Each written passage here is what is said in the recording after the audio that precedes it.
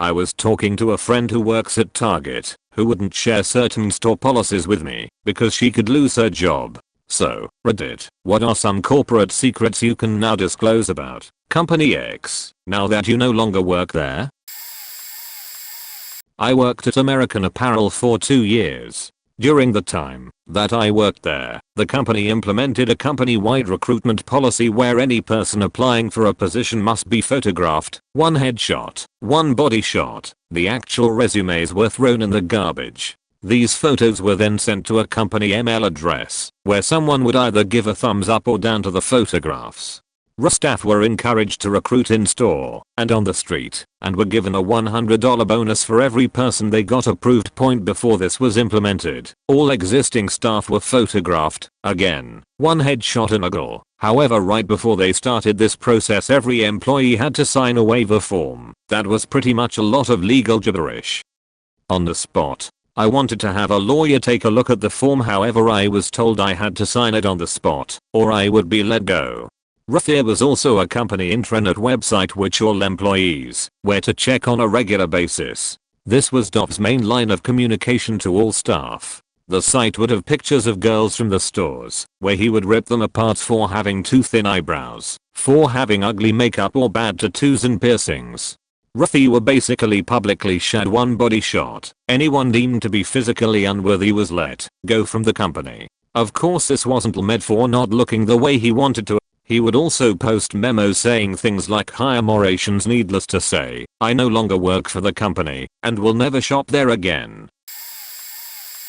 Was at Kohl's for 5 years, supervisor for 3. Not sure if these are all true of all Kohl's, but definitely were at mine. We were encouraged to sign everyone up for a credit card, despite age, language barriers, etc. I absolutely hated signing people up for those cards, especially only because they wanted to see if they could get a discount. I would give them the discount regardless if they were approved or not. If I didn't sign enough people up, I would get warnings.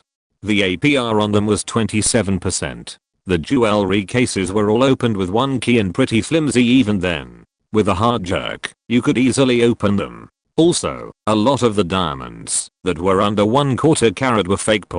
If you were returning something without a receipt and were getting a corporate refund, that meant that you were 95% of the time returning stolen merchandise. We would tell them they'd get a check in the mail. The other 5% were if it was extremely old merchandise, like 3+ years old. A few people got the hint. Those that didn't were in for a sore surprise when they would never get a checkpoint. You could easily let a friend know your associate number. Go to Kohl's, say you work at a different store, give the number, and get the associate discount, 15%. If it was returned and wasn't noticeably damaged, it went right back out on the floor. No matter how long the person had it. Inventory was always off.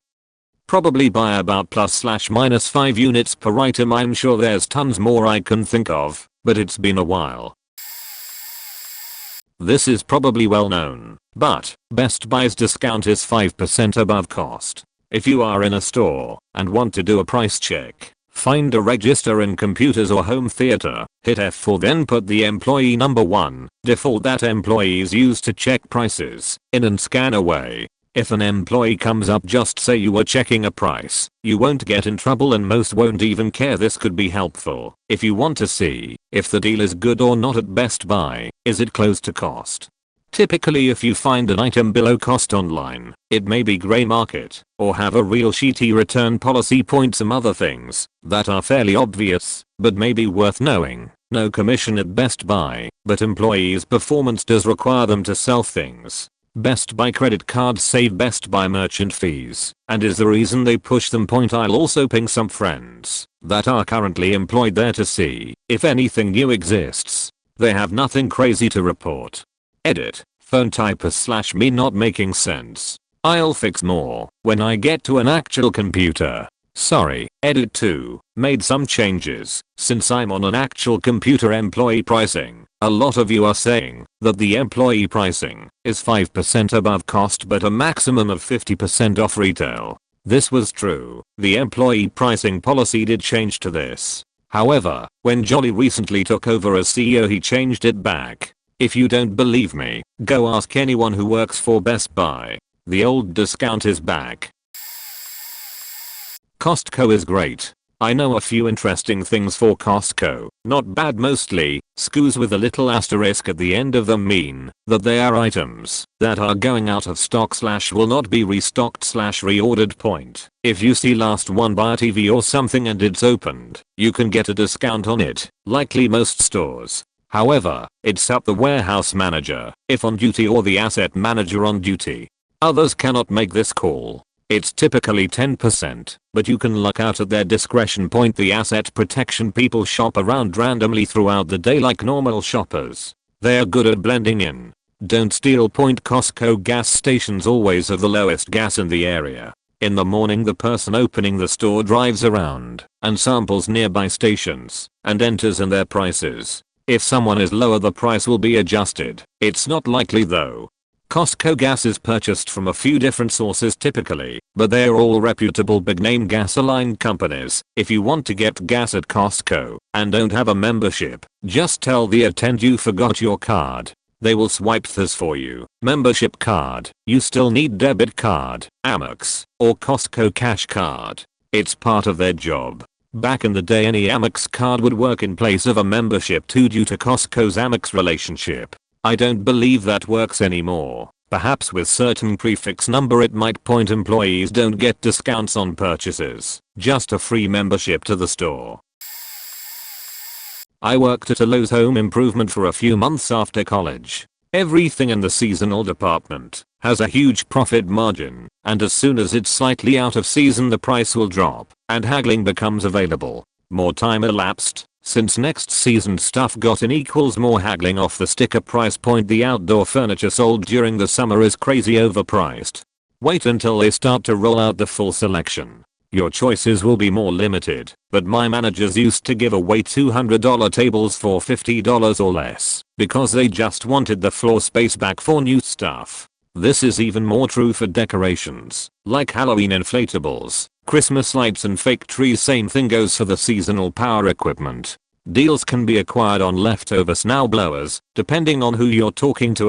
Also, Lowe's almost always puts power equipment on sale right when they get it, usually 15-25%. For example, snowblower sale in October. Beware, this may not work as well on expensive low stock items such as a log splitter. Pro tip: when buying something big, like a mower or an appliance, ask the salesman if the manager can get you a better deal. When this happened to me, my manager would check the margin on that item and give them 10-15% off right on the spot. This happened almost every time someone asked. I've worked at a few major Canadian alternative financial businesses. One has a major parent company in the US with the same policies. So what I'm about to say applies to Money Mart, Cash Money, Speedy Cash, and Rapid Cash. And those are some pretty major companies, so I feel confident that this is industry-wide. Point: there is no authorization system. Absolutely none. We talk it up, like we have to put all this information in the computer and send it all off to head office for an approval, but there is no such system. Every decision is made by a living, breathing employee right there in the store you're in. We talk about this system to protect ourselves, to keep the crazies away, those guys who will be pissed that we declined their check and wait outside to ambush us when our shift is over, which, by the way, all kinds of other security procedures in place for that. So don't go to Crazy Town handing me a check that looks like it was written in the same pen as your signature on the back. My system is just asking me to verify this. I'll be right back. No, it isn't. I think you're trying to hand me a stolen check. Point: handing me a low sequence check, for instance check number 0003, from a numbered company? My first thought is it's a fake business, unreliable, unestablished. I'm probably not going to cash it. Oh, I'm really sorry, but my authorization system is down right now. Can you come back tomorrow? So I can run a search to see when the company was registered, who it's registered to, and so forth. You want 70% of your net pay on your very first payday alone. I mean, I'll try, but my system only usually approves 30-40% on a first loan. Let me try. Yeah, says I can only give you $200. I might be able to get you a little more if you have any references verifiable in the phone book. Do you know anyone with a landline? Note, Money Mart is unique in that the system actually caps you at a maximum of 20-30% on the first loan, but the rep at the window can still offer below that if they don't trust you. Sending $2,000 to Nigeria with some generic test question about what their favorite color is? Sorry, my Western Union system is down. Beach, that thing never goes down. You're just too stupid to realize it doesn't make sense for a nice 2-bedroom apartment in downtown Cityville to be $300 a month with a huge deposit and a landlord in a foreign country who will call his buddy to let you look around just as soon as he gets your security deposit that there's no way to get back once you give him that lovely little 10-digit number on the receipt. We blame the system because it protects us, because it keeps us safe, because it's hard for you to argue or bicker with us when you don't believe we have any say in it. But we do point the only time the person you're dealing with face to face isn't the sole person making the decision is if they're a newer employee and they haven't been deemed able to be trusted with the amount of money you're dealing with. For instance, someone who's been working for us for less than 6 months needs to get actual approval from a real other person for a $4,000 check. Using a throwaway, because I know that the boss mentioned below is a Redditor back in 2008. I worked for a Red Lobster in Michigan. The guy who ran it was extremely wealthy and definitely a little mentally different. Let's call him Rick. Nobody knew for sure what Rick used to do that made him so rich, because there was no way in hell our Red Lobster restaurant was pulling in enough money to make him that rich. The pay there was amazing because of him. Nobody there made less than $50 an hour. And on top of that we had healthcare benefits and 28 days of vacation a year. Our Red Lobster would have gone out of business long ago if the funds for all of that was coming from the profits, because our restaurant just wasn't doing so well. We all knew it was because of Rick. The Red Lobster we worked at was one of the best in the state in terms of quality, but it was in a bad area, so we didn't get that many customers. It really was a dream job. Rick truly cared about each and every one of us. Although the job application was intense, I felt like I was being interrogated for treason. Once I was in, I was family, as Mayfairish as that sounds. I worked as a server, bringing orders from the customers, and bringing food to them. For the money and benefits I was receiving, it was the best job I had ever had. But there was one catch. Remember how I said that my boss was a bit mentally different? He had a bit of a fetish for the butter sauce. At the end of each workday, he would randomly ask 3 of the employees to stay overtime for a few hours. The overtime pay was double what regular pay was. After the place was locked up and the kitchen shut off, he brought us into the back. He had set up a room specifically for his fetish. There was a cleansing chemical shower in one corner which he used to remove anything dirty from his body. He would strip down and go into it. Then he would walk to the middle of the room, where he had set up a jacuzzi filled with the Red Lobster butter sauce. This was the sauce that we had in the kitchen, and it was the same sauce that went back into the kitchen.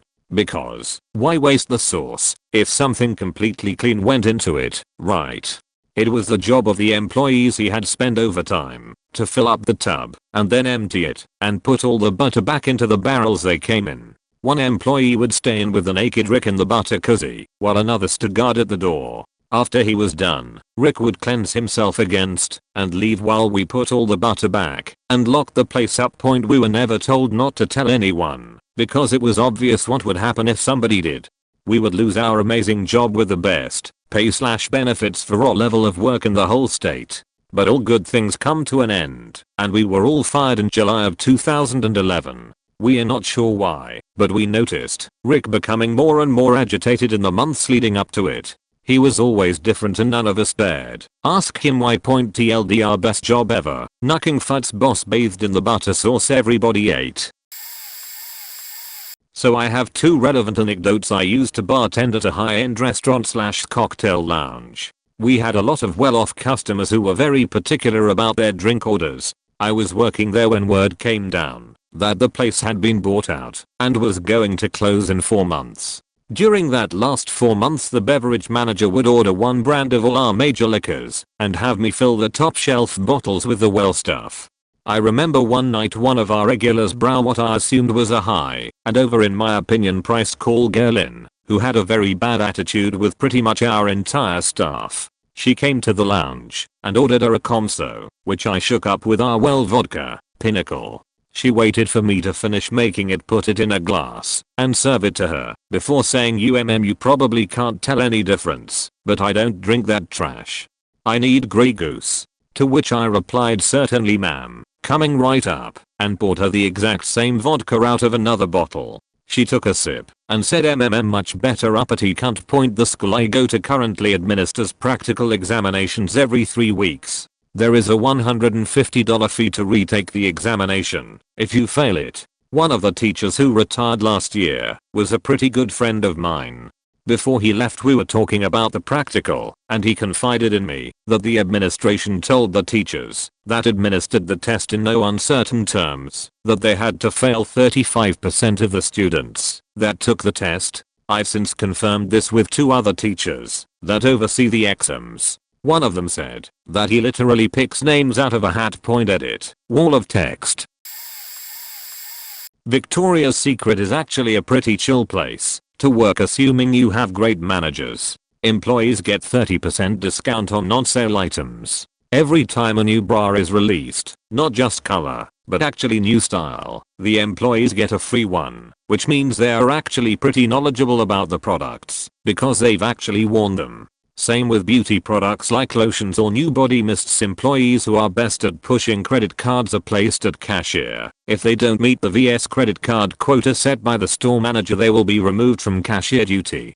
If an employee isn't making sales, pushing credit cards, or bra fittings, or if the manager doesn't like them, their hours will get cut to non-existent. Inventory is pretty dead on, so if they page the stock girls and they say there's no more in the back, believe them. I worked in the stock room, and processing inventory involved counting every single thong, sweatpant, nightie, hoodie, whatever, and confirm it against the number on the invoice.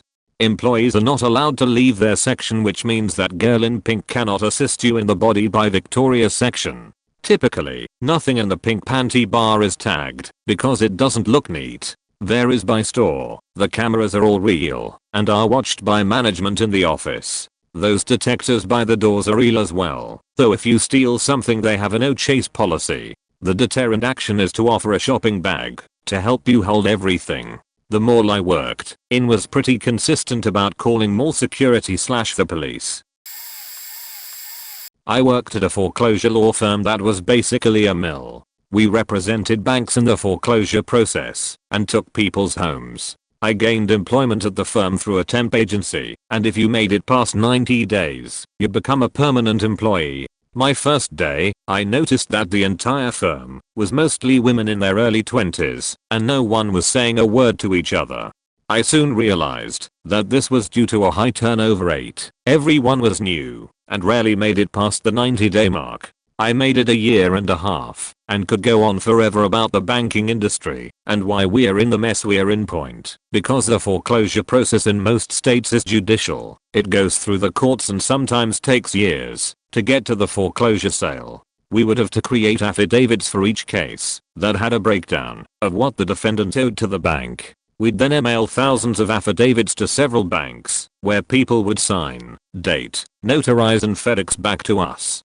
This sometimes took weeks for the banks to send the affidavits back, and we'd have to cancel a ton of court dates, which resulted in us having to re-request more affidavits, thus delaying the process even further. Because these documents have to be filed prior to the court date, we'd have to cancel the hearing if we didn't receive and file the affidavit 25 days in advance. The management would tell us to switch out signature pages from old affidavits, so we wouldn't have to wait forever to get new ones from the banks. I hated that place so much, and I saw so many people get faked over towards the end. I started to shred paperwork from the bank that contained ridiculous exorbitant fees charged to people that were already hard up in life. Did you know that if your home is in foreclosure you are charged an inspection fee of about $10 a day where someone from the bank just drives past your house to make sure it's not vacant? It's bullshit. So I started making those bullshit charges disappear by way of paper shredder. I would delay some foreclosures because there's no reason why a bank needs to take the house of an 80-year-old woman dying of cancer that only owes 10k on her home but can't pay because of her fixed income and oh yeah, the cancer. I feel like a bad human being for working there. Fuck that place and all the places like it.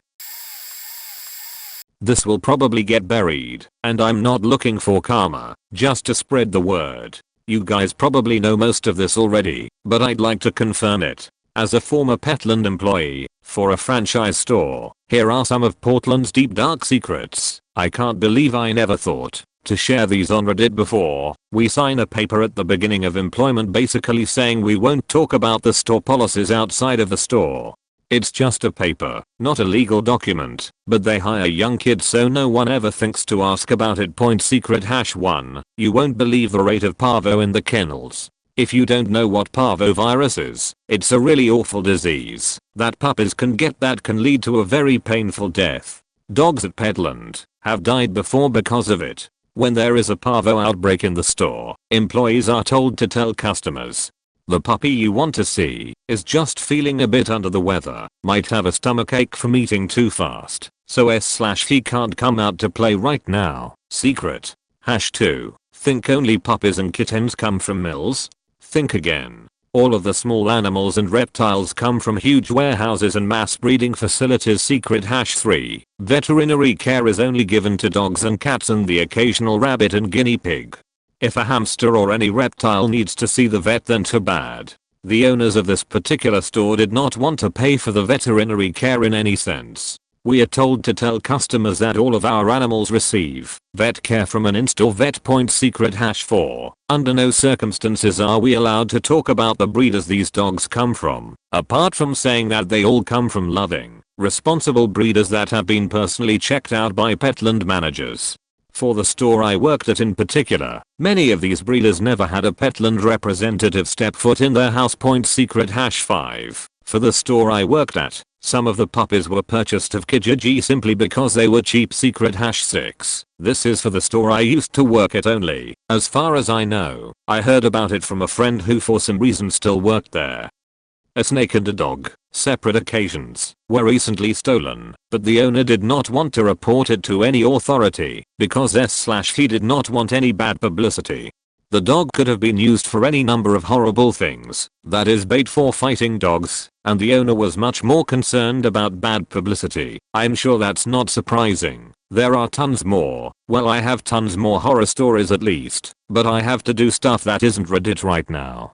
If anyone is interested, I'd be more than willing to go into some of the other atrocities of Petland. I think it's really important for everyone to know. Under no circumstances should anyone shop there for live animals or products. This place is a hellhole. I can't explain why I stayed there for more than 5 minutes as an employee, but I'll do everything I can now to expose this horrible place. Throwaway for non-disclosure agreements. I have worked for several call centers for retailers, mainly for Sam's Club. Here are a few tips about Sam's Club. They make most of their money on membership. There is a very small markup on their items due to this. This is fairly obvious, though. If you need a mattress and can afford a new one, buy a Serta through samsclub.com. They have a 10-year warranty, and usually they check the mattress and box springs you want to return and try to find a reason to stop the warranty.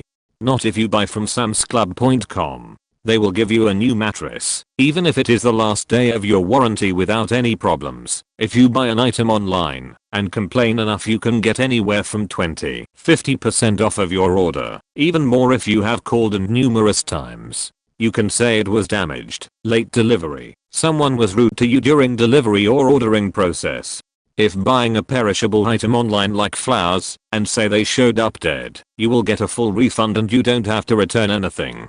The only exception, where they will ask for proof, if it is a very large order for like 500 stems or more, and you say they are all dead. If you return something from online, don't ever say you just changed your mind. You don't get your shipping back. Say it was damaged or defective. All of this is because people pay for their membership and feel entitled. They are some of the most demanding customers I have ever dealt with. It has been a while since I worked there, so some of their policies may have changed, but they are probably the same. Throwaway account. Worked for a famous mobile game publisher called Gameloft for many years. I was instructed to hire younger people over older ones, preferably with no children or unmarried, because if they have a life we can't put pressure on them, and also, paraphrasing this one, if they are too mature they won't take shit from us, so no one around 40 and up. Gameloft doesn't like it when the VG job market is good because, I quote, we can't put pressure on people because they know they can get a better job somewhere else. Yes, they loved to use that term, put pressure on people, the only management technique they ever knew. During the SARS influenza outbreak in China in around 2002 to 2003, where the local government forced some people into quarantine, the workers of the local branch were forbidden to go home until they shipped the current game. If they went home, then the Chinese police wouldn't let them go the office until end of quarantine. I wasn't a direct witness of this, but I heard some of them couldn't see their family for up to 2 weeks or more. I'm taking it with a grain of salt, but knowing the people in charge, I think it could very well be true. Top executives were stealing money from the company by declaring twice as many workers in their local Asian branch as they actually hired, pocketing the difference. The main branch would wire them the amount they needed.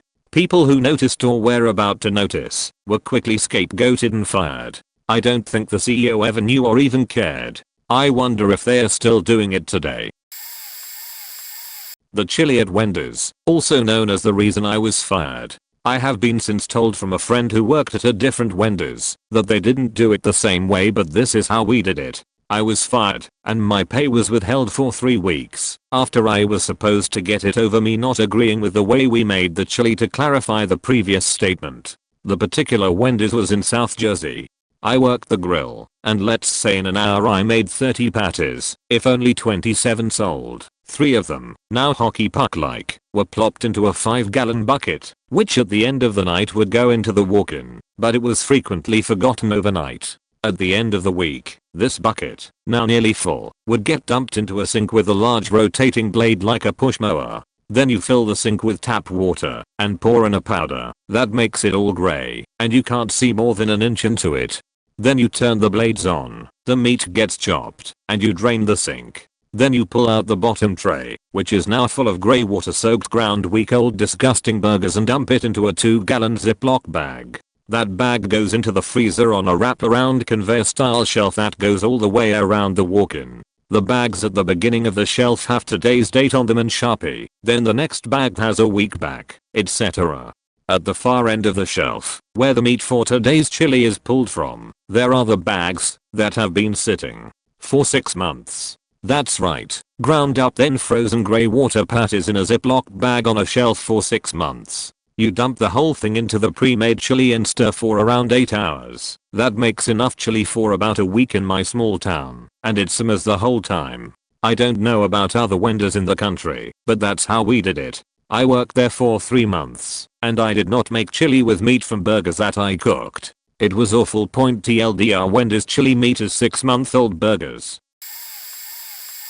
Former Lowe's employee here. Everyone in the store has the power to give you 10% off your purchase, no matter what. This includes managers, department employees, cashiers, loaders, everyone. Abuse this by simply complaining, especially if you are buying a high-ticket item. The 10% is already budgeted into their profit, so they never have a problem giving it to you. A tip for buying damaged washers, dryers, refrigerators, etc. that are on clearance.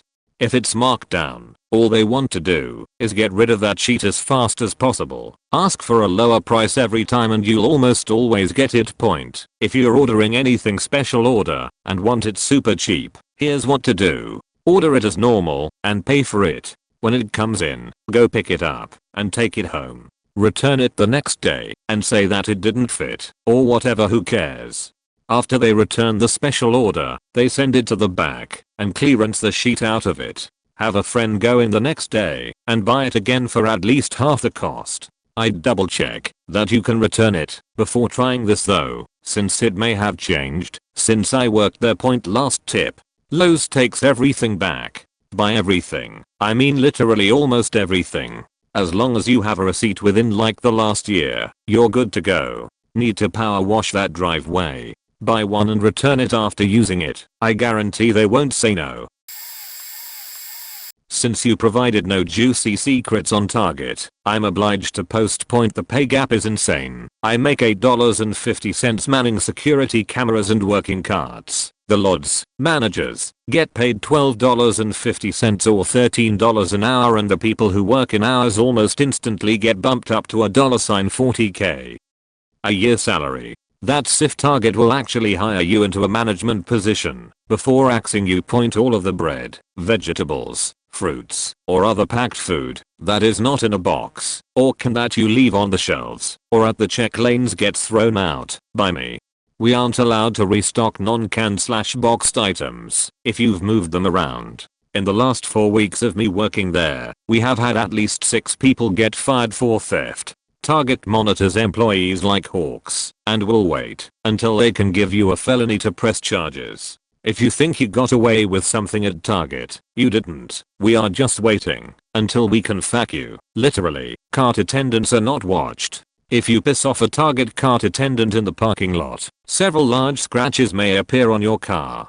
Most stores have faulty security systems, the things sitting next to the doors. If you pay for an item at the check lanes and walk out of the door and the alarm sounds, simply continue walking out onto the street. Target staff cannot stop you. They cannot touch you. They cannot harass you when you are not inside of their store. If you were to decide to steal from Target, if you make it out of the doors, we say goodbye to the merchandise. Target does not allow people to take time off over the entire month of December.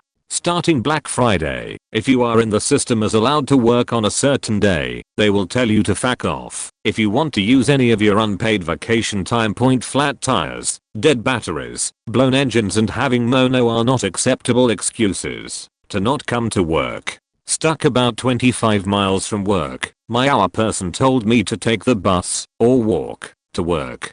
I told her that I would be unable to come to work that day, and I was given a write-up for attendance, even though I had given enough time in advance, at least 8 hours, before my shift. In accordance with Target policy, Target leadership does not give a fuck about Target policy. Point. Regardless of the position you work in, your 40-cent raise a year is dictated on how many red cards you get. As a cart attendant, not working cashier shifts, I was docked points on my review for not getting red cards. They will visibly fuck you as to not give you a raise. Point. The only thing Target leadership gives a fuck about is red card sales. The GSTL's salary is based on red cards. The LOD's salary is based on the GSTL's performance. The STL's performance is based on the performance of the LOD's. It's all a chain reaction. I worked and was management at a GameStop several years ago. Those stupid reservations determine how many hours we get. They gauge our performance on whether or not you reserve games, so in reality, our employees are salespeople that get paid poorly and don't make commissions. Your reservation is not guaranteed. There is no legal contract between you and the store saying that we must have a game for you, as you can cancel and get your money back. And even if we do have the game, we are only required to keep it in stock for 48 hours. Beyond that, it's sold to anyone that wants it. That's how my special edition Demon's Souls disappeared. That $5 might affect how many copies we get of said game in store, but it doesn't go immediately, or at all, to ordering said game. It'll usually stew around and collect interest for the company until the game actually comes out. If you're going to trade stuff in, make sure you're aware of trade-in promotions. I can't say all GameStop employees are guilty of this, but this has been an issue in the past, and it was rampant in my district. Oftentimes, people will do trade-ins and get extra money from their stuff and not even realize it. Unscrupulous employees will take that money from the trade-in and put it onto phantom reservations to boost their store's numbers. Finally, you know those new games you buy from GameStop? If you really want it new, make sure you get it in the original wrapper. GameStop employees, at least in my day, I don't know if they still do it, were allowed to check out games. It was common practice to take a game home and play it, then return it to the store. It was company policy. We even had sign-in/out sheets for the game straight from the company in our red books. Then we'd sell them to you as new. Not a lot of people noticed it, but our tags went from saying used games to pre-R1 for a reason. Edit. You know what? I'm feeling generous. If I can remember anything in particular, and anyone's interested, I'll also blab about my current job at Kmart. Yes, they still exist. Former Staples Easy Tech advisor for about 1 year. I was responsible for fixing and selling computer, more former than the latter. Many Staples stores are promoting a free PC tune-up where we would do a free virus scan, clear caches, do a quick defrag, etc. We were told to advertise it like an oil change for your computer. However, the main reason we had them was to try and see what software/hardware the customer had on their machine and make recommendations for upgrades or software packages. So if we saw that one person didn't have virus protection, we were encouraged to recommend it. Norton 360, the flagship AVM software at the time. We were also told that we could offer all customers at least a custom configuration service, $40, to make some minor adjustments to Windows to make it run faster. The next most common recommendation we were supposed to make was a RAM upgrade for the cost of the RAM itself, $40 to $80, plus a $40 install fee. It was an inflated fee for such a simple task, on top of overpriced RAM. Also, when people brought in their computers, there was no guarantee that anything you stored on your computer was safe. While according to policy only tech advisors were authorized to perform any type of computer repair, it didn't stop certain managing individuals from taking an attractive young woman's laptop for a personal PC tune-up and save anything on that computer for this manager's personal use. Highly prized items were sexy/nude photos of customers, which was shared with other salesmen/co-workers. Granted, it only happened once in the store that I worked in, but it was enough for me to leave before I would get caught up in that kind of shitstorm. Manager at Target here. And I'm not going to lie, most of the people here complaining about how crappy Target is to work for sound like the kind of people we fire. Because let's be honest, if you're a faking cart attendant or a cashier, you're doing trivial work and being paid by the hour to do something worth exactly what you're being paid. If you're hired as a cashier, you're expected to pitch the red card. If you're a soft lines, clothing area employee, you're expected to fold clothes. If you're a cart attendant, guess what you have to do? As far as big company secrets, Target doesn't have a whole lot. Worst I've experienced is that the company puts up this "we are not anti-union, we are pro-team" bullshit, when the reality is that Target is very anti-union, and the only store successfully unionized was immediately closed down. Also, as a manager at Target, you are not allowed and can be coached for hanging out with people under you outside of work. It's a bit silly, and nobody at my store really gives a shit, but the rule is their point. As for the guy saying that team members aren't really looking for product in the back room for you, I call bullshit. At least in my store, everyone that says they are going to the back room is going to try to find your item. Why? Because those cameras people keep talking about are also in the back room, and yes, we do monitor team members. Not to mention there is typically a manager in the back room that can see if you're working or not. Target is generally a good company to work for, especially among retail space. Try working at a Walmart or a Kmart, then try complaining about Target. So I worked at Target for a while in the 2011. I worked in the grocery/meat/produce depths. When I first started there, the team leader informed me to treat the grocery depot as my own. As if I owned it. I did just that. So night after night of throwing away countless amounts of canned goods because they were dented, I was told by my team leader it was store policy to take them to guest services to be sorted and thrown away by them. I kept an eye out on other team members and how they handled any goods. And I'm not joking about countless. It was canned goods that filled 4 to 5 shopping carts worth of food per night. So I discover after some investigation that the flow team at night is just absolutely careless with everything they handled, often causing damage to the floor along with any canned goods they were throwing around. Literally throwing.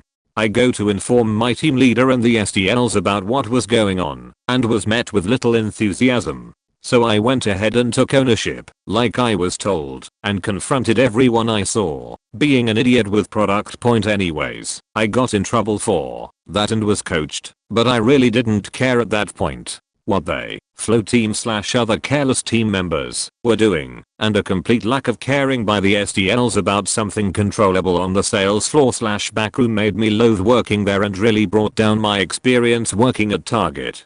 You'd think they would want to save time and money, but no. They didn't care about wasting thousands of dollars worth of food per week. Point also, in the electronics depth, think about that YouTube video of the rednecks throwing around iPads at Walmart. I saw plenty of expensive items being thrown around, tossed onto the floor without care. I understand it's faster, but seriously, it takes an extra 5 seconds to walk over and set it down. Point blank. I used to work for PetSmart in the pet care department. They are the individuals that feed / clean up after the animals in the store. I always felt comfortable with PetSmart's standards on caring for their animals. If any animal was sick, even a $10 annual, they always went to the vet. Point unfortunately the vet that PetSmart partners with sucks as Bangfield Pet Hospital doesn't give a flying fuck about animals in general.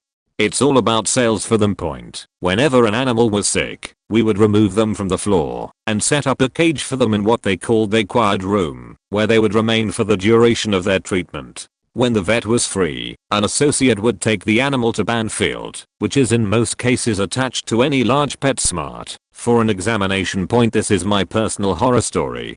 I brought in a hamster who obviously had wet tail. It's extremely easy to treat, and it was even a mild case. The vet refused to look over the hamster, shrugging the job off to the vet techs.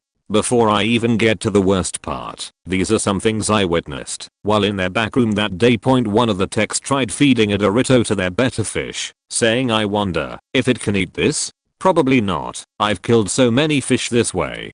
The kennel dogs were being screamed at constantly to shut up. Point. It was somehow brought up that one of the techs hates cats and all other animals, and that dogs are the only real animals. So back to my hamster, which no one bothered to acknowledge, even though I had been standing there for a good 10 minutes at this point. A vet tech finally comes over, tells me how much she hates rats, and says screw this thing, it needs to go see Jesus. Immediately, she turns around and says to the vet, "Can I kill it?" The vet agreed and signed off on the paper. I can do nothing at this point because the vet has authority on how our animals are treated when ill. I'm just standing there, teary-eyed, as the hamster is snatched from me. That cold-blooded bitch happily euthanizes the hamster without even weighing to determine the dose of the chemical in the syringe. Point. I, to this day, still deal with the guilt of letting that happen to the hamster. I should have just offered to buy him. I could have saved him. And the kicker is, I don't even like hamsters. Edit. Formatting. I used to work for the Department of National Defense, and the backdoor sweetheart deals were unbelievable. When I started, the commanding officer was in his 19th year of service as REMF and was gearing up for retirement. He hired his wife, who used her maiden name at work, as a network administrator despite her total lack of experience. The taxpayer footed the bill for her to go to school to learn how to do the job for which she was hired. Additionally, the major managed to create a civilian job listing for a CS3, roughly equivalent to his uniformed salary, which was held in limbo until he decided he wanted to come back to work a year or so later. The job description was constructed in a way that only he met the requirements, which was kind of a moot point, since there was no postings to indicate that the job even existed, which is illegal. When he waltzed back into the unit, he became his wife's supervisor, a direct conflict of interest that nobody ever addressed. I found the whole setup shady and was not quiet about my opinion. As a result, the former major fired me no fewer than 3 times, but the new, uniformed co told me to ignore it. Dude never could grasp the fact that as a civilian, he had very limited authority over the Reg Force guys.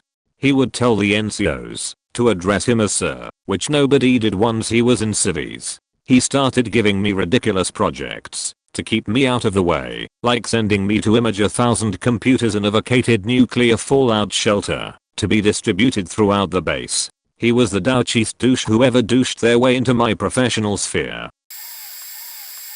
I work at a office supply store. The sure is the best to the maximum. Anyways, I get this question a lot at work. There's none of the shelf. Is there more in the back? Very little is kept in the back room. Everything is in top stock or the top shelf. What is mostly kept in the back room is promotional items and events such as back to school and things like that. So when I go check in the back for you, because you're being insistent about your glue stick and won't listen to me, when I run a stock search and there's zero on hand, I slip out the side door and have a cig. Glad that's off my chest. Point. As with Best Buy, this office supply store, that's just the best to the maximum. I do not make commission. Nor does my manager. Nor does my manager. What I make are called spiffs. No idea what it stands for, but it's an added bonus. So when you come in with a virus and I too connect your computer to some guy in India/Philippines/ECT, I make $5 that's not taxed.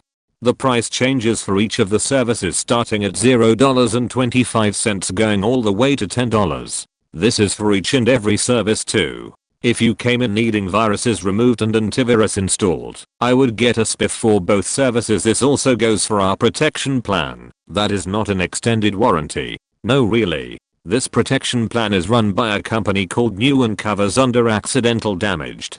That means when you throw your laptop at your boyfriend because he fetched it on you and you tell the rep you dropped it, they believe you. Say you buy a printer and you get a 3-year coverage plan. At 2 years 11 months and 25 days you realize that it has worked fine for the past 3 years. File a claim. 99% of the time you don't even have to prove that it's not working. It also doesn't even have to be a good excuse either. You can say it just stopped printing and they will send you either a gift card to purchase a new one or they will send you a check. How do they make money then, mister? Well, I'll tell you, they make money because no one ever files a claim. The majority of the time the product lasts longer than the plan paid for, or they forget they bought a protection plan in the first place. Still buy it, because like I said before, you can file a claim on a product that's not damaged and no one will know the wiser. I also make spiffs on protection plans, and every once and a while a certain HP or Epson printer. It changes all the time. I used to work for a gas station, won't say which one, because it's a little too local for my comfort. Point. It is really easy to drive off with gas with this company. I'm sure others are different. They have some policy where we have to give people the option to pump in their gas before paying, and they place the responsibility on the employees to watch them to make sure they don't drive off. However, during rush periods, and I worked in a small store by myself, this could be impossible, and it would be really simple to pump in the gas and drive off before I can even get the color of the car. Point. By the way, if you want to run off without paying for gas, don't hang up the pump. If you just lay it on the ground, it shows on the screen we had. Might be different in other stores that you are still pumping. Also, the video camera's a complete sheet. We didn't even have any before I started working there, and the ones they put in after are more focused on the employees than the customers. They were more concerned about employees taking off with cigarettes than customers taking off with free gas, I guess. They are all placed in the store, so we don't even have them pointed on license plates at the pump. It's really easy to fuck up the gas prices. I'm surprised it doesn't happen more often, since a lot of gas signs have the 9/10ths tacked onto the end of the price. If you type it into the computer, you could easily put in 3.59 and walk away not realizing you just put in 0.359, which is how you get those times where people pay a couple bucks for a full tank of gas. Those are the big ones I can think of. There's a lot more, but the last thing I want to add is that even though that gas station was more local, corporate was still incredibly slimy and corrupt as hell. There's good reason for people to be angry at not just oil companies, but the gas station companies as well. I worked at Target, did overnight flow team for a little over a year. Nothing more than backstabbing two-faced people there. Was very hard to trust anyone due to the amount of stepping onto friends to get ahead in the business. Either way, a few things. Since I worked overnight, Target felt that because they weren't open for business, that act should be turned off. Along with that, they felt unboxing a single box and placing items onto the shelf should take 1 minute. No matter if the box contained 4 jugs of Tide detergent or 50 Hot Wheels cars that needed to be put on hooks. When we arrived in the morning, some of us had to report to the line, which was where we unloaded the truck. This was pushed on us to be an hour or less, no more. Target trucks, unlike many others, involved individual boxes rather than pallets, meaning if it was a 1,500 piece truck, there were about 1,500 boxes big and small that needed to be manually taken from the truck. These boxes were basically thrown onto the line and wheeled down where they were then used to build pallets. Very little of how to build a safe or proper pallet was given, unless by co-workers. So many pallets where accidents and spills waiting to happen. Water breaks were basically a privilege. Just imagine you speed through a truck of anywhere from 1,500 pieces to 2,500 holidays in an hour or more with no airflow or AC to keep the place cool.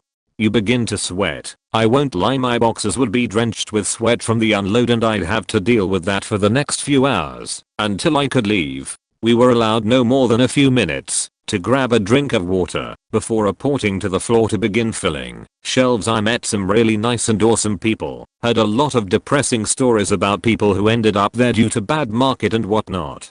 I met someone who claimed to be a Vietnam vet who would share war stories, a crazy Colombian who would joke around but took his work serious, and so on and so forth. I was present at Target when the unions were trying to get voted into the New York City store. We were taken off the floor one morning to sit and watch a video showing how terrible unions were and how it would ruin our jobs and our pay. Nevertheless, the union was voted down. I can only imagine how bad it is there. I tried to get back in twice, but my last manager there hated me because of who I was friends with basically, and how I did my job compared to the company standards. I had two managers. When I first started, the higher manager gave the lower manager. Lower one worked his way from the bottom to that position and ultimatum one day because he pleaded for a smoke break during a tough time in which his mother was in poor health.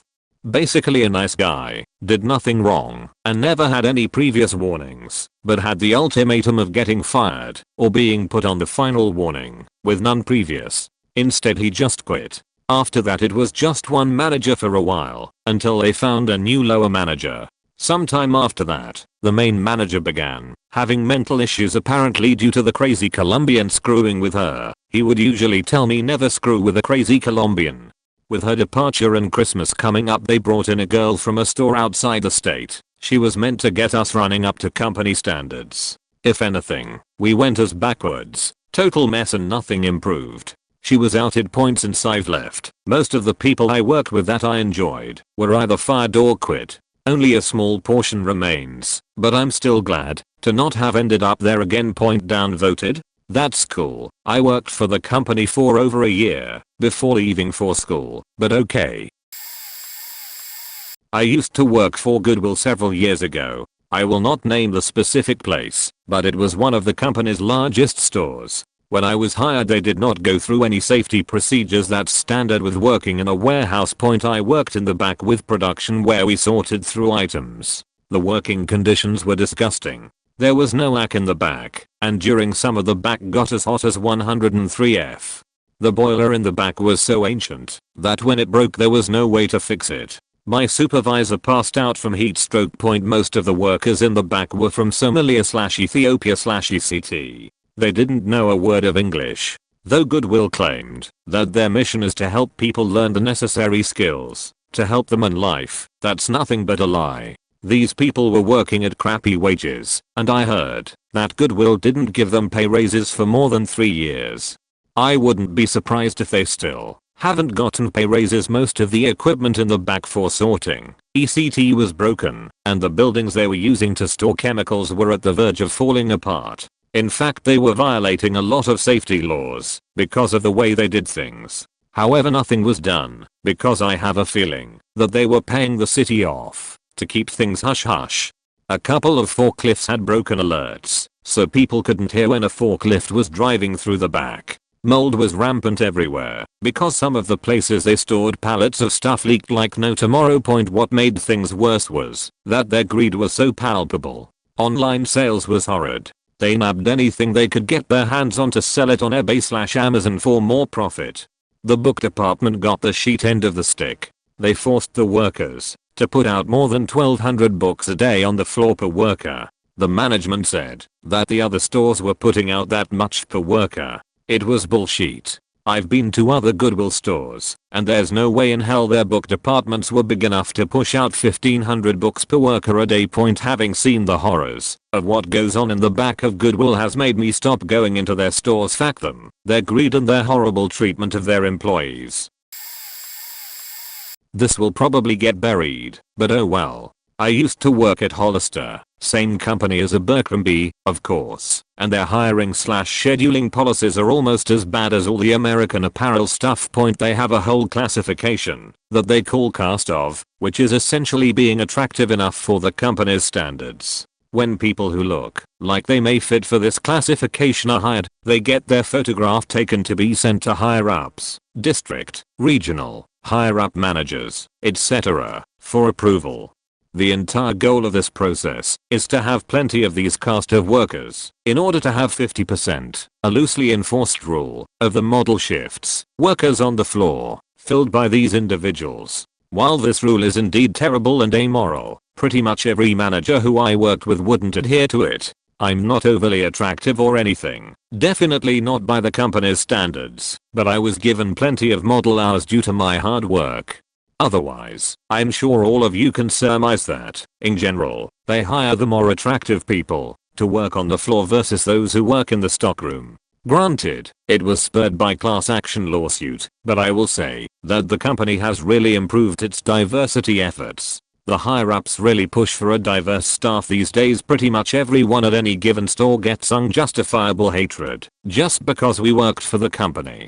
If you don't get greeted or service, it's more than likely that the person sucks at / doesn't care about the job, or is simply shy. If someone at a store was told by their manager to not help unattractive people, that's just the dickbag manager. Obviously, experience varies from store to store, but most workers are perfectly nice people that disagree with the company just as much as you do. Though, I'm willing to admit that it was hard to keep up the friendliness some days due to the overwhelming mess that happens in a store like that on any given day and the barely functional amount of hours the company gives most stores.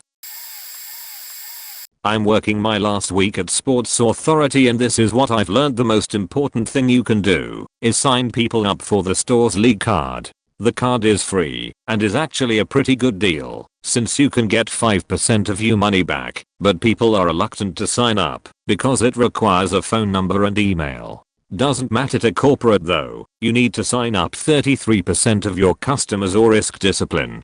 For sales associates, this can be tough, but for cashiers, it's often impossible. As a cashier, I frequently rang up over 100 customers per shift, all of whom just wanted to get the hell out of the store at that point. If they didn't have a card and didn't want to get one, it'd count against my performance. We will literally be calling out over the radios to associates, informing them of the hour's goal for league sign-ups, and congratulate those who have signed up a lot of customers, while taking those who don't aside and talking to them about it. The next most important thing was to sell extended coverage plans, EXPs, which, unlike the league card, was generally a rip-off. Buying a $10 pair of swimming goggles? May I suggest insuring them for 2 years for just $6 more? Associates who sell EXPs get a very small cut of the sale, but what's more important to our corporate overlords is the number of EXPs we sell, and for how much. They can actually be a good deal for things like basketballs, inflatable mattresses and fitness equipment, but we are supposed to sell them on anything that is eligible, from headphones to sunglasses, even dumbbells after the league card and EXPs. The next important thing is customer service. But what's important is not that I helped you find what you needed and maybe suggested some additional related items, but that you gave me a good SELI rating. Every 5 or 6 customers get a customer experience index survey with their receipt and are encouraged to rate their experience as highly satisfying and leave a comment naming the associate who helped them. I worked at a store where 0% of customers were extremely dissatisfied, or neutral. 55% were satisfied, and 45% were highly satisfied. Corporate's response: why are 55% only satisfied? Our company offers coupons almost everywhere. They are online, in the paper, in grocery stores, in apps like Foursquare and Shopkick. You should almost never be paying full retail price if you know what you're doing. If you forget your coupon, you can just bring it in the receipt and your card. If you paid debit or credit, back within a week and we'll refund you the difference. However, we are not allowed to keep coupons behind the registers.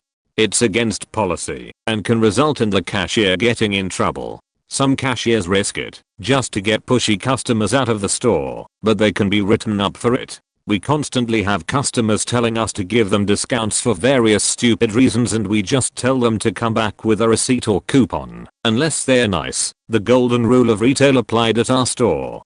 If you are nice to the associates, they will bend over backwards to help you and get you what you want. If you're a complete jerk, then we'll just send you on your way. We tell customers that all of our footwear and apparel is on the floor, but that's not true. We do have a backstock room. Typically it is small and doesn't have some of everything, but if you are nice and the day is slow, we will check to see if we can find your item.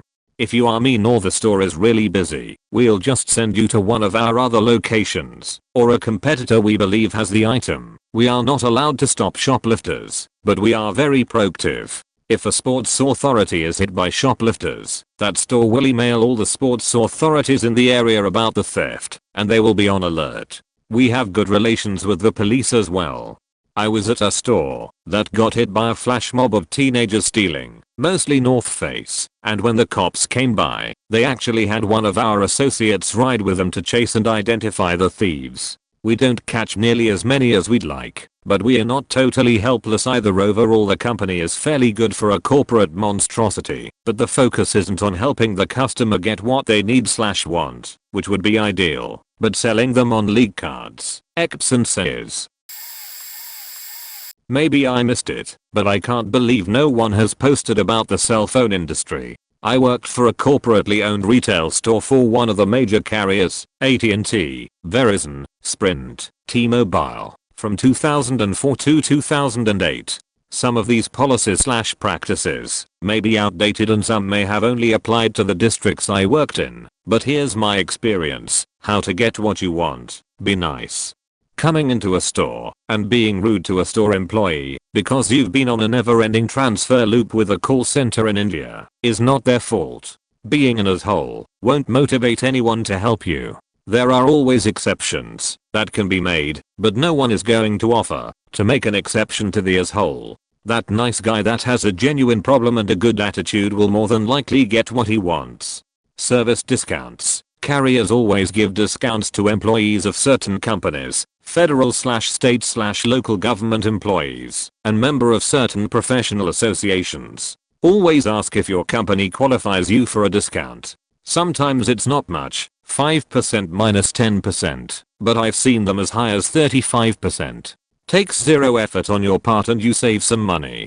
Retail stores are judged by several metrics that involve compliance to policies. So they can only give out so many discounts or bill credits per employee/per day/per month. So if they are being firm with you and say they can't give you a bill credit for a legitimate billing error, more than likely they won't budge. The store won't be able to wave a magic wand to help you more than someone at a call center will.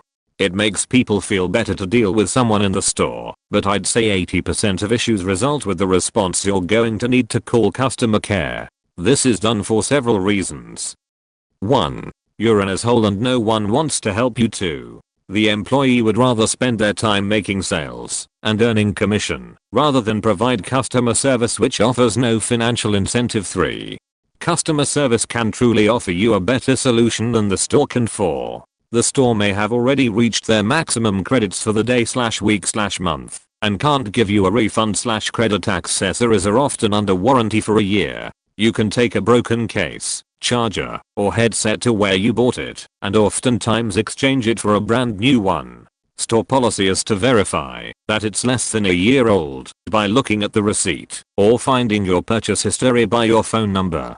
Don't try to pass off a water-damaged phone as one that just stopped working. There are stickers inside the phone that change color once a phone has been exposed to water. It's the first thing that is checked when getting a phone repaired. You're just going to waste your time dropping off your phone for a few hours for them to say they can't fix it. There's a ton more that I want to post, but let's see the response this post gets. I'd love some questions to steer the conversation. Worked at Sprint for a couple of years. Anytime you upgrade at a store, check your account online or over the phone as soon as you leave. We had lead reps that were given codes allowing them to override the signature requirement for contracts and insurance. Since one of our quotas was adding insurance onto a certain percentage of accounts, and most people realize how much of a rip-off paying $10 a month for little coverages, the lead reps would bypass the insurance screen on the touchpad and add insurance onto your account.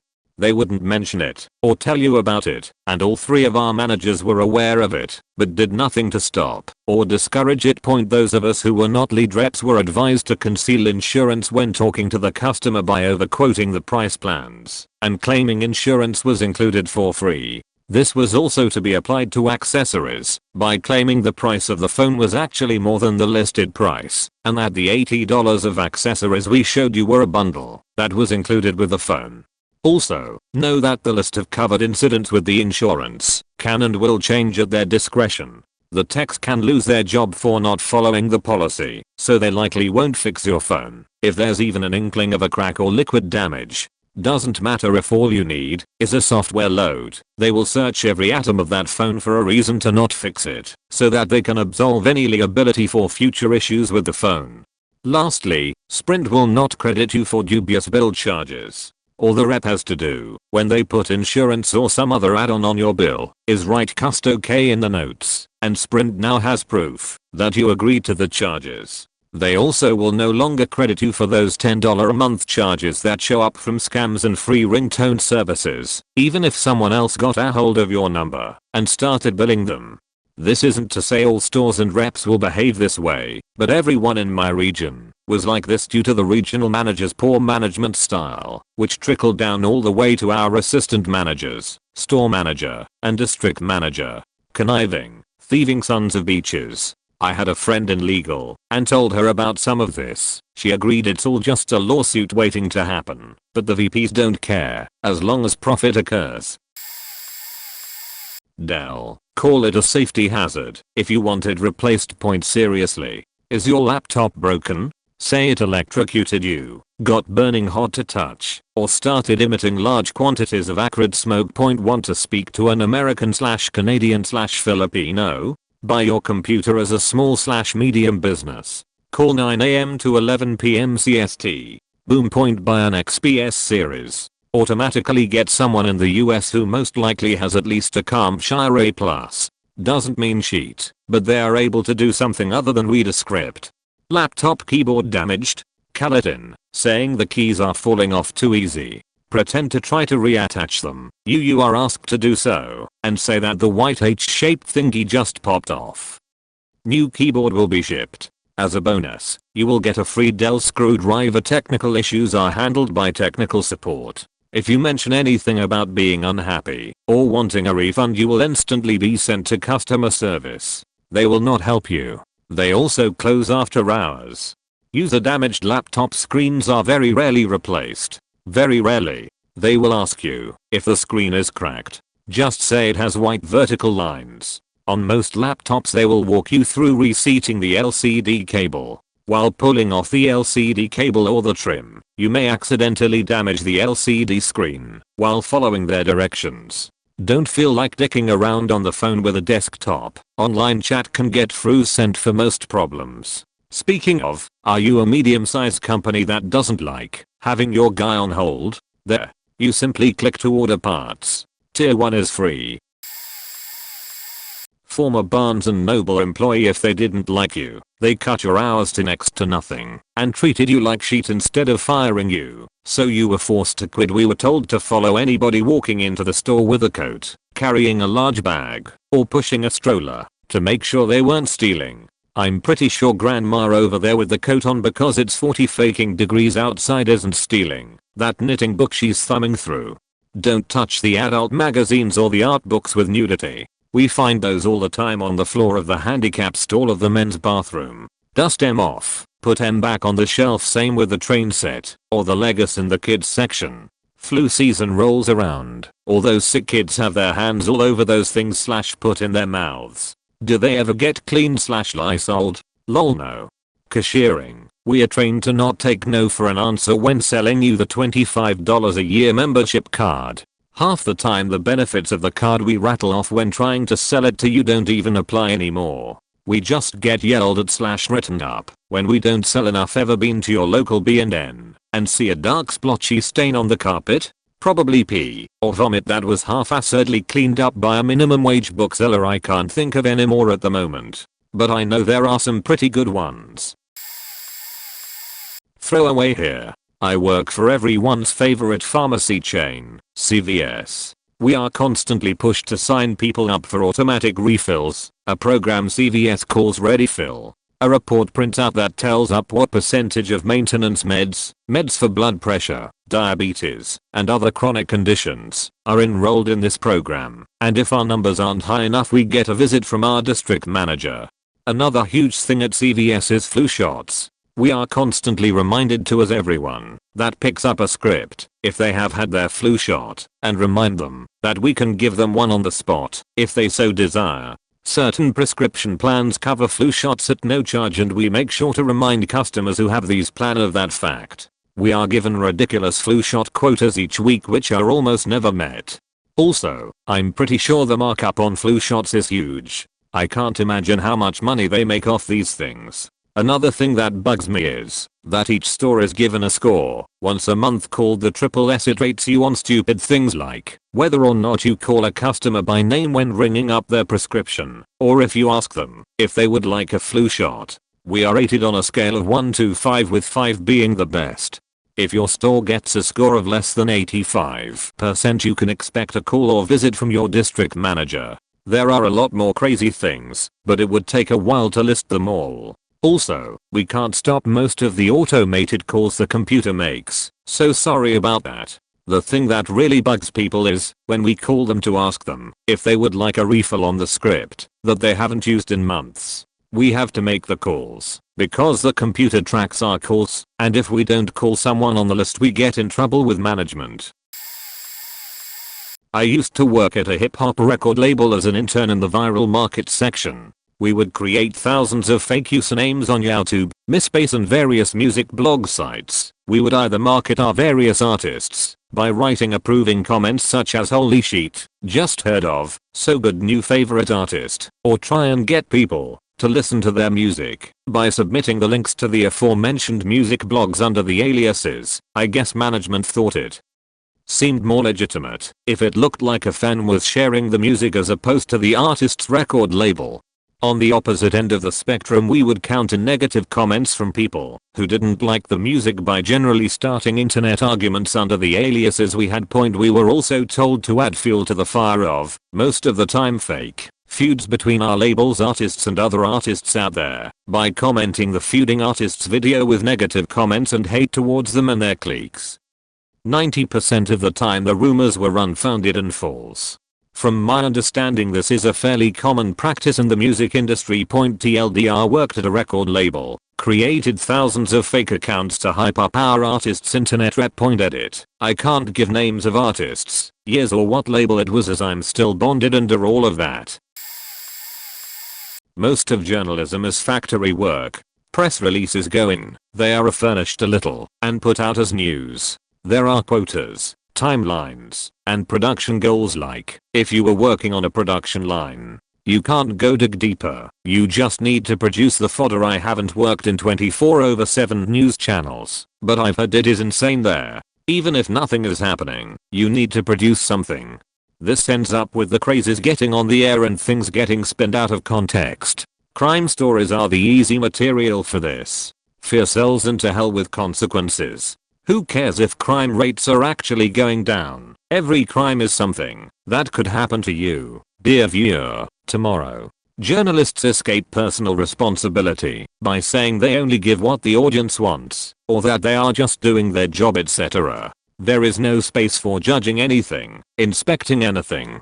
Many media outlets have certain taboos. Rarely it is an open thing. A boss outright rules that you won't interview anything but the cops while concentrating on the disorder caused about a Reclaim the Streets event, for example. Usually it is silent knowledge.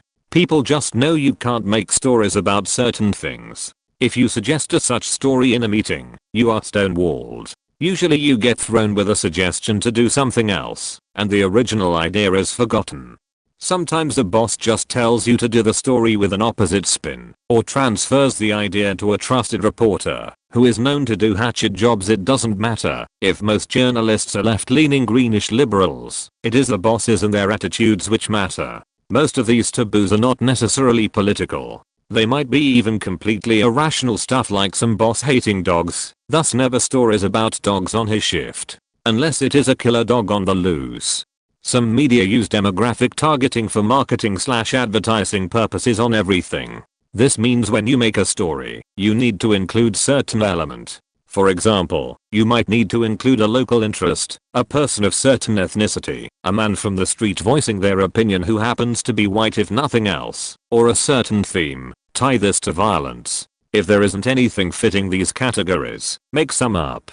Not as in making up facts, but stirring up the pot. Call the normal talking heads, ask them to talk about something. Use archives TLDR. Journalism is factory work. Press releases go in, news come out. News outlets have certain taboos etc. Bosses twist things to their own view. Some places have clear corporate agendas, but usually it depends on the personal views of the people in charge.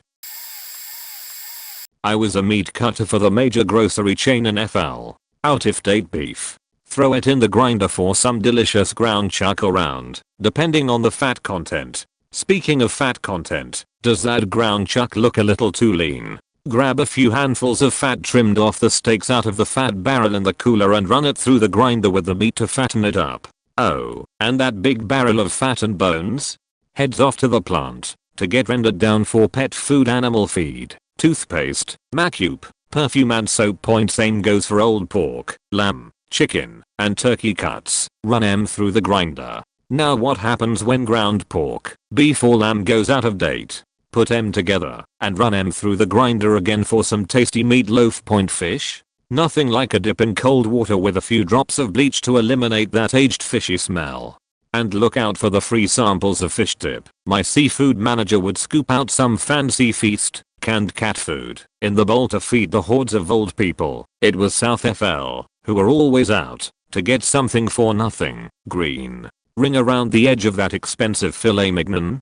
Just trim it off and grind that sheet up and repackage it. Pork chop family pack looking a little under the weather? Open it up, rearrange the chops, spray a little water on it, and wrap it back up. Those nice lean boneless steaks looking old? Run them through the cube steak machine for some new repurposed meat. Absolutely disgusting. If you can, hit Costco for your meats. I worked there 4 years through college and they were meticulous with their sanitary practices. Bon appetit. McDonald's pro tips. In drive-thru, from the moment the cashier taps the first order into the till, they have 96 to get you your food. Don't order a special unless you want to be parked. Actually, as an ex-employee, just don't use drive-thru. I like to see what they're doing with my food, and I like seeing where the numbers are. See next item. In store, those numbers behind the food in the bin, as they refer to it, relates to 10-minute sections.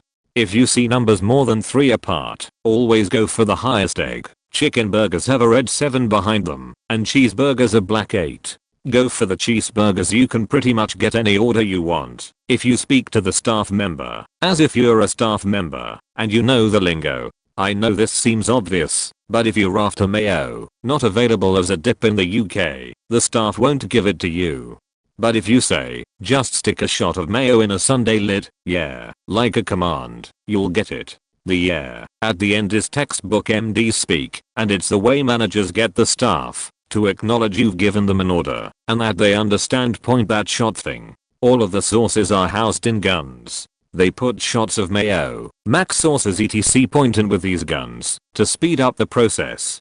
Not ketchup or mustard though, that's a squirt. Want extra mac sauce? Ask for a shot. Want extra red sauce? Ask for a squirt. Want the freshest chicken burger you've ever had?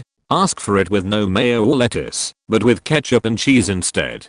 Not only is this, unbelievably, really quite tasty, it's also a staff secret. Ask for that, and they know you work there. Standard beef burger orders take maximum 2 minutes. and a regular cheese/hamburger can be knocked up in 60 seconds. If you're ever quoted anything else, it's a lie. Fresh chicken takes 4 minutes. Nothing else on the menu takes longer than 4 minutes. Point in general, of all the stores I've worked in, at least, I find MCD's food safety quite high. The food may not be great, but you get what you pay for, and you don't get to being the biggest fast food restaurant in the world. If your standards are low, yeah, there are some horror stories. Most places have them, but most of the random/awesome stuff I ever saw happened after hours, and mainly between the staff. Ahem. Enjoy. I worked for a major grocery store that we will call Albertsons. I worked in the butcher block handling various meat and fish for customers. A food handler's card was not a prerequisite for employment. They didn't bother to check if I had one until I had been working there for 3 months. When they found out I didn't have one, I just never responded to their letter and they didn't do anything about it. I handled raw foods for months without ever getting my card.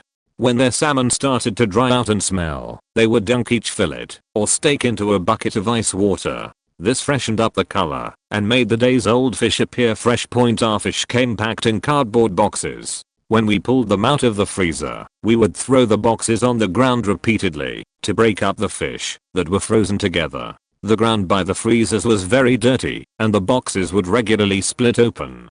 We rinsed any dirt off the fish under a tap and put them in the display case. All the fresh looking shrimp in the display case was dumped out of packages we got from the frozen food aisle. I do have one positive about that place. It was years ago and I haven't been to a Albertsons since I quit, but right before the butcher block closed, we would give massive discounts on ground beef. Any beef left over at the end of the day had to be packaged up and put out in the beef section. It was an ass load of work, so we would hustle customers walking by. We often gave people up to 50% off if they bought at least 5 pounds of beef. TLDR, that fish is nasty. I worked at Men's Warehouse a few years back, fresh out of high school. This isn't so much bad things the company did, but something most customers should know. The reason the prices are so low at MW is because they buy all the clothes everyone else in the industry doesn't want anymore. That nice Icky Freeman suit you picked up for $1,200 from MW is a style that's 2 to 3 years old. MW most likely bought 5,000 of them at once for around $25 a pop. The store I worked in had no theft prevention, no sensors on the clothes, and not a single camera in the store. This caused issues when $10,000 worth of inventory disappeared in a month's time. Those tuxedo rentals you're paying top dollar for, all subpar compared to mom and pop shops. MW bought out a national tuxedo rental company and just took all their inventory and started renting them out. People do all sorts of weird shit in the tuxedos too, because the policy is, as long as it doesn't come back ripped or burned, to accept it back, because they can always be washed. I'm not trying to say MW is a bad company, because it's not. It's actually really helped me get to where I'm today, oddly enough. They did completely fuck me over in the end though, after lying to me for 2 years. If you do want to shop at MW though, whenever they have a buy one get one free on anything in the store, is the best time. I've seen people get 4 suits, shirts, ties, socks and a pair of shoes for under $1,000. All my secrets are lame and from stores long since dead. Crown Books used to buy remainders by weight, not by title. We'd get 40 pounds of books for maybe $30 and they would have 40 to 50 books in them. We'd sell as $5.98 to $10.98 as a discount from the $20-30 original cover price. I'm sure a lot of other bookstores did this too. Basically, when a book goes off market, it's resold by material cost. Bookstores buy these remainders and stack them in about 40-60% of the inside, middle space of the store. Huge profit markups, and customers think they are getting a discount. Oh, a coffee table book of Washington DC that used to go for $50, only $19.98. Chesapeake knife and tool used to sell good knives, but the profit margin was too thin, so they tried to get us to sell shitty knives with a much higher markup. By that point, I had a lot of local chefs buying from me, so I refused to sell them shit. The good stuff like Wasthoff and Inkles was just to draw people in and we were supposed to sell them discount silicone from Germany, or whatever. Fact that I was eventually let go for unrelated reasons, and all the decent salesmen were eventually replaced with commission only people.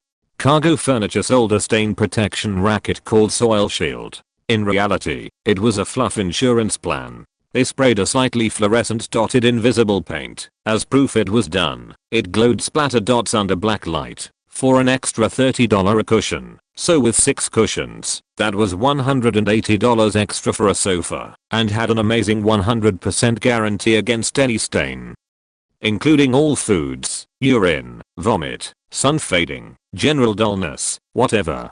Anything stained it, they replaced it with the same fabric. It cost us maybe $0.50 a cushion. Now here's the racket. Almost nobody called us on it. If someone did, sure, we'd replace the cushion, or nuts. We don't sell that fabric anymore. Happened like 80% of the time. So we'd sell them all new cushions. But again, in the 3 years I worked there, we maybe did 6 exchanges through my 2 stores. I made hundreds in fluff profit monthly, and lost maybe $120 in new cushions in 3 years. Warranties and rebates are amazing fluff profit, because almost nobody ever cashes in on them.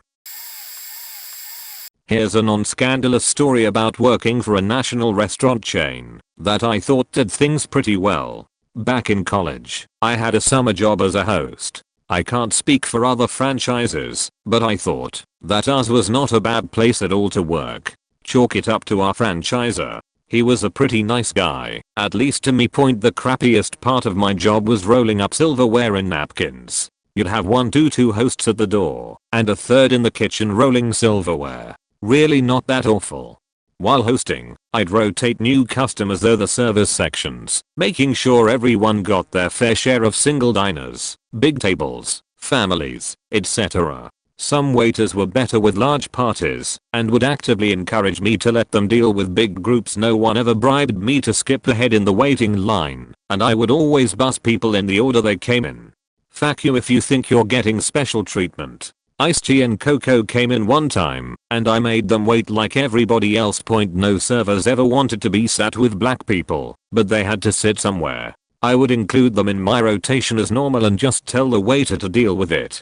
Many of these servers were themselves minorities. We were obligated to leave the doors unlocked until the very minute of closing time, which was 11 or so.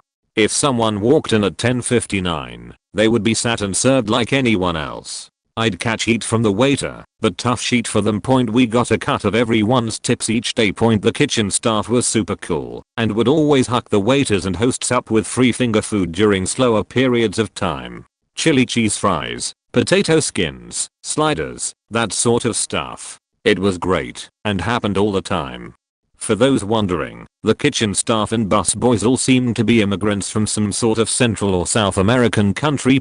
I also got a free meal, anything I wanted off the menu, to take home at night. All in all, it really wasn't bad. The worst part of my day would be dealing with an older, gossipy hostess who thought she had some sort of seniority. She was just old. I felt bad for her that she was still working at her age. Edit. One more thing, waiters blazed on the job all the time. No big. At a computer place I worked at, when we would fix a computer or printer that was out of warranty, my boss would make us print fake receipts so we could turn in the customer's old part for replacement and labor from the manufacturer. Also, hardware manufacturers would take some percentage of the sales of their equipment, I think it was 2%, to rebate back to the company for advertising. Since we advertised quite a bit, we had a graphics department, but whether we used the money or not, we always got it all back, because the ad people would create fake ads and fake receipts from local newspapers/magazines to turn in, to get reimbursed for. I was tempted to turn him in, but the manufacturers were in cahoots with my boss in other ways. For example, one major manufacturer would have sales contests, and the prize would be something the owner's son wanted, and of course he would always win the contest. Once he won a jet ski. The manufacturer knew this was happening and didn't care. It was just a kickback to them. The entire business was corrupt from top to bottom, complete with tax evasion, bogus pension plan schemes, sales fraud and constant wage and hour violations. A criminal enterprise aided and abetted by the large accounting, firm that did our books now. Whenever I hear someone talk about job creators or mulling on about small business being the backbone of America, I reach for my gun. So, let's talk about Home Depot for a bit. Upon entering the training process, I was shown a video expressing Home Depot's vehement opposition to the idea of unionization. It went on to say that most workers didn't want a union, and while they couldn't discourage you from joining, they strongly advised against it because it took away the ability for regular employees to communicate and negotiate with their supervisors. Yeah, okay. I worked on freight team for the majority of my hellish stay. On a nearly regular basis, we were forced or coerced to stay past our scheduled off time. I guess forced is a strong term. Rather, my other employees made it clear that there would be retaliation from management for not putting forth the team effort and finishing the job. I didn't mind staying late every once in a while, but when it became a nearly every night affair that they saw nothing particularly wrong with, it really started to make me an all-around angry person at work. Anyway, on another occasion, I finished my portion of the duties for the night and clocked out, already 8 minutes past my scheduled off time. The main store supervisor did not like that I had not told my immediate supervisor and refused to let me leave until I spoke to my immediate supervisor. I spent 20 minutes at the front of the store waiting for my fellow employees on the freight team to clock out and come up there. I wanted to make an anonymous claim with ours, but knew that this would bring retaliation when it got back to my store's upper management. I finally got moved to hardware with a much better supervisor, but in the end, I went on a month-long archaeology job and quit anyway because fuck that place. Also, I was starting grad school. In conclusion, Home Depot is a soulless place. You can help bring about its demise by continuing to shop at Amazon. Corporate really fears the shit out of Amazon. I don't work in this organization, but am a witness in a wrongful death suit against a hospital. The following items come from facts in the case on which I'm consulting. Point: if you live in a small or medium town, that is anything with less than 200k population, or if you are visiting in a small town, do not go to the hospital there. If you have a heart attack or sever your neck down to the vertebrae, demand that the ambulance driver take you to the nearest large city. Small town hospitals, they usually have community hospital in the name, are often under the delusion that they are a level 1 trauma center. The doctors that staff these hospitals, especially during off hours, completely buy into these delusions and hold on to patients that actually need a level 1 trauma center. This wasted time often leads to life-altering consequences for the victim. If the victim knows that he's too dire to be in this particular hospital, the doctors are arrogant fucks who will tell the patient why he's wrong. Point: if the computer malfunctions or is limited, they may not add all of your drug allergies to your records. There may not be anyone there who can read your x-rays at 1 AM, and you might be sent home all clear when you really have a broken bone or appendicitis. If you are sleeping upon discharge, they may not bother to wake you up, knowing that there will be a lot more paperwork to file if they have to register a death in the hospital versus one that occurs after the patient leaves. If you do die, and it's a smaller community, chances are the coroner is a doctor who works for the hospital and will adjust his or her findings accordingly. I worked as a bagger at Food Lion, a grocery store chain under Delhaize Group. They also do Bloom, Bottom Dollar, and a couple other chains. Bagger was my unofficial title, the one people would be familiar with. The company called me a service associate, and I was basically a beach boy. Point: the packaged meats are, in my opinion, really clean and safe. The sanitation in that area of my store was outstanding, and I worked in a pretty crap store. I'd think it would be common sense, but don't go shopping on the 1st, 2nd, or 3rd of a month, or the first weekend of a month, unless you have to. Those were the shitest times to work just due to the busyness. Always grab from the back. People usually know to do this with things like bread. If you weren't aware, new bread, if shelved according to Food Lion policy, is in the back. This was part of my job, and I got yelled at once for just pushing the old bread to the back. It makes sense, because if it goes bad it gets wasted, but it's important for the weirdest things. The manager that hired me originally got fired because the district manager caught her on tape using deodorant off the shelf and then putting it back.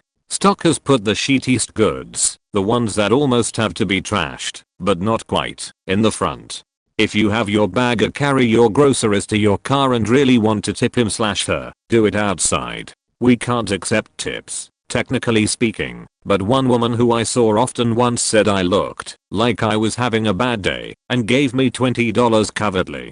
She obviously became my favorite customer and we chatted a lot after that as I helped her. If you drop something and it breaks, please tell someone immediately. You would not believe the number of people that will step in a mess and make it worse in the 15 or 30 minutes it might take an employee to notice the spill. It's rare for the person cleaning to get upset with the person making the mess, but if you're really afraid of that, immediately tell a cashier. That person won't have to clean up the mess regardless, and they'll call someone else for you. Bottom line, the quicker we can get to the mess, the less of a mess we have to deal with. Don't bring in fake coupons. When 4chan figured out that coupon counterfeiting thing, my entire store stopped accepting printed coupons. There's nothing worse than having to tell a 65-year-old woman that her printed coupon isn't accepted just because a bunch of really cool middle schoolers want free monsters. If you wear a book bag in the store and look remotely under 21, prepare to be watched like a faking hawk. You could probably get away with drinking in the bathrooms, though, since there's a trash can and no surveillance. Former GM on World of Warcraft Europe here, both for a contractor, Citl, and in-house, Blizzard. I wasn't working in English language. Never ever mention suicide in your ticket, unless you want to see the police at your door. Even the lightest joke about suicide will trigger a process where you are transparently escalated to a specially trained member of the staff which will keep you online while the cops are being sent to your house. Insults are okay, the more creative you are the better. We laugh sometimes. You won't get anything unless you're reported a lot for insults. Racism and fascism in public in-game will get you banned in 99% of the cases. Unless it's done in guild chat, which is considered as a private area everyone's free to leave. Pedophilia will get you reported to authorities as such. A lot of bidos are arrested because of their behavior in online games. Remember kids, everything's logged. The reimbursement system changed since my time there, but usually you could get anything reimbursed as many times as you wanted. In the beginning of the arena system, some people, most of the time employees, would open a ticket saying my cat bought the healer gears for my druid, I'm feral, and he would get back his feral stuff. We are talking to 8 to 12 people at the same time chatting almost only with macros. An opening line with a player would be typed like I% and the player would read good evening player name. For RP sentences we just type RP, RP1, RP2, RP3 and some roleplay stuff is pulled from a database to the chat box. Those macros are made by the GM when they start their job, but most of the time we all have the same. Don't trust anyone in game. 99% of the hacking cases are done by a friend or a family member. I have seen mothers stealing gold from their kids' account. Keep your password for yourself and use an authenticator app on your phone. If your account get compromised, it's fine. We will reimburse everything but the gold under 12 to 48 hours. Remember, it's just a game. Former Dish Network employee here. Current and considering customers can PM me for real advice about the true value per package versus competitors. Here's some fun facts. When signing up for Dish, you will almost always be forced into a 2-year contract, even if you are assured you aren't getting one. The sales guy will lie to you, and you will be stuck with a hefty cancel fee if you cancel. Up to nearly $700 non-refundable and non-disputable. Dish rates its customers 1 to 5 stars, and if you are a 4 or 5 star, you will be considered a white-collar customer, basically Caucasian. At this point, you can ask for pretty much anything and be given it for free if you ask enough, including receiver upgrades, room installations, premium packages, etc. 5-star customers are customers who pay around $65 plus a month and are rarely late. There are cheaper, hidden packages other than the lowest offered. They include mostly all popular channels and very few fillers. It is very difficult to be set with these packages without having someone on your side who works at Dish. Sales will not do this for you. If you order a new remote, you will be charged nearly $20. If your remote breaks and you need a new one, it's free. Dish does not ask you to return the broken remote. Dish Network makes little to no profit on their lowest packages. They are counting on you canceling for them to make profit on the cancellation fees. Some sales teams sell both Dish and DirecTV service and will convince you to switch to the other just so you cancel, and they get commission point. Dish's internet service is almost as slow as dial-up and more expensive than cable. Do not get this service ever. A cell phone with 3G is a faster, cheaper, and more reliable internet source. If you buy a receiver from another person, you cannot activate it if there is an outstanding balance on that person's Dish Network account. Even if the account is 10+ years old and you have never met the seller, Dish charges monthly for DVR service, but one of their non-DVR receivers can manually be configured into a DVR if you attach an external HDD via USB. There is no monthly fee, although Dish may need to enable this feature for a one-time charge of $10 or so. Dish spends a lot of effort producing new tech and typically has higher quality equipment than DirecTV, Comcast, and Cox. Dish has the best gadgets and toys with the exception of Google Fiber TLDR, useful loopholes to save money and traps to beware. Radio Shack. Worked there for 4 years, almost fuck that place. Though they usually do have the cheapest cell phones. Here is my list. Top to bottom gets juicier lol. First, corporal lie, your typical corporate greed bullshit, but the last 5/6 paragraphs are pretty sick. Mostly everything there besides cell phones and iPads is cheaper than sheet. Their cables, radios, chargers etc. all cheaper than sheet. Sometimes I felt bad selling the sheet because it would always fail, and Radio Shack only gives a 90-day warranty, where most stores/products have a year. The whole point of this is to shove extended warranties down people's throat by proving they should have bought it and then they would have been covered. The reality is most people forget about the warranties, and even worse, the claim process for the warranties is a hassle and the employees aren't supposed to help the customers with them. You just hand them an 800 hash point most the sheet there is the exact same product. Example, cable 1 cost $25, cable 2 cost $8. Cable 1 is the same as cable 2, but has an added groove/grip/colored tip that is solely aesthetic, and is in a nicer box point. As far as employee relations go, they are more faked. I was the top salesperson in a very large region for a couple. Some Radio Shack employees make commission. The ones who actively engage customers are how you can identify who does and doesn't.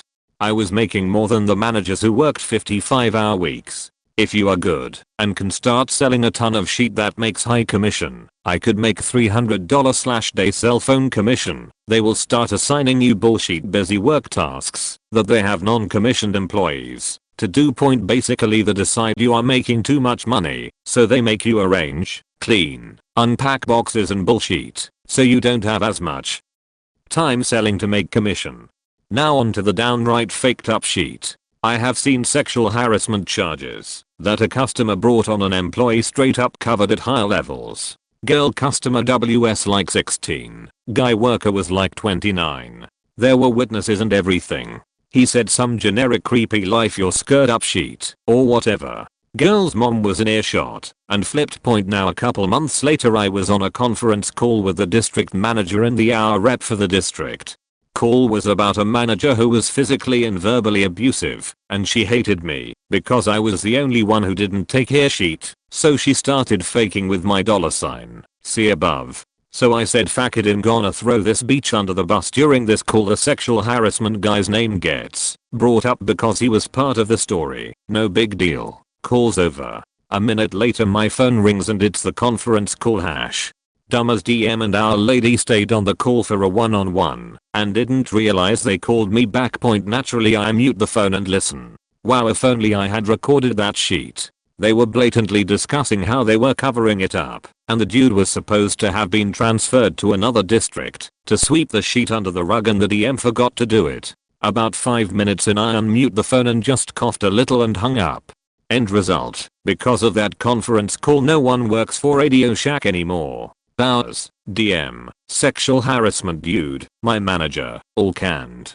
Gutted the whole district, lost top salespeople and eventually had to shut down a corporal stores before they cleaned house. The DM fired for me for attendance problems. The only thing they had was a day 3 months prior I was 20 minutes late and called to tell them Never missed a faking shift for the 3 years prior. I won a $15,000 settlement from them, and my new job pays double.DL. Dr. Radio Shack is a faked up place. They are greedy as fuck. AMD sell cheap bullshit. Oh, and there is a sexual harassment / district house clean in the last part. Took some people down. Won $15,000.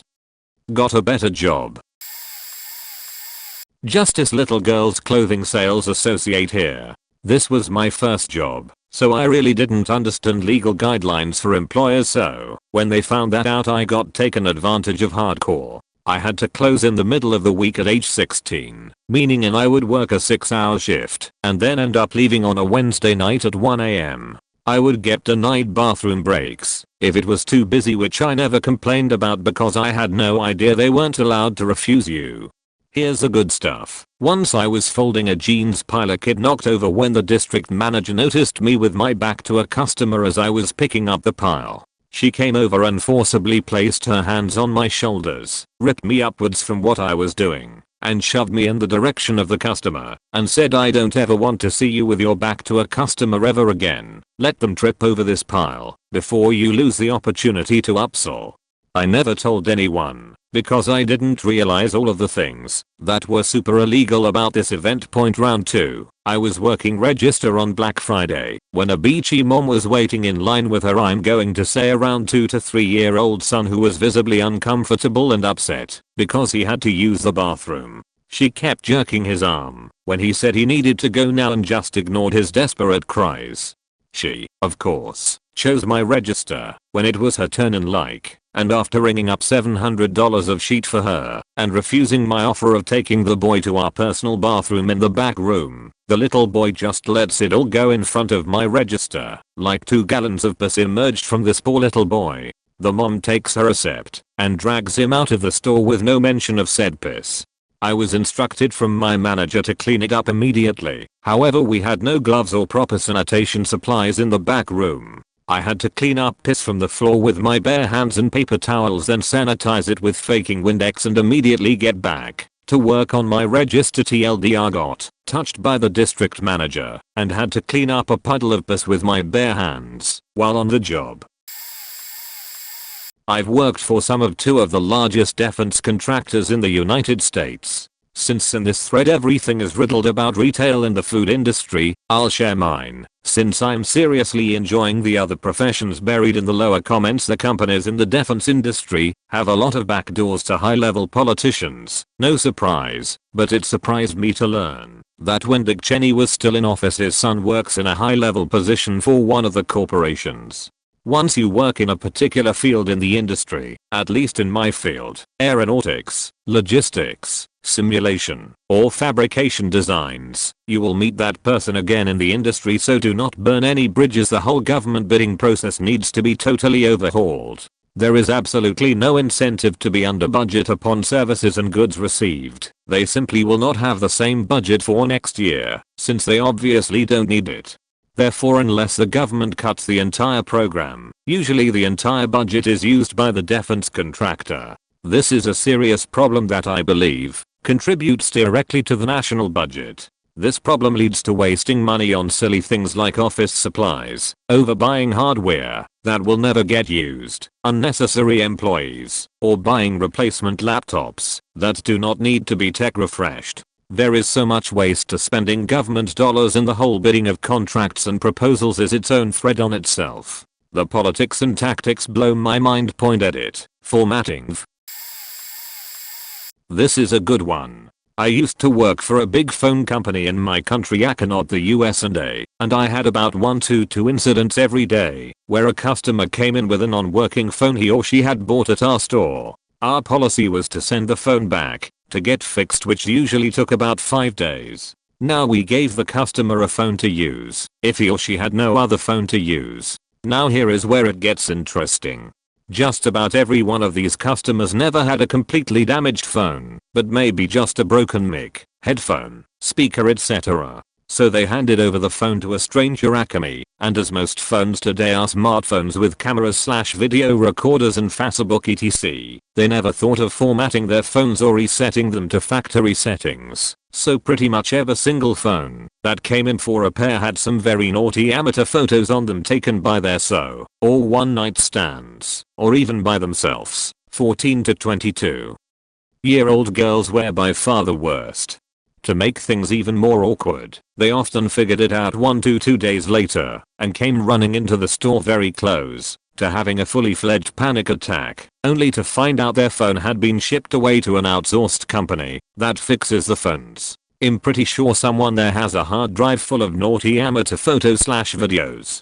Now the customer usually asked to speak in private once they figured out their horrible mistake, and I would have to tell them that their personal stuff like calendar, memos, texts and pictures/videos would never be erased unless there was no other way of fixing it, and that the company policy was extremely strict on privacy and that they did not have to worry. But when they finally got their phones back and returned the loaned one, they somehow make the same mistake again and forget to format the loaned one. So I know of one case where a 12-year-old girl got a loaned phone where there were some pretty hardcore videos and pictures of a previous customer because an employee forgot to reset factory settings on it. Her parents were not very amused to say the least, and I have seen some pretty interesting photos/videos of my customers that most people don't get to see. So a word to the wise: reset your phone to factory settings. I worked at Barnes & Noble Cafe.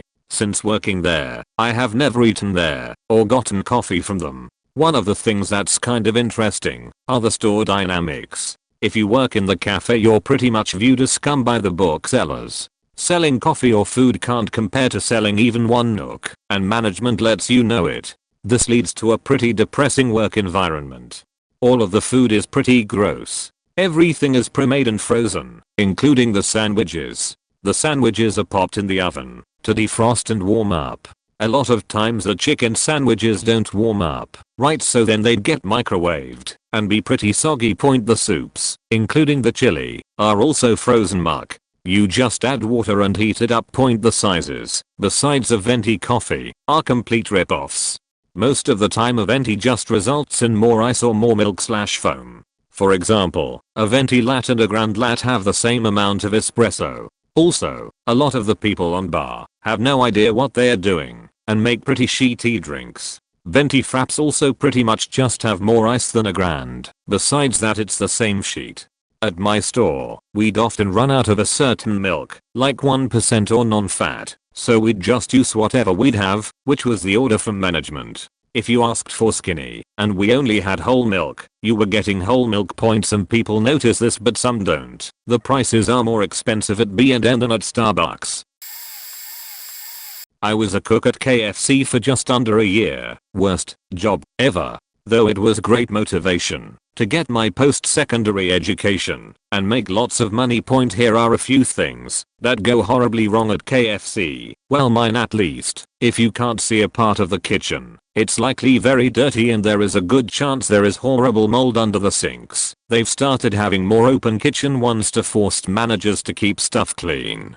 Not too surprising. The floors are very slippery. You need special shoes, which they deduct from your salary, to be able to walk around. The chicken pieces under the heat lamp. There's a good chance those have been there for over 2 hours. Don't ever go eat at KFC outside of peak hours. And if it wasn't under a heat lamp, it was kept in a heated box. Think anti-fridge. The herbs and spices are just some random white powder. Lots of salt, with black specks, pepper, and some other random shit that we put in a tumbler with 3 to 4 chicken sacks. Speaking of chicken sacks, there are 2 of those, normal and dark. A normal sack contains 2 chickens worth of parts if I recall. 4 legs, 4 thighs, 2 keels. I never understood what it was. 4 ribs and 4 wings. Dark just had legs and thighs. The oil used in the pressure cookers get filtered, then gets put in the other fryer. The one for fries, popcorn, chicken, etc. The leftover gunk of fried breading that collects at the bottom of the fryers gets used to make the gravy. That might sound gross, but that's what gravy is supposed to be anyway. The cooks are the restaurant beach. Other than the obvious preparation of raw chicken, breading, working with pressurized hot oil and such, they are also the ones that take out the garbage, clean the back and sometimes front of the restaurant, wash the dishes and so much more. I'm sure I'll think of more later. I opened a Buffalo Wild Wings in Feb, a very wealthy town in Tennessee. We stayed open until 2 AM as we were trying to compete with local bars. An attempt to get the drunks to come and eat and run up another tab. The chicken, apps, fries, everything fried, was fried in beef tallow, which came in 2 foot x 2 feet solid blocks, about the same consistency as chilled bacon grease, but it was snow white. The burgers are poor quality and come frozen by the masses and are thawed overnight. C. If you ordered any type of chicken taco or chicken wrap, it was usually Taco Bell grade chicken, which was microwaved, along with the tortilla and cheese, etc. The grilled chicken was actually grilled and seasoned to order. However, it came in large bags and was frozen in some kind of fluid. All of the appetizers were deep fried, with the exception of soft pretzels, which were baked in an oven. The beef tallow, when new, was crystal clear, well almost, and was used again and again, until it was pitch black. A lot of times, the wings would come out black, and we would sauce them up extra nice to cover it up. F the black bean burger, yeah, it's frozen and microwaved for 1 minute. G pork sandwiches, it came in large frozen bags, and was portioned along with the ribs, which taste like shit anyway. If you came in while it was slow, A, you're definitely getting old food, if it's from fry side. B, the wings go from the fryer to heated drawers, where they will sit and shrivel up. Oftentimes we would just refry them until they were hot. C, if you're going to do the blazin challenge, go when it's busy, otherwise you're in for a new world of hurt. The blazin sauce separates when it sits in an undisturbed container. If we had the time to do it, we would use a ladle to scoop the blazin oil off the top and soak the wings in it before saucing them. It was pure heat. I've seen it make people vomit after a couple bites.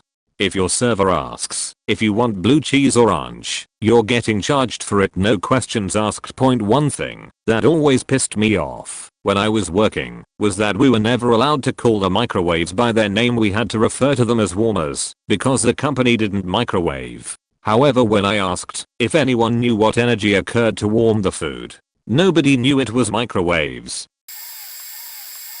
Domino's Pizza. Here is some stuff most people don't realize. The drivers who deliver to your door are the poorest and least paid store members. They receive the least hours per week. They must cover for any mistakes and they are liable for all the petrol expenses of any mistakes. If you've ever wondered why your pizza is taking a long time, it's because the drivers are paranoid and check every order manually.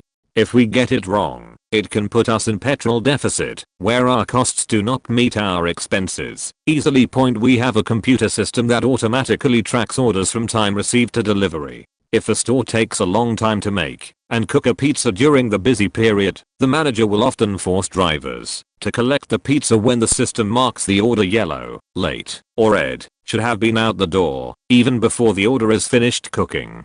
Drivers have started a delivery sometimes 10 or 20 minutes before they actually get the pizza in a bag, and they are standing around waiting for an assigned delivery, even if others are ready. And guess who gets the blame for the length of delivery time? Yet the drivers. As if that was not enough, drivers are paid only an additional 50 for going outside the 3-mile delivery area. The longer the delivery, the less we get paid in petrol at the end of the shift, as petrol is paid per delivery not per mile.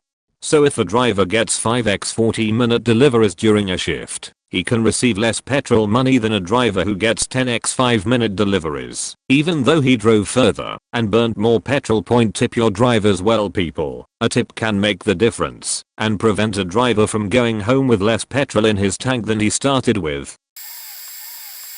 Attention business owners. I work for one of the largest merchant processing companies in the US. I don't know how many Redditors own businesses, but are you pissed off about the rates and fees that we charge for you to be able to accept a credit card? Guess what? We've been ripping you off. Normally, per transaction cost, we force our salespeople to charge merchant at least 10 cents per transaction. Our true cost is less than a penny. Those of you who are on interchange rates, salespeople will always tell you that interchange pass-through rate is the best rate you can possibly get, and it's absolutely true. However, because there isn't much profit for us, when the merchant is put on interchange pricing, we secretly mark up the interchange rate, so while you think you are getting the interchange pass-through rates, in reality you are getting charged a higher rate set by the processor that is far from the true interchange pricing. PCI fee can range anywhere from $50 to $150 a year. Our cost is zero, and it's our pure profit cow. Point annual fee, same as PCI fee. Point monthly fee. Once again we force our sales reps to charge at least $8 to $10 per month. Our cost is around $1. Point overall, our average profit margin on any account ranges anywhere between 0.5-1.5% of your total credit card volume. Here are more things I know about Target. The cameras are real and very high resolution. However, at smaller rural stores like mine there is usually only a person who has to oversee everything. With only 40 hours a week, they can't be there all the time, and usually don't catch everything. They rely on team members to alert them of a lot of the suspicious activity, and I've noticed that most team members, especially in a college town, couldn't give a crap. You don't need a discount card to get a 10% team member discount. You just need their team member number and to pay with cash. If you try to pay with a credit or debit card without their name on it, that doesn't come from Target, it won't allow the transaction to be charged. Point. If something is slightly damaged or scratched, the team member at the register can give you something like 10% off an item. I have done this for the bikes and the grills simply because they sit out on the floor and get messed up occasionally. Point please. For the sake of the sanity of team members, don't just randomly set items down all over the store. If you decide you don't want them, bring them up to the register and give them to the cashier. Our sales floor people have to go through and pick everything up before the store closes, and it's a lot easier to do if all the random stuff is up front and sorted for us. I hate finding clothes and food scattered all over toys, holiday, and electronics. Team members, if they are suspected of taking a bribe, will be hauled in to talk to an LOD leader on duty because the system will flag them. Happened to me when a customer was using a ton of those Shopkick codes to get $20 gift cards. Bribes are forbidden and are an immediate firing point. It is incredibly difficult to get fired after your 90 days at some stores, unless you simply aren't showing up for your shifts. Electronics attachments are constantly being driven by corporate, and to be green you have to have a 55% rate of attachment to bigger items. So, headphones with an iPod or an HDMI cable with a TV counts, as well as $1 credit cards for video games. When people get a free gift card with a larger purchase, then buy the accessories on another purchase right afterwards. That doesn't count. Point there is always some kind of deal on the clearance end caps. I've gotten a Skullcandy headset for $12. Electronics goes clearance on Monday. Point I'll add more when I remember. I used to work at Panera Bread. Fun facts. The bad point, that delicious soup is frozen. Point don't get soup at night. It's watered down. Point don't come in with an obnoxious order with 30 minutes till close. Bakery is fine, but getting sandwiches when everything is cleaned and ready for tomorrow can get you some not so kind foods. If donations aren't picked up by various charities, all bread and desserts get thrown out every day.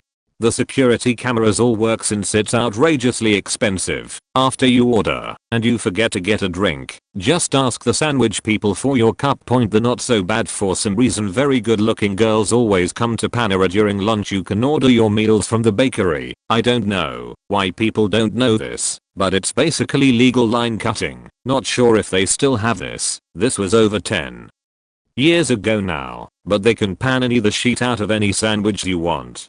Just ask. I used to grill the chicken and various meats on their awesome Story. Point funny that I'm reading this thread because this actually wasn't a bad job when I was in high school. But about 3 months ago I got an email from Panera asking if I received a check payable to me for some $76. I have no idea. It has literally been 10 years since I last worked that, so I just said nope, I haven't. Yesterday I got a check in the mail from Panera for said amount. Drinks on me. For a limited amount of time. I had an internship at a vet clinic that lasted about 4 months. Cramp doesn't even begin to cover it. Not just for the animals, but for the workspace. Things were decently sorted, but there were 2 large metal exam tables in the middle of the room with very sharp corners. Being an intern doesn't help, as the vets and vet techs are mostly arrogant pricks who order you around like you're a slave. I was supposed to learn how to work there, but all I ever did was clean cages and fetch things. Asking questions was forbidden. They really didn't do much other than treat the animals for their sicknesses. Some would be locked up in a cage. They were more like those metal cubbies in elementary school for a month with scarcely any attention at all. Cats got it worse than dogs.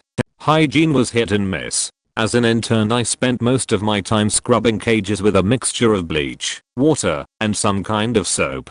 Speed was key, and it's hard to be thorough when you have someone yelling at you to hurry up. There's also a reason vets take animals into the back when treating them. Oftentimes they have to use surprisingly rough means in order to restrain an animal. Almost every dog or cat was muzzled and tied up in some way or another, even when it wasn't necessary. The place had a nasty habit of most of the workers only doing the bare minimum. One of the most distinct cases was toward the end of the internship. An elderly cat came in to get a shot and check up. The vet tech I was working with I had help for several days now, and was a total bro. She didn't do the minimum thing. It was long-haired cat, and had horrible mats to the point where we couldn't get the needle to the cat's skin. I was asked to go fetch an undercoat comb, and I did, and I began removing oodles of hair. Suddenly the head vet tech is like, "The hell you doing? The owner didn't pay for you to groom the cat." To which the vet tech came to my aid and explained that we couldn't even give it a shot. We promptly relocated in order to avoid more yelling, and while I was told to comb out more mats so she could finish the exam, I then noticed that the cat's claws had nearly grown around into the pads of the feet. This is very common in older cats since they scratch less. He vet tech noticed too and told me to get the clippers because it would be negligence on our part to leave the cat in that condition and risk the animal injuring itself or getting an infection just because we didn't want to take the 2 minutes it would take to trim them a bit. Again the head tech yells at me for it. I eventually got fired for caring too much for the animals and attempting to learn how to do the job properly. Obviously throwaway is obvious. They have severe penalties for employees posting stuff. GoDaddy corporate employee here. I'm in corp structure, but I'm not saying where. Let me assure you that this is the most faked up corporate environment I've ever worked in. They plead poverty while they're faking parking lot when you buy a domain and you get that holding page that is stuffed full of ads. Yay, we make a shit ton of money from that. Literally prints money. The executive folks are pretty out of touch with what the line level folks actually do. There is an obvious split since Crazy Bob stepped down from the top. Old school GD and new school GD. New school is trying to make the place a less fuck you, we can find somebody just like you kinda place. New school is trying to make something sustainable and one that doesn't just try to stand up unstable shit for the sake of getting it done. Old school is filled with assholes holding on to their GoDaddy fun bucks, the stock options. They are hoping we go public and they can use all their fuck you money to bail and live rich. Naturally these guys are the one holding the purse strings tight. This means that all of our teams, unless you work in our security department, those guys are grossly overstaffed and most of what they do is automated, are understaffed, sometimes by 50% or more. The C3, call center, folks are poor phone jockeys. They are subject to GD's money making rules. They feel sorry for you having to navigate through our goddamned awful website. Take it easy on them. Unless they are really good at sales, they are probably suffering worse than you are. Walking through their area it just feels depressing. If I worked there I'd likely shoot myself as I'm hanging myself while injecting poison whilst in a garage inhaling carbon monoxide. Corporate policies are pushed on them to push onto you, not their fault. They are given a crash course in troubleshooting, so they don't and can't know everything.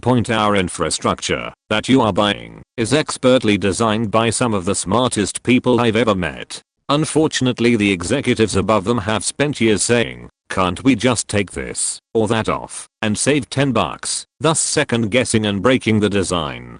Even if the new school folks are working hard to fix it, it's gonna be years before shit is fixed. Add in that nobody ever wrote a goddamn thing down, and you have a recipe for awesome. Oh, that's broken? Let me see if I can understand what color heroin the guy was on when it was built, since that guy was likely fired, and I can't ask. While we are on the firing topic, Bob Parsons used to roam the halls and take out his aggression on the employees.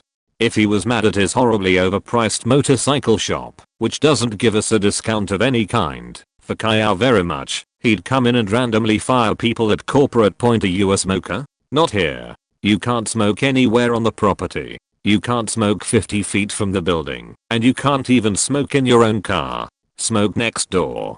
They'll tattle on you to our security folks. Pay is faked here. If you want to work your way up, there is no incentive. Internal employees are given peanuts for raises while external candidates, who don't know anything about the way things work here and have to spend 6 months just figuring that out, are paid, based on my experience, roughly 40% more right off the bat. People who are loyal are rewarded with less than new people walking in the door. Toss in that your annual review, and everyone is given a review at the same time in June, no matter when you were hired, is prorated based on how long you've been here. That is, if you got a 10% raise and you were here for 3/4 of the year, you get 7.5% instead, no matter how hard you worked, and you are graded on a bell curve, and you have a recipe for awesome. Did a fantastic job. Did your Cubamate? Guess one of you is getting faked point. I could go on, but I'll take questions instead.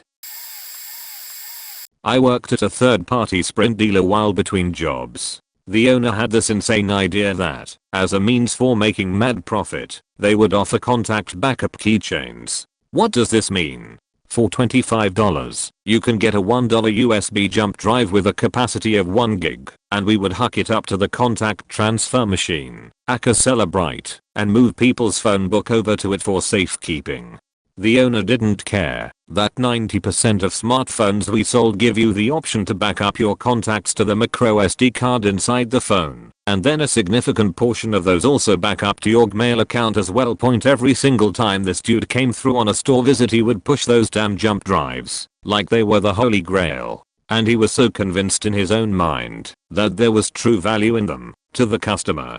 Most of us refused to sell them on the basis that it was a snake oil scam. One time, while on a conference call, the subject of which were these bullshit jump drives, my coworker, playing devil's advocate, said, "Okay, so I tried to sell one of these jump drives the other day, and the guy went out to his car and handed me a jump drive and asked if I could just transfer my contacts to his own jump drive. What should I do in those situations? Charge him $10? I quit shortly thereafter." He then went further to say, "Listen, if you're a good salesman, you should be able to sell something that you, yourself, would never buy. I guess there's a fine line between good salesman and good person."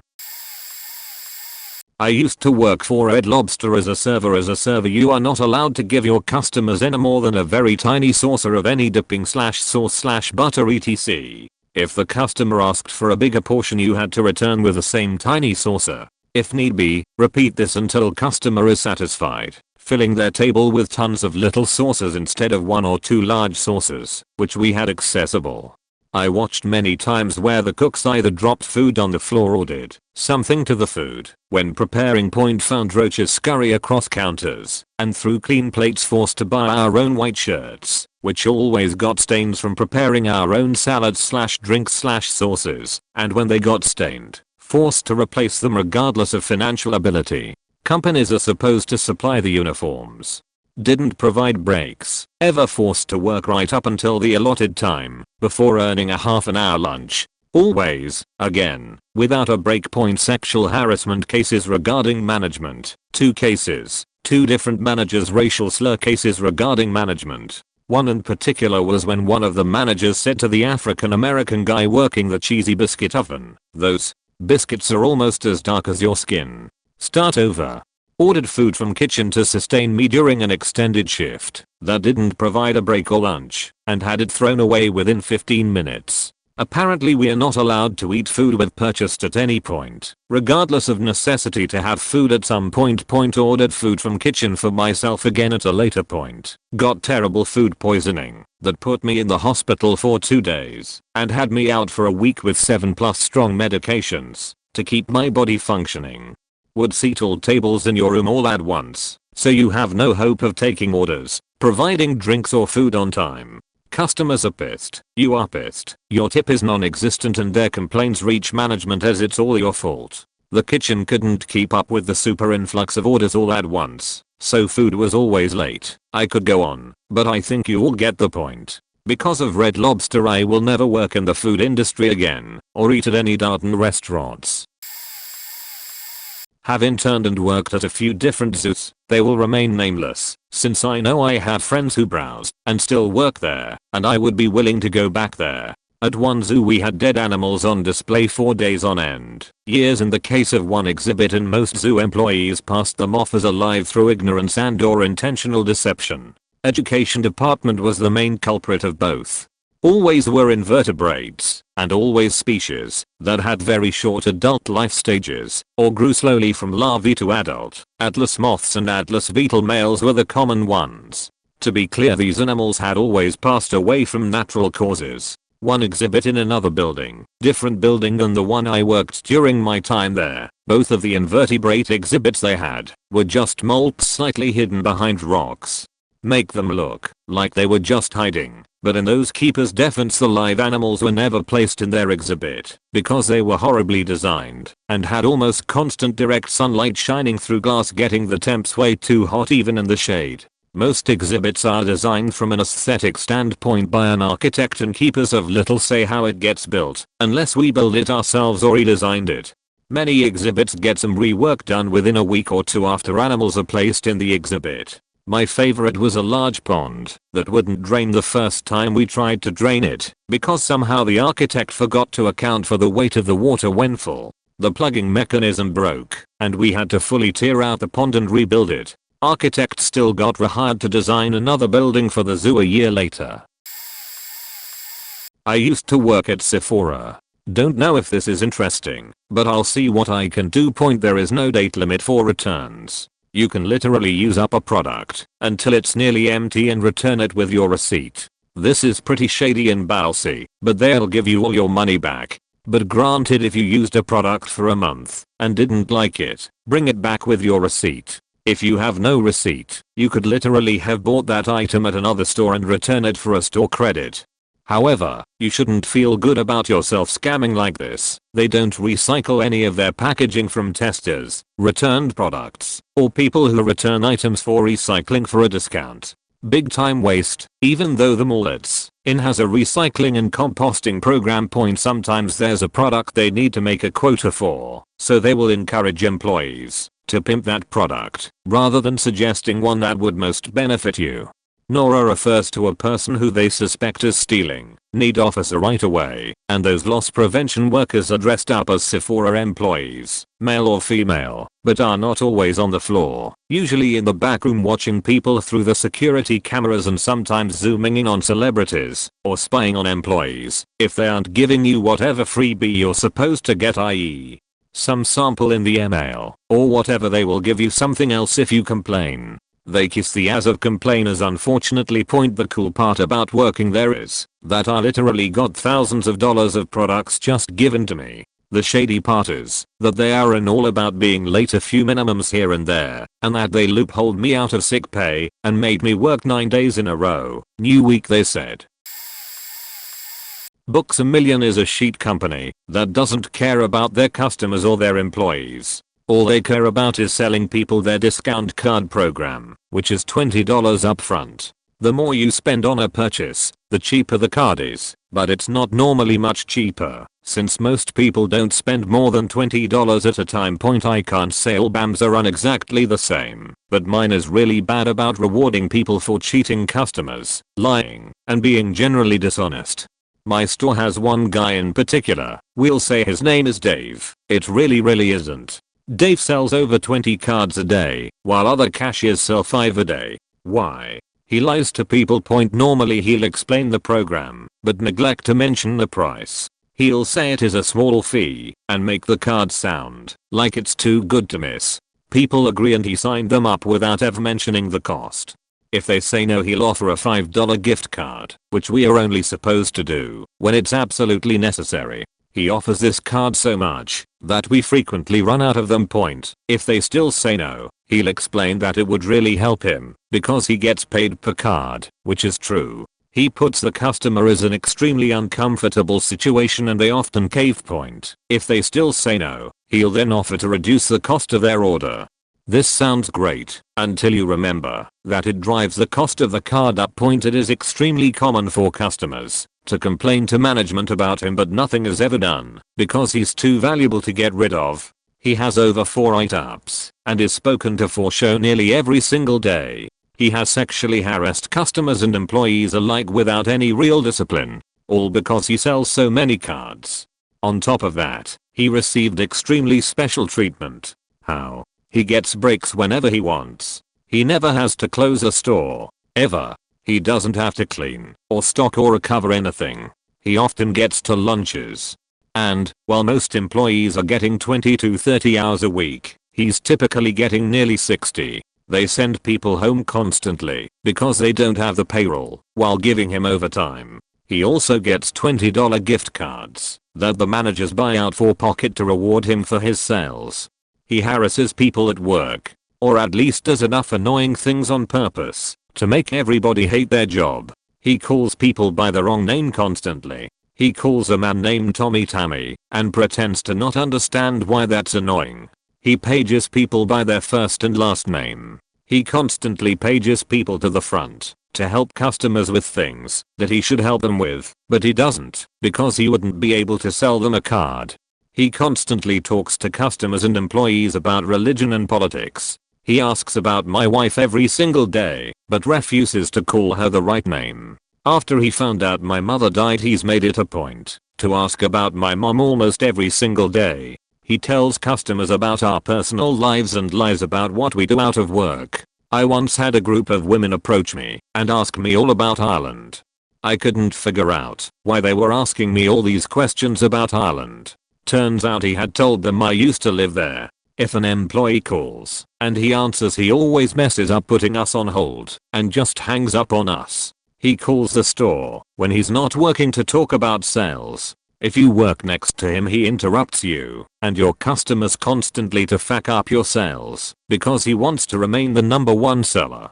When I complained about him to my manager, I was told to either get used to Dave or find another job because he was too valuable. Dave also pretends to have a mental disability, and because he does this, the managers use it as an excuse for his behavior. It's disgusting.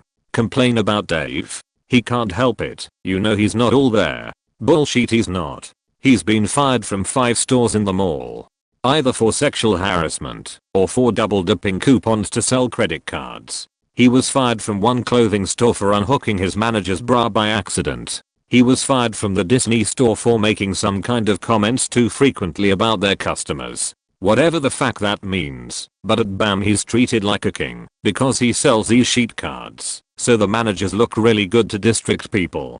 This guy even bothers people outside of work. He bothers them on Facebook and Twitter until they block him. He goes into the manager's office and gets cell phone numbers and calls people. He even opens manager mail. Despite the countless complaints by every single employee in the store, this guy remains. He makes more money, gets more hours, gets better treatment, gets better hours, all because he fakes having a mental disability and cheats people. So yeah, fuck BAM. I used to work at Tesco. For those not living in the UK, Tesco is our biggest chain of supermarket/convenience store/fuel stations. More specifically, I worked for Tesco.com. Our job was to collect a customer's grocery list from the computer, do their shopping for them, pack it and deliver it to their door for a small fee. Now, it was not uncommon, especially around Christmas, for a number of the items on a customer's grocery list to be sold out, and so it was Tesco's policy to give the customer a suitable replacement. It was strictly against the rules to replace a customer's item with anything from the value range, so you could pretty much guarantee that the customer was going to pay either the same amount of money or possibly more for an item that they didn't even ask for. Sometimes this would result in people getting a load of groceries that they don't want and having to basically deal with it and pay the delivery charge or send their items back. One day in December I was going through a lady's shopping list only to discover that roughly 90% of everything she'd asked for was sold out. Not only that, but there were no suitable replacements on the shelves. Call me crazy, but I just kind of felt that making a woman pay a delivery charge for 10% of what she asked for just felt a bit cheaty. I didn't want to send the driver to her house with letting her know how sorry we were and that we'd done everything we could. It just felt like customer service was the key issue at the time. I didn't want to hand scribble an apology note because I felt it was an unprofessional. So I went on the department computer, which had been severely limited to access only the Tesco.com software. I hit Ctrl plus Alt plus Delete, brought up the task manager, went to File, Run and typed in notapad.exe. The notapad came up, and I typed out a letter of explanation to the customer. I hit Ctrl plus P to print, folded it in with her groceries, and sent the driver on his way. 2 hours later we got a call from level 3. I don't know what that is, but I was put on a stage 1 disciplinary and banned from the computer. The computer was then monitored by our team leader for my remaining time there. Some weeks later I hurt my leg and was told by my department head that I couldn't go back to work until I'd seen a doctor. I protested, but they forced me to go. I did, and the doc told me to stay off work for 2 weeks. When I went back I was put on a stage 2 disciplinary for missing more than my allocated number of sick days. Company policy dictated that regardless of my lack of choice in the matter, that was how it was going down. I quit the next day and started my own business. TLDR fuck you, Tesco. Restaurant secrets. Don Cherries, if any still exist. Damn near everything is made in-house. Chicken wings, shipped in raw uncoated. Pizzas, up until a few months before I left, the crusts were handmade in-house. Buffalo sauce, Frank's red hot garlic, butter, and I can't remember what else. The soups weren't. Some of the barbecue sauces were just craft. Actually, just the mild, the medium/smoky used it as a base. But pretty much other than that, all made right there. Pretty decent. But that might differ between location. Outback, the secret ingredient is butter. In almost literally everything. Yes, steaks and wings too. But still, we were damn good for making everything in-house as well. Fries were cut from potatoes by prep staff, or more often, me. Some were blanched to actually be used as fries. Some were left alone and tossed in an industrial blender, along with milk, butter and garlic, for mashed potatoes. Maybe it was just because it was a brand new location, but everything was kept clean and done right. Montana's cheaters. So first off, if you don't know, at least in Canada, Montana's is owned by Cara, who also owns Swiss Chalet, Harvey's, Milestones, and Kelsey's, I think. So a lot of ingredients were shared. Swiss Chalet's famous rotisserie chicken and chicken sauce. Yeah, same sheet that Montana's sells. Sauce is a mix. The chicken has the same seasoning, just a smaller rotisserie. Ribs were shipped and pre-smoked. Almost everything on the line was pre-portioned and everything, so the line cooked it more assembling than cooking. Mashed potatoes came in a frozen bag. All the sauces that could came from a mix. Just add water. Not horribly sketchy, but after having to actually cook for a few years before I started there, the change was a little disappointing. Home Depot. Regular Joe staff members can give you up to $50 off whenever they feel like it. I think most will get in sheet for doing this too often, but not tool rental. Currently working at Target for seasonal help back in electronics. Everything listed so far about Target has been pretty spot on. You're required to push the red cards, which feels slimy as heck. We are required to ask, "Can I help you find something?" to any guest we pass. So if you're in Target and seem bombarded by that question, this is why. This is called guest servicing. They don't give full-time hours to anyone. Maximum non-managers seem to get is 20 to 25 hours a week. I'm fairly certain the clock-in/clock out machines limit how long you can work. If you're over it won't let you clock in without manager's approval. Need verification on that one. I'm not too sure. Just what I've heard floating about the store. Back in electronics we are required to push attachments. If you buy a TV we have to try and get you to buy some HDMI cables etc. point to go along with it. Or if you buy a 360, we push games and controllers. Each attachment sold is put down onto a list, which the managers ask for each night. At close point the managers thus far have seemed pretty nice. The store I'm at houses the district manager's office, so they tend not to screw around with playing favorites, at least so far. Under threat of being fired for breaking confidentiality, we can't tell anyone when Black Friday hours start until it's announced. If you overhear someone on the walkie talking about performing amazing guest service to unloadee leader on duty, they're probably talking about guest servicing someone who is potentially shoplifting. Point. If you're looking for something and don't find it and ask us to look in the back, we do. We have a scanner that tells us exactly what we have in stock, the locations of the items on the floor, and any backroom locations for it.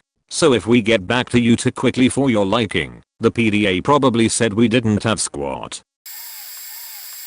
I worked for 5 different Papa Johns over a period of about 4 years. I had some GMs that were really awesome and couldn't complain at all about the job under them. Others were horrible people. Point. My biggest complaint, I worked in Chesapeake and we all heard a rumor that when minimum wage was going up to $7.25 an hour, they planned on changing our pay scale. I was making 5 something an hour at all times before the change. They changed it to minimum wage while in the store and $4 an hour while on the road. We called the news, not Fox, the day before the announcement in an effort to expose the BS, and when I showed up the next day a local Fox News van was there. They interviewed the regional supervisor, and we were informed we would be fired if we talked to the news crew. They lied on TV and said it's not a pay cut, it's a pay increase. Our tips pretty much disappeared after that. The delivery fee does not go to the driver. They give a commission, which dwindled the entire time I worked there, and pocket the difference. Point. They make an obscene amount of profit and could afford to take much better care of their employees. They give out minimum wage to the insiders. I feel like the PPL that work in the store get the shaft the worst. They have to make hundreds of pizzas an hour and only get paid about 50% the price of a pizza per hour.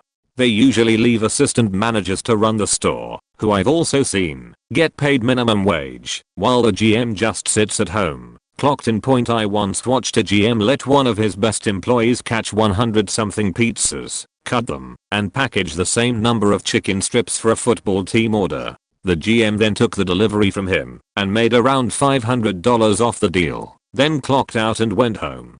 I faxed home office about these and many more offenses and never heard a thing. Point. I've seen them deny unemployment to people, cut people's hours so they don't have to give out benefits, and our owner would just stop in every couple of months and basically beach us all out for doing a horrible job. Less pay, bigger mansion.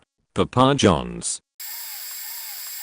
Ever since Eddie Lambert bought out Sears Viacmart, Sears has gone way downhill. I dare say it's worse than Radio Shack and Target combined. Here's just a few things. The stores are old and are in desperate need of remodeling.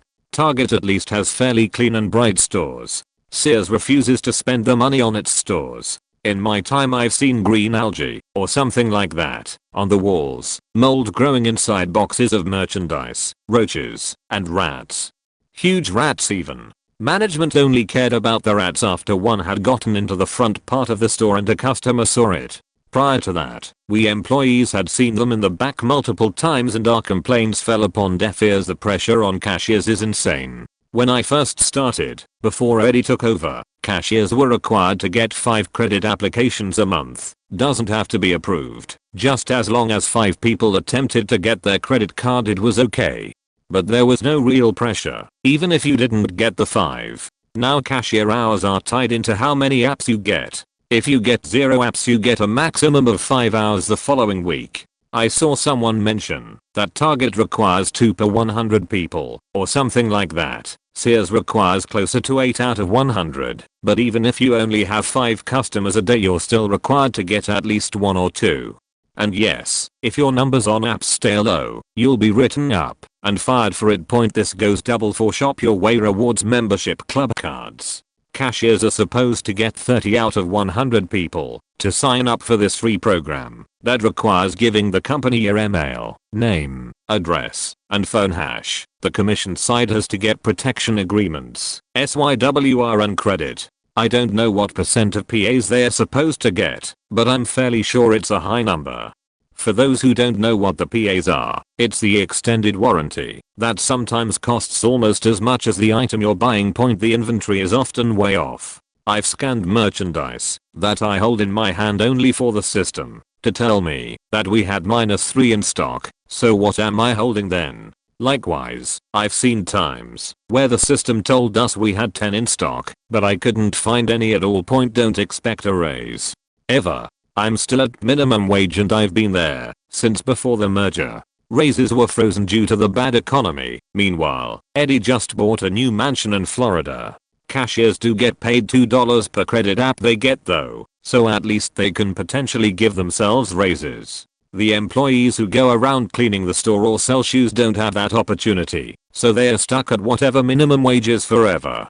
The lone shoe employee for the day often has to cover jewelry's lone employee's lunch. The person covering it doesn't earn any commission on the jewelry he/she sells while the jewelry employee is gone. Furthermore, they don't train the non-jewelry person beyond how to open the cases without setting off the alarms. Yeah, it goes as well as you can imagine. Sears will often keep the air condition on during the winter and not turn the air condition on during the hottest parts of summer in an attempt to save money and show that they're green.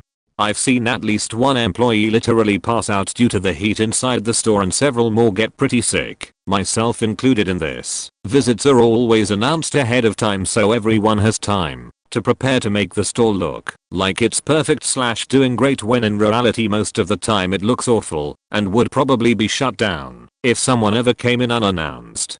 When visits are announced, closing employees can expect to be there for an hour or so after we close to help do a rushed cleaning session. Full-time is slowly becoming a thing of the past. Aside from the leads and salaried managers, I can think of maybe 3 full-timers who actually work at my store. The rest of us are all part-timers getting 15-29.5 hours a week this season. You have to get 30 hours a week for a certain hash of weeks to qualify for full-time benefits. Naturally they make sure it never happens. I could go on but this is already getting kind of long. TGI Fridays, the Moz Sticks are Sargento. Lol. I found that amusing, since Fridays has store products and they have a Moz Sticks you can buy and make at home, and they don't even use their own brand. XD, the breadsticks are deep fried. That's why they taste so good. Your food isn't fresh. Sorry, Crate Maker, we had to watch our paychecks, because if we had too many hours they'd roll back our times to lower our pay.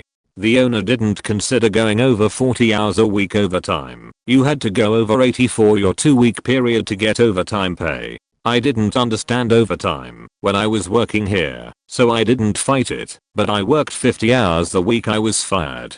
How I was fired was totally wrong and stupid. I answered the phone. It was a coworker who was coming in late. He asked how the day was going and I said, well, things are okay. There's no prep done because Claire sucks. Claire, the manager, was listening to the phone call and told me to hang up, then screamed at me on the floor that I was fired and to get out. I had never been in trouble before that. I was just fired. Like that. But lol, she got fired 3 months later cause she did suck at her job. And I've worked at 4 corporate restaurant chains. All the bar mixes are full of sugar. The mojito mix is nasty. If you want a mojito, don't order one at a chain restaurant. That's not a damn mojito. Blech. If you beach that your drink isn't strong enough and we try to help you, odds are we had the bartender pour a teensy bit of liquor down your straw. And now you're happy. Don't order frozen drinks when you go out unless you aren't big on tasting the liquor in your drinks. I like when my drinks are dangerous, meaning I can't tell if it's virgin or not. Most people feel ripped off at this, but it's just the way the ice breaks down. If you want your best bucket happy hour, order just a liquor and mixer on ice with a squeeze of lemon or lime. You'll taste the product and you'll be able to get more without filling up as well. throwaway account. Former Apple genius at flagship location in the US. On Thanksgiving they bring in enormous amounts of food. There aren't that many people that come into the store, so people that work this holiday typically spend a lot of time in the back of house eating turkey, stuffing, and pie. In addition to receiving holiday pay point, since so many people worked there, we effectively had a ridiculously lenient call-out policy. I have heard that this has since changed. I have heard a manager say, well, so and so is having a party tonight, so we'll probably have about 20 call-outs tomorrow. I've seen a day where almost 50% of the store called out. This was not fun to work. Honestly, the managers didn't care. Most of them were great and figured if you're within the store's official rules, do what you want. I literally once walked up to the clock-in computer, changed my mind about working, and called out in the break room and went home.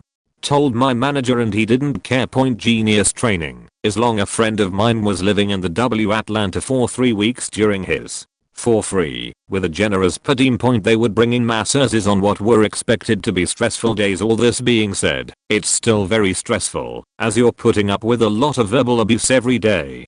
Customers being reasonably upset is fine. Most of the geniuses are pretty understanding. Repairs at Genius bars are so much cheaper than they used to be, and the company really cares more about keeping you a customer and repairing the relationship than it does making money off of a stupid hard drive replacement. It was a great place to work, but I can't imagine I'd enjoy working in one of the smaller stores, where I'm sure a lot of this doesn't hold true. I used to work at Nordstrom. Nothing bad to say, but here's some inside info. They train you extensively on customer service. In fact, you're basically never supposed to say no to a customer. Their famous story is that a man once came into a Nordstrom with 4 tires he wanted to return. There used to be a tire store there, which Nordstrom built over. While Nordstrom doesn't sell tires, they took the tires back anyway and gave the man what he said he paid. It's stuff like that that keeps lifelong customers. If a customer wants to return something they bought 3 years ago and wore, like a watch that broke, or some socks, and there's some proof in the very extensive system, so there usually is, that they bought it, Nordstrom will refund it. If an employee suspects someone is trying to return something stolen, I worked in a very popular store in a city, so this happened a lot. You are supposed to go to another area of the store and call loss prevention. So, if you ever see your Nordstrom employee walking away, run. Nordstrom has an extremely extensive loss prevention department. They have secret shoppers with little mix attached to their purses and jacket sleeves. In fact, I didn't even know who they were until about a month working there. I just thought the two near my department were loyal customers. If you want to buy the same shoe, but the left foot in a 7 and the right in a 7.5, go for it. You can. Anyway, unrelated, I now work in a call center. If you are rude to us, we will not make an effort to help you. If you are nice to us, we will do everything we can to assist you. Edited for format. Ex-USAF Security Forces member here. Oh, the stories that I could tell. Most cops in your local city are in the mid-20s, minimum. SF start at 17. To make matters worse, if you fail at your selected AFSC, or get screwed out of it for any reason, you get 2 options: services, cooks, or security forces. SF are the bottom of the barrel, and had I known that before I enlisted, I would never have volunteered for it, even if it did get me a bonus, and into the military the fastest. Many of these kids are given a huge amount of responsibility and it typically does one of 2 things. Go straight to their head, or they just don't give a shit. At my last base, the cops didn't give a shit about gate work. I was working on a shift and a car full of people drove up. None of them had any military ID or any identification that would allow them on base. Traffic was backed up as far as the eye could see. The senior supervisor, in his infinite wisdom, chose not to force the car to turn around and go to the visitor center. Instead said, I recognize them, let them through, just so traffic would get flowing. This was not a one-off situation and this is not restricted to this airman. This was common among many airmen and even NCOs. Common sense and recognition of why we have security procedures goes right over their heads. SF personnel are not trained regularly in unarmed combat. Without a weapon, they are useless. They go through it as part of their tech school training, but it is never refreshed. Instead, you will sit through hours upon hours of law enforcement procedures, map reading courses, and use of force drills, and you will still have people failing their QCs every 6 months. This may have changed since I got out, but there was a group called 590. This meant that they were not allowed to carry a weapon for any reason, be it medical or disciplinary. Since most SF jobs require a weapon to be carried, this limits what they can do. At my base, they were treated like absolute shit, were practically spit on by everyone else, because the typical 590 personnel were charged with criminal violations that were going to get them kicked out. Problem: they mix in people who have legitimate medical concerns for stuff that happened beyond their control. They are basically non-persons in a SF squadron, and are given terrible jobs. I got put on it temporarily for medication I was taking, and I had to clean the dorms, despite being married. Barring me from dorm duty point, there are others, but these were the biggest problems I noticed, aside from sexual favors, rap, drug dealing, etc. being performed by fellow SF personnel. And they wonder why they are being investigated at Lackland. Comcast: we have to bring jobs up to a certain standard, replacing old connectors for new. No advantage on your service. Make sure it's grounded to Comcast policy. No basis in real world electrical code. Put a box on your house. Brand new stucco house. Let me drive some lag screws into that for you and void any warranty, and replace serial drop hangers, things used to secure the line going from a pole to your house. If the installation tech comes to your house, doesn't bother to ground the cable system, which leaves you open to everything from a power line falling on our distribution line, to one of our voltage regulators malfunctioning in the cable box and destroying anything connected to your house's electrical system, you have no recourse and will more than likely be charged for that equipment. We have our supervisors that come around and cap quality assurance, our jobs, but regardless if they find a system ungrounded, nothing gets done about it. We used to go back and fix these things, but it's more important to just keep getting service in the house then, to make sure it's safe. The kicker is we charge the customer for this, so regardless if your cable box went bad, your remote died, any of a number of things, doesn't matter, you're getting charged. Also, we are told to cut corners to be more productive. No job can be perfect, so next time you have a cable appointment, make sure that you have the tech put in the tech notes what he had to fix, so you can dispute those charges later. Toronto Transit Commission: from the 70s up until the 90s, Code 99 meant someone had just thrown themselves in front of a subway train. Fuddruckers was amazingly unsanitary. Jumbo Video had the highest markup of any retail sales. You could literally find a better price anywhere. Walmart ditched its bomb threat code because people kept leaking what it was, and they were worried someone would use it to cause a panic. The last time I worked there, they just had a general evacuation code, which could mean anything. Fire, robbery, chemical spill, whatever. The Ministry of Natural Resources printed all their licenses on machines that ran on Fortran and had to be programmed by punch card machines up until the 1990s. A great deal number of animal shelters do not possess chip readers that could identify and return lost animals to their owners in a matter of minutes. In those locations, most of the lost animals have to be sent to a central location, costing volunteers hundreds of dollars in gas money which could be spent on obtaining a chip reader. Often when the animals reach that central location, they get lost in such a burdening bureaucracy they get put down before they can be identified. In every single prison in Canada, the administration office has a single sheet of paper that provides that facility with the authority to keep each individual prisoner incarcerated. If that sheet of paper is ever lost or destroyed, the prisoner could go free. Several $1,000s worth of platinum was sent to Ontario Hydro's recycling facility at the Kipling warehouse facility. No one could identify what the metal was and threw it in the trash. While I worked at Best Buy, we were trained to categorize customers as one of 4 or 5 types of people. Customer segments, they called it. These people were represented by a particular model, actor and actress that was featured in all the training propaganda media that we received. To this day, I don't know how this didn't make news or face a backlash, given its overgeneralization of people and explicit rules to give certain types of customer service based on how we perceived them. This was literally discrimination redefined as customer service. Here are the types. Barry, the affluent upper middle class guy, represented by a black family, usually in a nice button-up shirt with loosened tie. Barry were to be shown the most expensive products. Jill, the soccer mom, represented by a 40-year-old MILF with 2 kids, ages 8 and 11 by my estimates. Jills were obsessed with safety and often bought high-end appliances. Buzz, the late 20s, mid 30-year-old tech guy, represented by a well-dressed white guy. Don't try to bullshit Buzz on tech, he knows what he's talking about. I guess I fit into this category, minus the well-dressed part.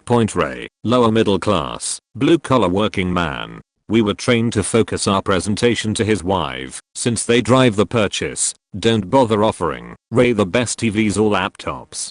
Go mid to lower range for them.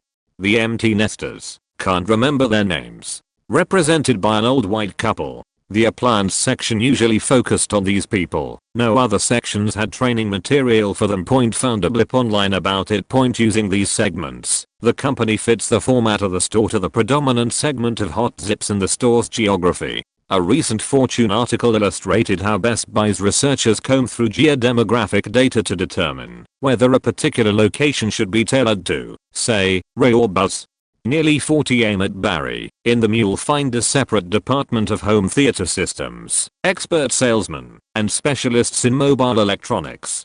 Jill stores feature personal shopping assistants, says, who know how to steer a Homeca to the right digital camera for her family. Buzz stores have broad assortments of video games. We were a Ray store. So if you're not in an upscale area, no personal shopping assistant for you. How would that make you feel? Jill gets a personal shopper because she drives a minivan. No line to wait in. Best Buy employee walking around with you, pushing your cart. Not her? Look like a Ray? Go fuck yourself. Best Buy service plans have a 75% profit margin. Don't know if they still push it, but the optimization is a joke. Basically they disable all startup items and remove crap. This used to be a big deal, but computers are coming pretty clean nowadays. If you do get a service plan, you can get a brand new computer before the plan is up by either taking a piss in the computer or throwing up and slash on it. This is considered biohazard and will lead to an immediate replacement, no questions asked. I recommend throwing up because it is a little easier to explain away. If your computer is under service plan and needs repair, it will be shipped to a repair center, no idea where. It is very common for computers to come back not fixed or a complete different computer returned. If you bring your computer in to be checked by Geek Squad and it comes back with a virus, it is $129 for virus removal and $50 plus for data backup. They love this, even if it is simple spyware or tracking cookies. Even though employees don't work on commission, it is common for managers to push for credit card apps and service plans. Those employees that don't get enough will get their hours cut. Whenever stock on the computer reads 123 units left, it was considered out of stock. We would not bother looking for it unless we absolutely knew where it was. Best Buy makes about $200 to $400 for every phone you purchase with contract. I work at Bed Bath & Beyond. Here's some info you may not know. We always accept coupons. They never expire, except for online coupons. Also, if you push hard enough, we will give you a deal on anything. Just tell us you left a 20% off coupon at home, and chances are we will apply a 20% discount for you. If you forget a coupon at home and want the savings applied to the items you bought, save the receipt, bring it in next time you shop with coupons, and we will give you credit or cash for the savings you would have gotten. The towel wall isn't really towels, just foam cutouts with a single towel over them. Stay the hell off the beds. Seriously, this is for your safety. A lot of the beds are rather flimsy and not well put together. It's not uncommon for a corner to fall to the floor. Also, one of our beds has a spider nest under it, and the sheets are dirty as hell from all the fat as people laying on them to test them out. The floors are disgusting. You would not believe how much sheet is on the floors. We have a professionally cleaning company come in once every month to clean the hardwood floors, but they get absolutely destroyed all the time. BB&B employees are trained to know a lot of information about their products. If you have a question about a product, just ask us, and we'll be happy to help. And finally, please look around for the item you need before asking an associate where it is. Coffee makers or lamps are not hard to find, and if you ask me, you're wasting my time. I will happily show you where an item is, but if it's something that is insanely easy to find, electrics, cookware, sheet like that, I'll think of you as a lazy idiot. I worked for an insurance company that specialized in school districts in California. You want to know where the money stops? It stops at the administrators. The public monthly meetings were held at far off venues, usually vineyards or golf courses, and never attended by the public. The school admins drove luxury cars and clearly didn't give a shit about the teachers, let alone the students. Except for you, San Francisco School District. The lawsuits brought against school districts bleed them dry, and they are usually settled out of court, whether or not the district was at fault, because it cost too much to fight in court. The content of the lawsuits is horrifying. A lot of rap accusations, student on student, teacher on student, teacher on teacher. It was like a bad born subgenre. My mother and stepfather were teachers, so I was appalled by most of what I saw.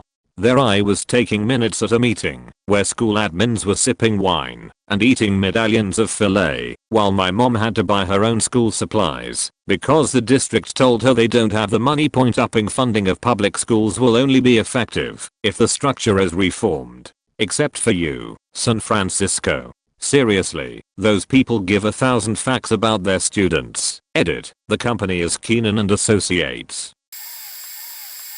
I worked at Kohl's, a Canadian bookstore that bought out W.H. Smith, later Smith Books, and created the mega bookstore Chapters. Chapters was later bought out by rival Indigo. I don't think there are any Indigo stores anymore, just Chapter stores. I can't remember any really unscrupulous practices per se. I found it really distasteful that they actually charged for their card that gives discounts when I worked there. However, each year they would give out a report of how the company was doing in the business world. Financially, what the company goals were, etc. Well, one year, we get a videotape. I know for a fact that not all stores had TVs with VHS players. We were one of the lucky ones. We pop in this tape and are greeted by a video presentation that was used instead of this paper document. It had the CEO and various other top brass people in it. However, the kicker was, it was done exactly like This Hour Has 22 Minutes. This Hour Has 22 Minutes is a Canadian satirical news station that comments on current news and political stories going on, with skits and such in a news type format. The tape was professionally done, and it appeared that they even used the same set as a show, which I assume would be at CBC headquarters in downtown Toronto. There was an instant backlash from various stores, managers, and employees. The company had been telling people that there was no budget for raises for well over a year. Then we see this. It felt like a slap in the face. They had to send out a memo to all stores explaining why they chose this format. They felt that it would boost morale and show them in a good light, and they said that the cost of the video was not enough to give everyone raises. That's not the point. The point is that you're saying we all have to tighten our belts, and then we see you throwing money away in such a stupid manner. Oh, and the people in the presentation are the worst actors because they're business people with no business being on TV. Another practice they had was an employee incentive program called Dream Points. From what I understand, Cineplex movie theaters used the same program but called it something different. The manager of your store had X amount of points to give out. When an employee did something that deserved a pat on the back, they got a single Dream Point. Dream Points could then be used to buy stuff from a catalog. However, the complete and utter joke of the situation was that the regional manager was in charge of distributing these points. Ours gave the manager of our store 5 Dream Points for the entire year to give out. At the time we had 8 or 9 employees, so it was guaranteed that only about half of us could get 1 pint per year. The regional manager had this huge roll of these stickers, like the roll must have easily had 1,000 stickers. But he was so cheap as he didn't give any out. Whenever an employee left the company, it was basically a vulture fest at who would get their stickers if they didn't redeem them. I worked there for about 4 years, with getting PTS once in a while, and from a couple of employees that left. plus a special one-time program head office had. I just had enough to order a cheap flatbed scanner, worth about $80 at the time. Not much of an incentive. I remember in the catalog, there was a trip for two to Cancun or something that had some ridiculously high part value. You may as well have just written a bazillion PTS, because that was basically what you needed. We assumed only the top brass at head office got those trips. We also questioned if all stores were treated equally. Did some regional managers give out dozens of stickers a year? Was our regional manager a cheap as prick? Well, he was a prick, that was for sure. Oh, and speaking of the stickward, he actually enjoyed firing employees, especially managers. That was his thing. He must have got a raging hard on over it. One time at another location near us, an employee was stealing money from the company by making false returns and pocketing the money and faking the paperwork. It was blatantly obvious, and the assistant manager caught on quickly and informed the head manager. She said she'd deal with it. I worked with this lady, and she hated confrontation point, so she let it slide, and the guy kept doing it. The assistant manager mentioned it twice more, and nothing was done. She eventually went to the regional manager, who called the cops. The guy was escorted from the store in handcuffs. The manager was fired on the spot, and the assistant manager, who noticed this, informed the manager, and finally the regional manager got a written warning. Apparently she should have gone to the regional manager immediately, which is bullshit.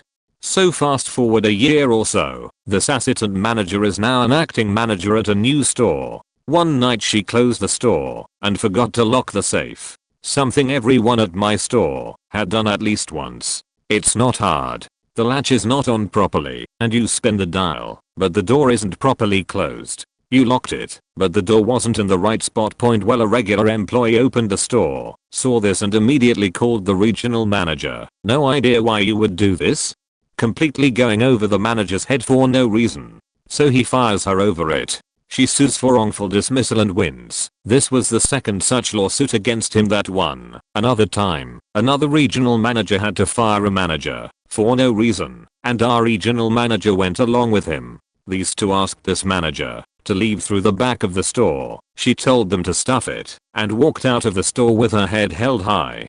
These are the ASAP moves that go on behind the scenes of any retail business. A business that pays employees minimum wage or slightly above, and managers who do a lot of work, manager store and staff, a crappy salary. I think my manager got about $14 or $15/HR back around 2000. I felt she should have gotten closer to $20. Sorry for the long note. TLDR, a couple stories of stupid regional managers and a cheap as company.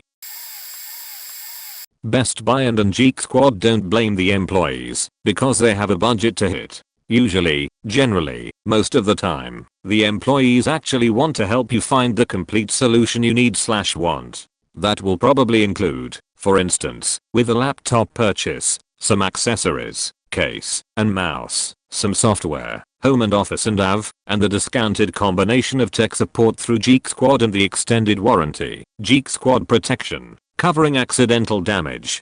These aren't things the employees simply try to push on you. They are things that have value to the majority of customers. You've never dropped a laptop in your life. You can tear one apart and install a new HDD and reinstall the OS. Great. I'm glad you know these things. The tech support and GSP plans probably don't have as much value for you as they would a middle-aged customer who doesn't have that knowledge. Personally, I'd like for you to drop something on your $1,000+ laptop after a few years and see how much it'd cost to fix it. Probably more than the $250 the 3-year ADH GSP plan costs. LCD screens are expensive as shit. Furthermore, the folks who actually work on the computers at Geek Squad, myself being one of them, hold information privacy as one of our top priorities. For real. We don't fuck with your personal info. Why? Because we're not stupid. My Best Buy store, #434 in Roanoke, Virginia, actually tries to go above and beyond the national corporate policies to try our best to be able to say yes to customers. You bought a few items a couple months ago, well outside the return policy, then forgot about them because you didn't need them, but we could find the receipt? No problem. I'd refund you back onto a gift card.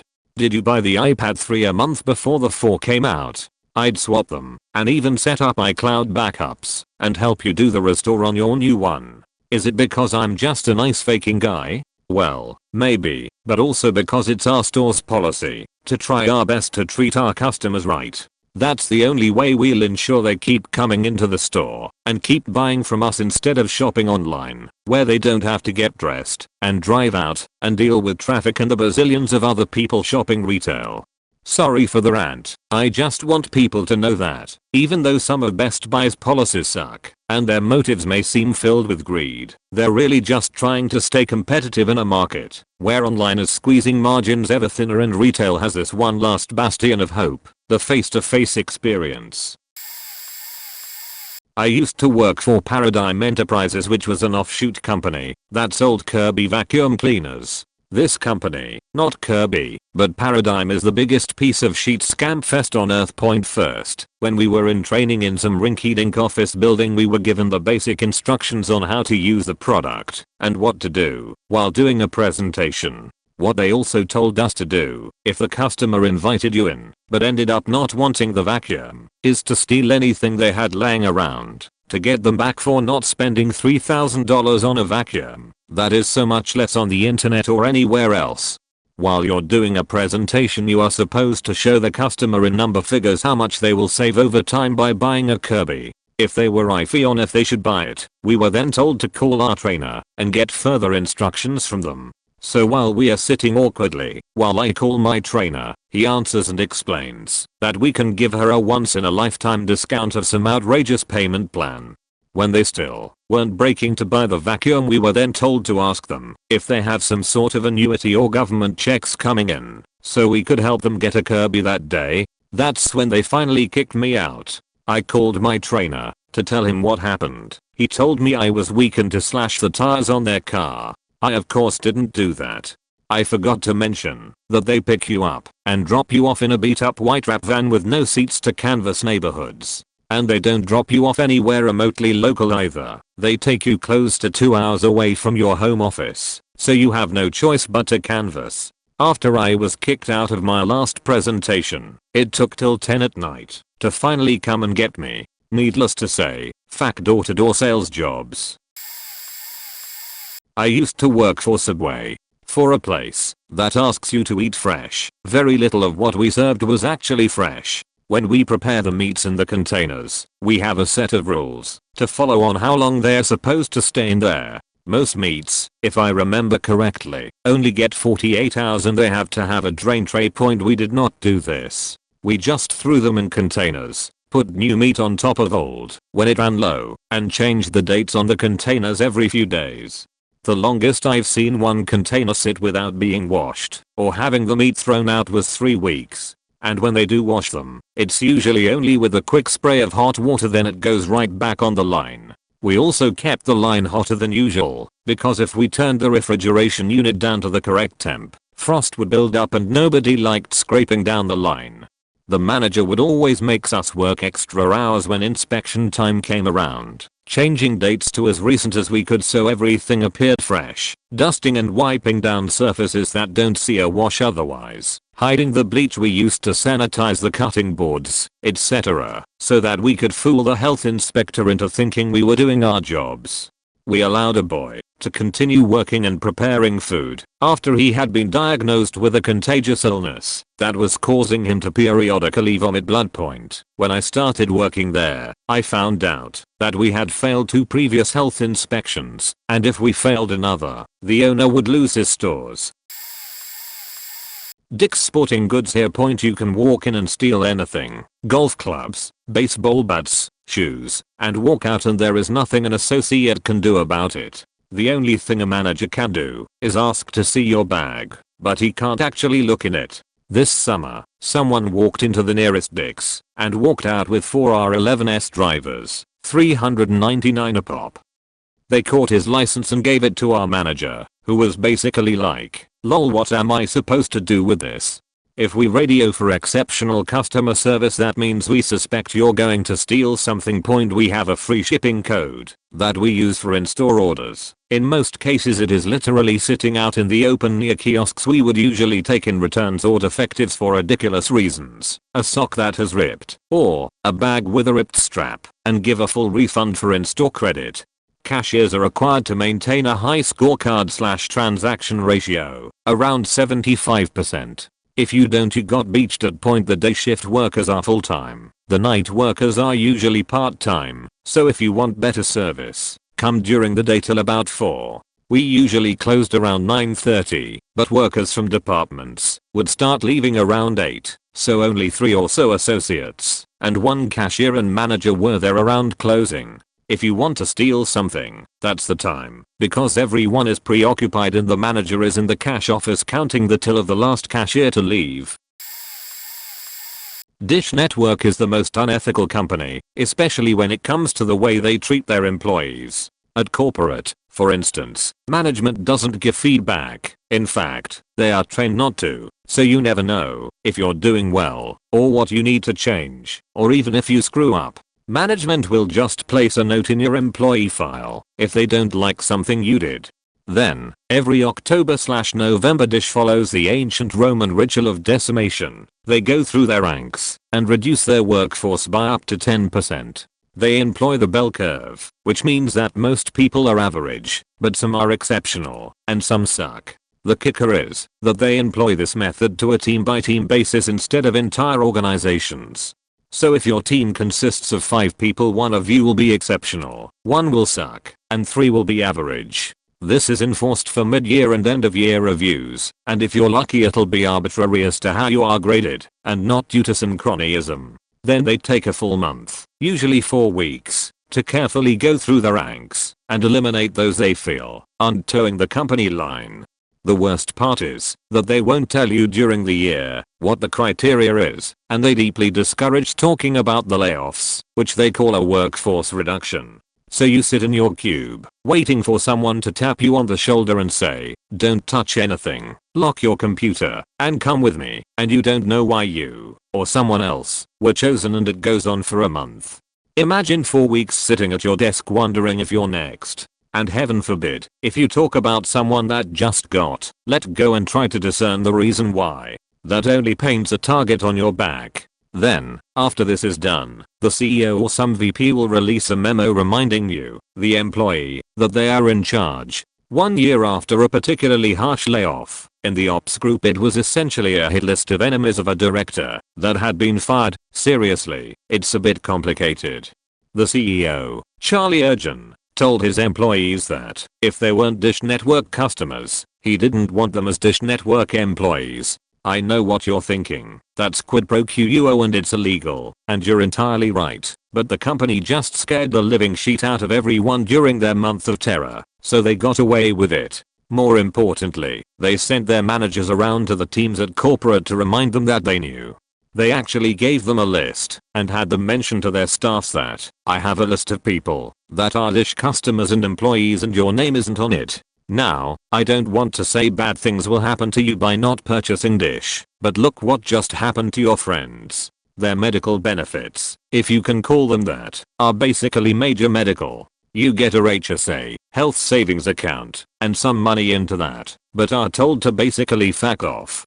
You don't even get the premium package when working for them. You get something like a $30 credit toward your subscription. Laugh with me now, because from what I understand the premium channels give a discount based on employee headcount. So let's say HBO is told that Dish has 40,000 employees, so they discount their channel based on that headcount, because 40,000 people will, in theory, have that channel on top of regular subscribers, but Charlie doesn't give his employees that channel. Instead he pockets that savings for himself to drive down the price of his product. I mean, he's the wealthiest man in Colorado, and in the top 100 in the world, and he thinks it's necessary to pocket that discount for himself and fuck his employees over. I have to admit that it's funny as hell that they acted shocked after being named worst employer in America. The utter audacity. They must have been expecting to be in the top 10, but to be named #1 seems to have really stunned them.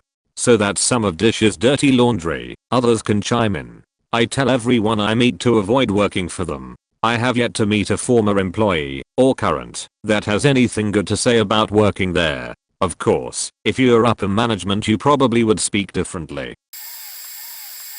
In 2005 I worked full-time at a sports stadium. Companies with boxes often held corporate events in them through the week, for about 8 months. Both our kitchens had expired health certificates, one by a year, the other by 3. I raised concerns with my boss and the head chef, because the hygiene was not the best anyway. I got told it'd cost too much to hire quality staff, and that the certificate didn't mean shit.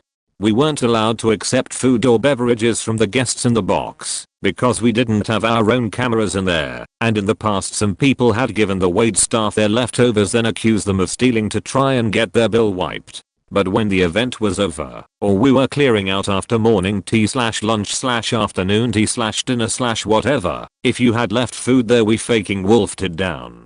We were also in charge of doing stock take and restocking the fridges in the boxes after an event. It was pretty much encouraged by our bosses that we had 1 or 2 drinks to ourselves and build the box for it. A few months after I left the head chef got caught diddling another chef and was fired. We had concerts every so often too. Some people were real chill. Some would give us tickets to come if we had a night off, but some were real weird.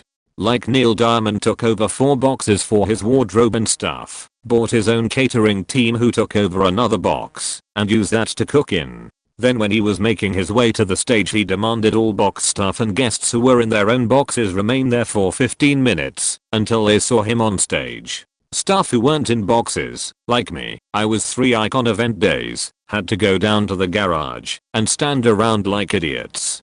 Oh, and the roof of the corporate area was real dodgy. Whenever we came in after a night of heavy rain it would have caved in the roofs of some of the standby boxes. Corporate boxes which are hired out on a per event basis to casual customers, rather than the ones which are on a long-term lease to companies. And it was moldy as fuck, but they just cleaned and painted it before those boxes were used again. Finally, labor laws meant we only got 1 half-hour break on a standard 9-hour shift.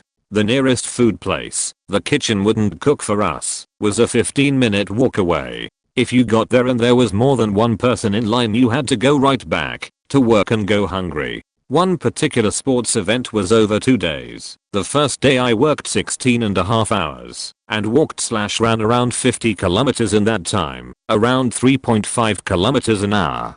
I wore my shoes down completely, and the entire soles of my feet were black and blue when I took them off. I had 1 30-minute break all day. After finishing at 3:30 AM I had to go in at 9 AM the next morning and do it all again. I made it to 11 PM and collapsed, had to be seen to by on-site paramedics. The next day I had to show up at 9 AM again to clean up/restock. The boss called me into his office and said he was disappointed with my lack of effort or commitment to the team. I worked at several corporate companies. The main 4 are American Eagle, Abercrombie, Copeland's, and Olive Garden. Here are a few little tidbits about them. American Eagle, if you want a certain product, but need a certain size, they usually have it in the back. All you have to do is ask, but most employees are too lazy to check. Employees had first dibs on all new merchandise. American Eagle clothes are also made by the same company who makes Abercrombie, Hollister, Aeropostale, and Hot Topic. If you want an outfit that is too expensive at one store, check the others, because they have something similar, but $5 or more cheaper. Employees were allowed to wear whatever they wanted, as long as it looked like it came from the store. 5. All employees were searched at the end of their shift for theft. This was practiced strictly at my store, because a girl would put jewelry in her sandwiches. From lunch. 6. All employees had to wear headsets with microphones, so the managers could give us orders to either push products at a certain customer, or avoid certain ones. For example, one girl came in looking like a stripper and we were told to basically ignore her Abercrombie, all above, but you know how it is heavily perfumed. That's because they hire people to strictly spray perfume only. The employees have to walk around the store once an hour constantly spraying perfume. It was normal for a Hollister employee to fill in at Abercrombie or vice versa. Copeland's. For people who do not know, Copeland's is a southern restaurant that is basically a classy cheesecake factory. Al Copeland created Popeyes, and no, he didn't let you forget. All desserts on display were fake. All desserts are shipped frozen to us. Hostesses were instructed to go in a rotation, but were advised to keep a certain amount of people of ethnicity in each station. We never took reservations unless it was for a huge party. Reservations only put you first to be seated. We never reserved a table or area for you. The biscuits and red beans are the same at Popeyes, but $4 cheaper. If you try to dine and dash, employees are allowed to follow you out and try to stop you. We even had servers run into the woods after a couple tried to dine and dash. When I worked there, servers were allowed to add gratuity to a ticket if we felt that we were about to get stiffed. This may have changed since then. The biscuits are highly unhealthy for you. There is a person designated every day to bake and butter the biscuits. Usually, he/she buttered them for about 20 minutes or more. They literally stood there brushing butter on the biscuits non-stop. It was disgusting. Olive Garden. All of the food is made in the morning or when needed throughout the day. They would fry/bake/boil food early in the day and then freeze it until it was needed for an order later on in the day. They would basically heat it up in 10 minutes for your meal. This is why you are served so quickly. Only the minestrone soup is healthy. All of the others are off. I've worked in several kitchens and Olive Garden is the cleanest. When servers take your order and you order your app and entree at the same time, they will put your entree on hold to be heated until you're ready. It literally takes them 10 minutes to heat up your food. Each section/table has 2 designated servers, but you may only be greeted by one. Trying to get free food won't work. Because of this, some wines are strictly made for Olive Garden and can only be purchased there. At the store I worked at, we were taught some self-defense. We are only allowed to give a certain amount of breadsticks to a table. I realize there's probably several other Best Buy submissions, but there's just too damn many comments to go through, and I really need to vent. Worked at Best Buy for 2 years, in 2 different stores. Worst 2 years of my life. First store on Geek Squad, second store in computer sales. Geek Squad was actually fun, because you're fairly autonomous from the rest of the store. Now all the negatives. First and foremost, if you're ever displeased with the way something is being handled at a Best Buy store, threaten to call corporate. Management will bend over backwards to make you happy, because if you do call the corporate number with a valid complaint, they will throw free money at you to make you happy, which eats into the offending store's bottom line. When I was first hired, they coded me in the system as a position different from what they hired me for, so they could pay me less. I wasn't the only employee they did this to. Took almost a year to get it fixed. It was moot though. I transferred stores 2 months later. Computer sales is treated like they are on commission and goals are set, despite the pay not reflecting performance. Often the incentive for selling better was your job won't be in jeopardy. Constantly told to engage customers, even if the customer got irate and wanted to be left alone. Required to upsell all the services we offered, regardless of whether or not the customer needed them. Most of the cheaper computers sold at Best Buy are sold below cost, and services are pushed to make up the money lost. That's why most employees will try to sell you a more expensive machine, so they won't feel as inclined to push the services. Employees were often sent to cover other parts of the store that were understaffed, even if the particular employee was unversed in the methods of the department. This was done often. When I was in computer sales, we were required to offer the Best Buy credit card to everyone. If you were caught not offering it, returned. Most managers don't actually do anything 75% of the time. Usually they just stand around talking to each other. In many cases a customer is always right even if they are blatantly wrong. Managers were happy to make you look incompetent if it made the customer happy. I realize a couple of these may sound like angry ranting, but this company really rubbed me the wrong way, and I have avoided it like the plague since leaving 2 years ago. I worked at GameStop for 3 years as an assistant store manager. Some things of note. Corporate is brutal about reservations and subscriptions. Back then it was just the magazine/discount card for $14.99 a year. They encouraged us to change staff often. The logic was that new employees would try really hard to impress and get good numbers, but lose momentum over time, so we should replace them within their first 90 days. We were told to sell all copies of a game regardless of pre-orders, because if the customer wanted the game they'd come in right away. New games that have the shrink wrap off are not new. Likely they were checked out by employees and just resold with a sticker. There is nothing in place to prevent employees from cancelling out your pre-orders and taking your money. It's nearly impossible to catch on camera, and, due to understaffing, employees are often left on their own in the store. We were encouraged for 2 of the years I worked there to take stolen items regardless of how questionable the items seemed. The few stores that have cameras only have them to catch employee theft. They don't give a crap what is stolen by customers. Once 2 men, who had traded in the store before we had their ID information on file, had been reported before for stealing from a game. Crazy, who were easily identifiable on camera, who were witnessed by an employee catching them as they ran out of the store. He was in the back looking for something they'd asked for, stole $1,200 worth of accessories/live product, and the company didn't even bother trying to do anything. Instead they wrote up the employee for letting it happen. There's a lot of relationship drama. I remember a store manager started cheating on his fiancée with his assistant manager's wife. Afterwards, the wife started working at my store and took up with our district manager. The district manager had a fiancée at the time who had cheated on him with a WoW guild leader, and so on. That's it that I can remember. TLDR, various factoids I can remember about policies at GameStop. Only worth the read if you're curious. I used to work at a daycare where the owner went out to all the local daycare facilities pretending to want daycare for her child, asked their pricing, added 5% to their prices, and opened a preschool and daycare to attract the doctors/lawyers/other parents who were willing to pay more for their child's care and education. She told all the parents that all her employees either have a teaching degree or were seeking one, which was not even close to true.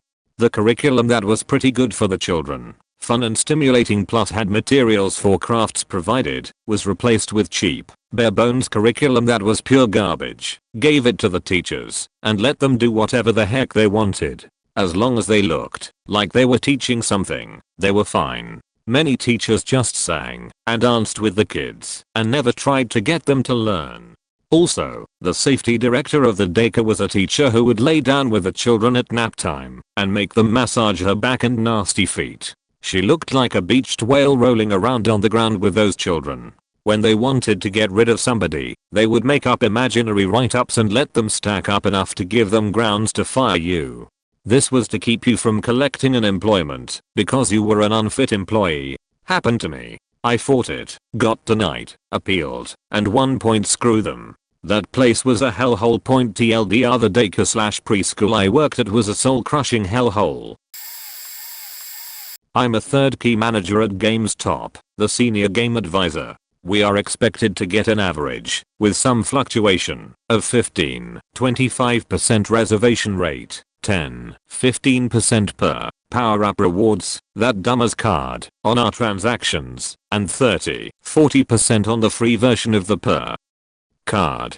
Cancellations count against this. If I have 10 transactions with one of them containing a reservation on a game, I sit at 10%.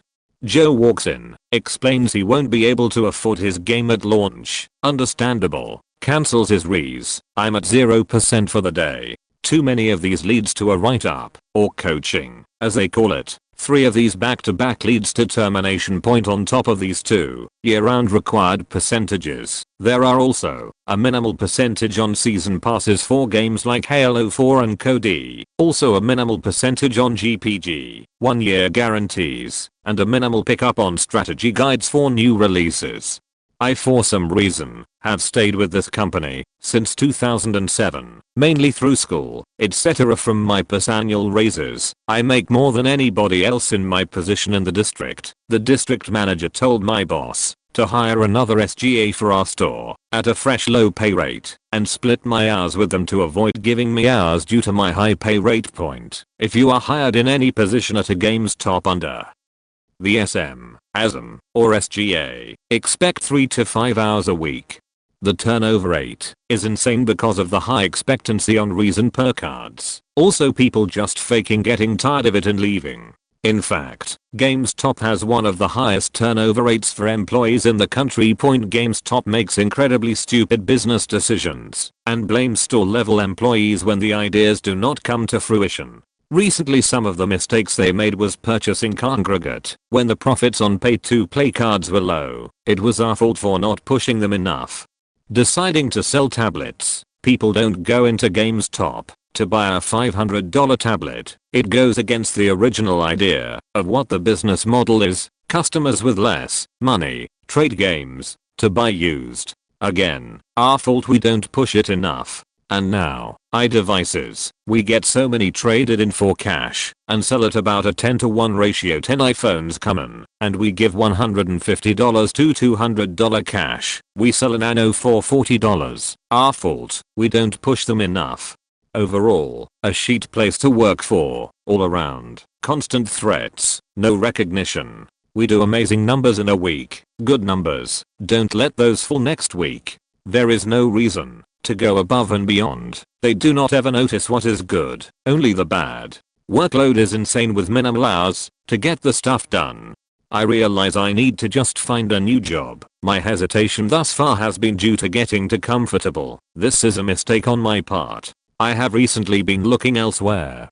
GameStop will go under if they continue to make these bad decisions, and to be honest, I wait for that day with a smile.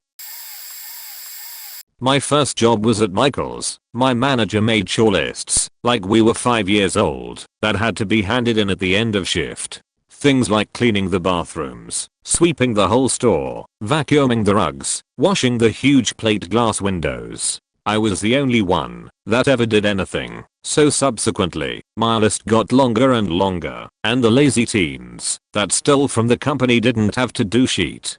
We also were told we had to answer phones and ring customers up at the same time. A personal pet peeve of mine. Have trouble doing that level of multitasking. Also phone phobia / hearing issues. Giant pharmacy sucked because minimum wage to get yelled at by customers demanding their pills. Worked at Target for 4.5 months. Seasonal, but they made promises to all of us that we might get hired on after. As soon as I was hired, I put in a request for 1 day off to go to a family wedding. It was soon approved 2 months later. When the schedule for that week came out, my request was revoked, and they sternly warned me that if I wasn't there, it would be a no call, no show, due to the fact it was an important weekend for them. It wasn't Christmas or Black Friday / Thanksgiving, so I don't know what they were on about. I couldn't get anyone to cover my shift, so I just ate the day. Other highlights included the time I had a migraine due to eating one of their crap hot dogs, also cyst pain, and was literally fainting on register and holding on to it for dear life to not fall to the ground. A customer noticed and was super awesome and gave me her chocolate milk. I was told I couldn't go home because of lack of staff. Another coworker one time still had to work with violent food poisoning. They spent a lot of time yelling at us to go faster and get more ed cards, yelling at us not to lean against the registers even when tired / sick, especially never sit down, and scrutinizing the customers to make sure fraud wasn't being committed. It just wasn't great. I was actually quite relieved when the schedule for January came out and I wasn't on it, along with all the other seasonal people. We were never notified formally, just not given any more hours. Lol. Trader Joe's was wonderful, paid the best I've ever had, and a chill environment. Some food safety gripes such as the rampancy of rats / the problem not being taken care of quickly. They love to nibble on popcorn, tortillas, cheese and for some reason whole chickens, but really anything at ground level, food being thrown away, etc. But honestly wonderful compared to the rest.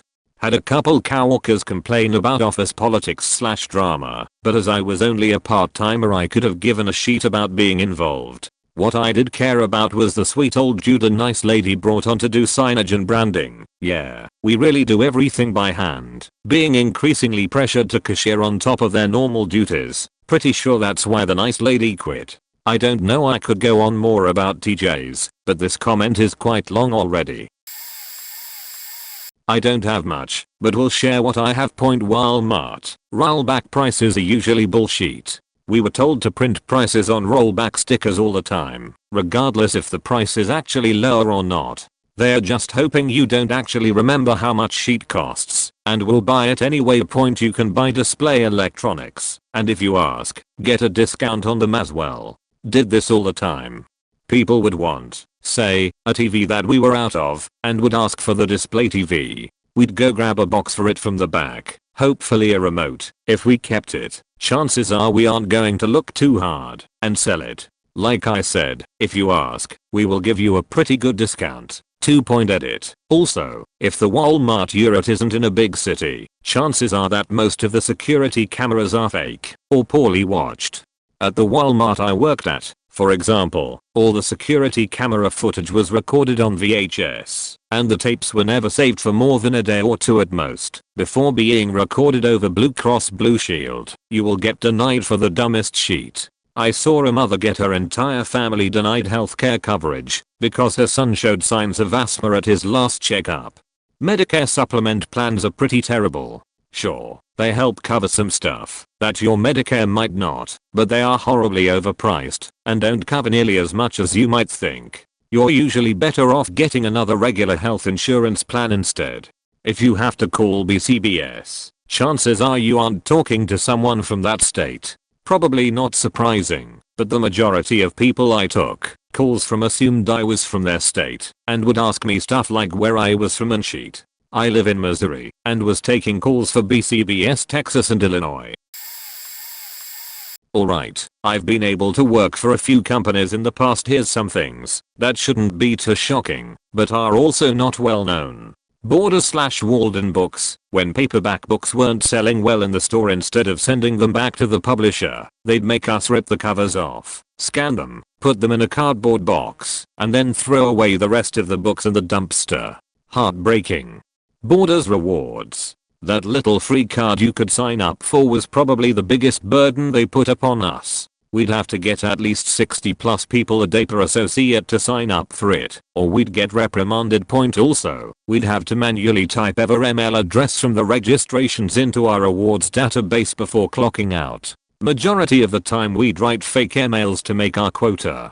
If you ever got an email welcoming you to Borders Rewards, I'm sorry, all the security cameras were fake. All of them. The seasonal lint candy that we sold had a very short expiration date and was usually very expensive. So we actually would never try to upsell it to you cause we get to keep the candy that remains when its shelf life ended. I had a cupboard full of lint Easter candy for months.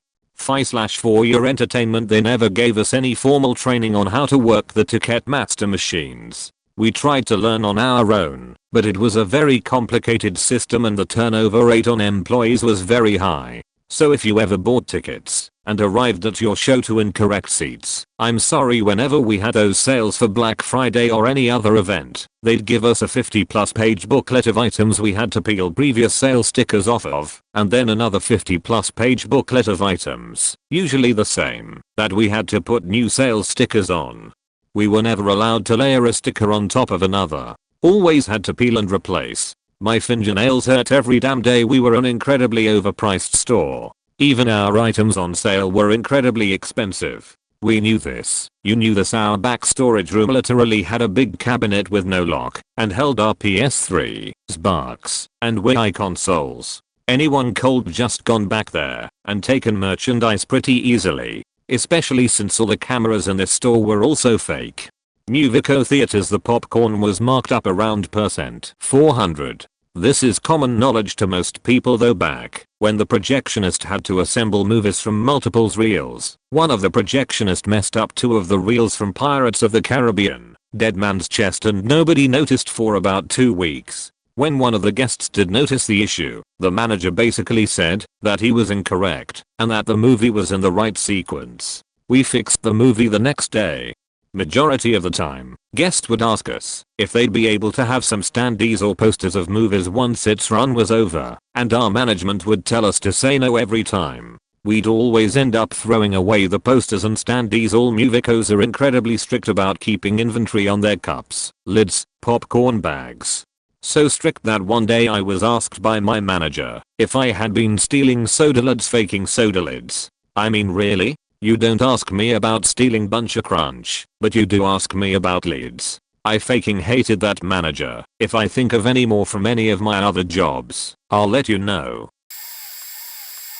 Throwaway point job 1. School district tech department. For school faculty out there, your tech department, if you have one, is usually understaffed in terms of knowledgeable individuals. Employees, people who have degrees/certificates, and are paid via salary, usually know what they are doing, but generally treat their job as second rate, and don't really want to be there.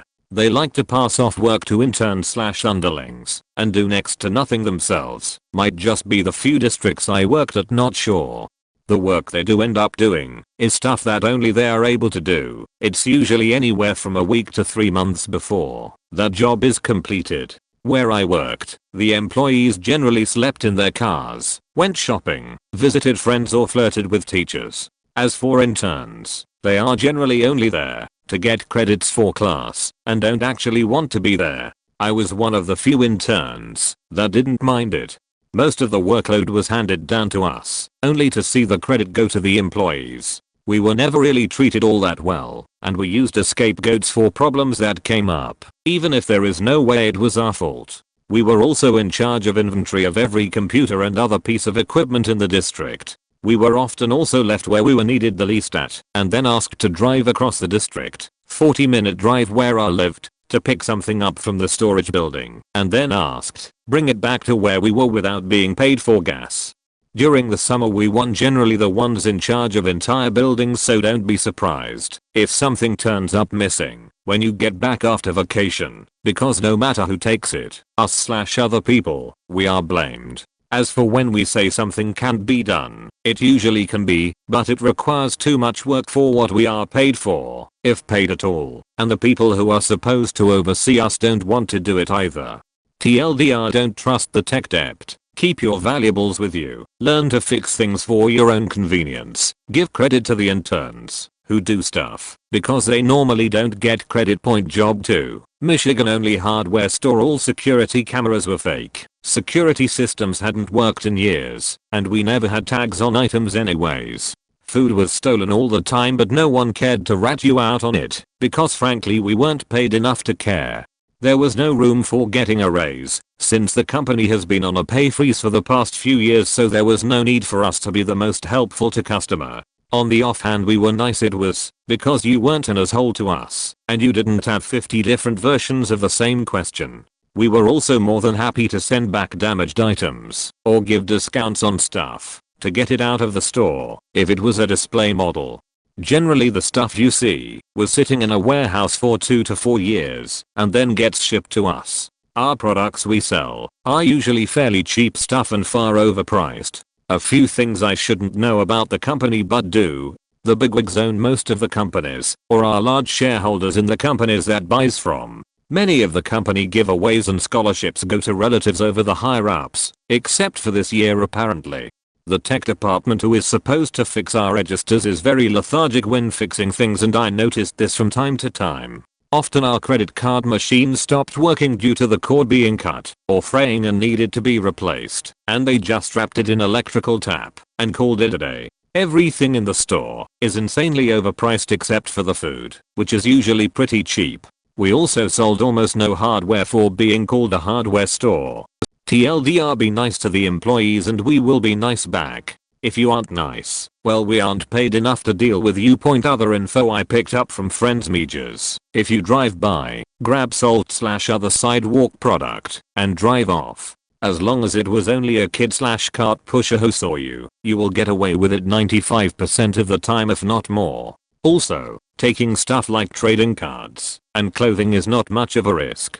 Same goes for food. If you eat it while in the store, grab an apple, nom nom, throw away and walk out. Also, they treat their employees like shit at a corporate level. Cart pushers hate their jobs because they get write-ups for the most ridiculous things. Being 1 second late because your watch isn't synced with theirs, if a very common one. Applebee's, they hate their jobs usually. Most of the ones I met are alcoholics, pot smokers, or several other things that kept them from getting jobs other places. The food you're paying for is ridiculously overpriced and that perfect margarita recipe is all over Google Coney Islands. In general the food is usually made in a way you wouldn't want to know. The waitresses/waiters aren't paid enough to do the work they do. That includes busboy, dishwasher, and basically every position there. Also I've noticed tips are often set into a jar where all the employees split it, so just because you left your server a big tip doesn't mean he/she is the one who gets it. Windows, pretty much the same stuff as the other people who posted. Do not eat the chili McDonald's. Where I'm it is pretty unsanitary, so I don't recommend eating there. Also that 6-month rules applies, so don't expect to work there super long if you aren't astounding at your job compared to the others there.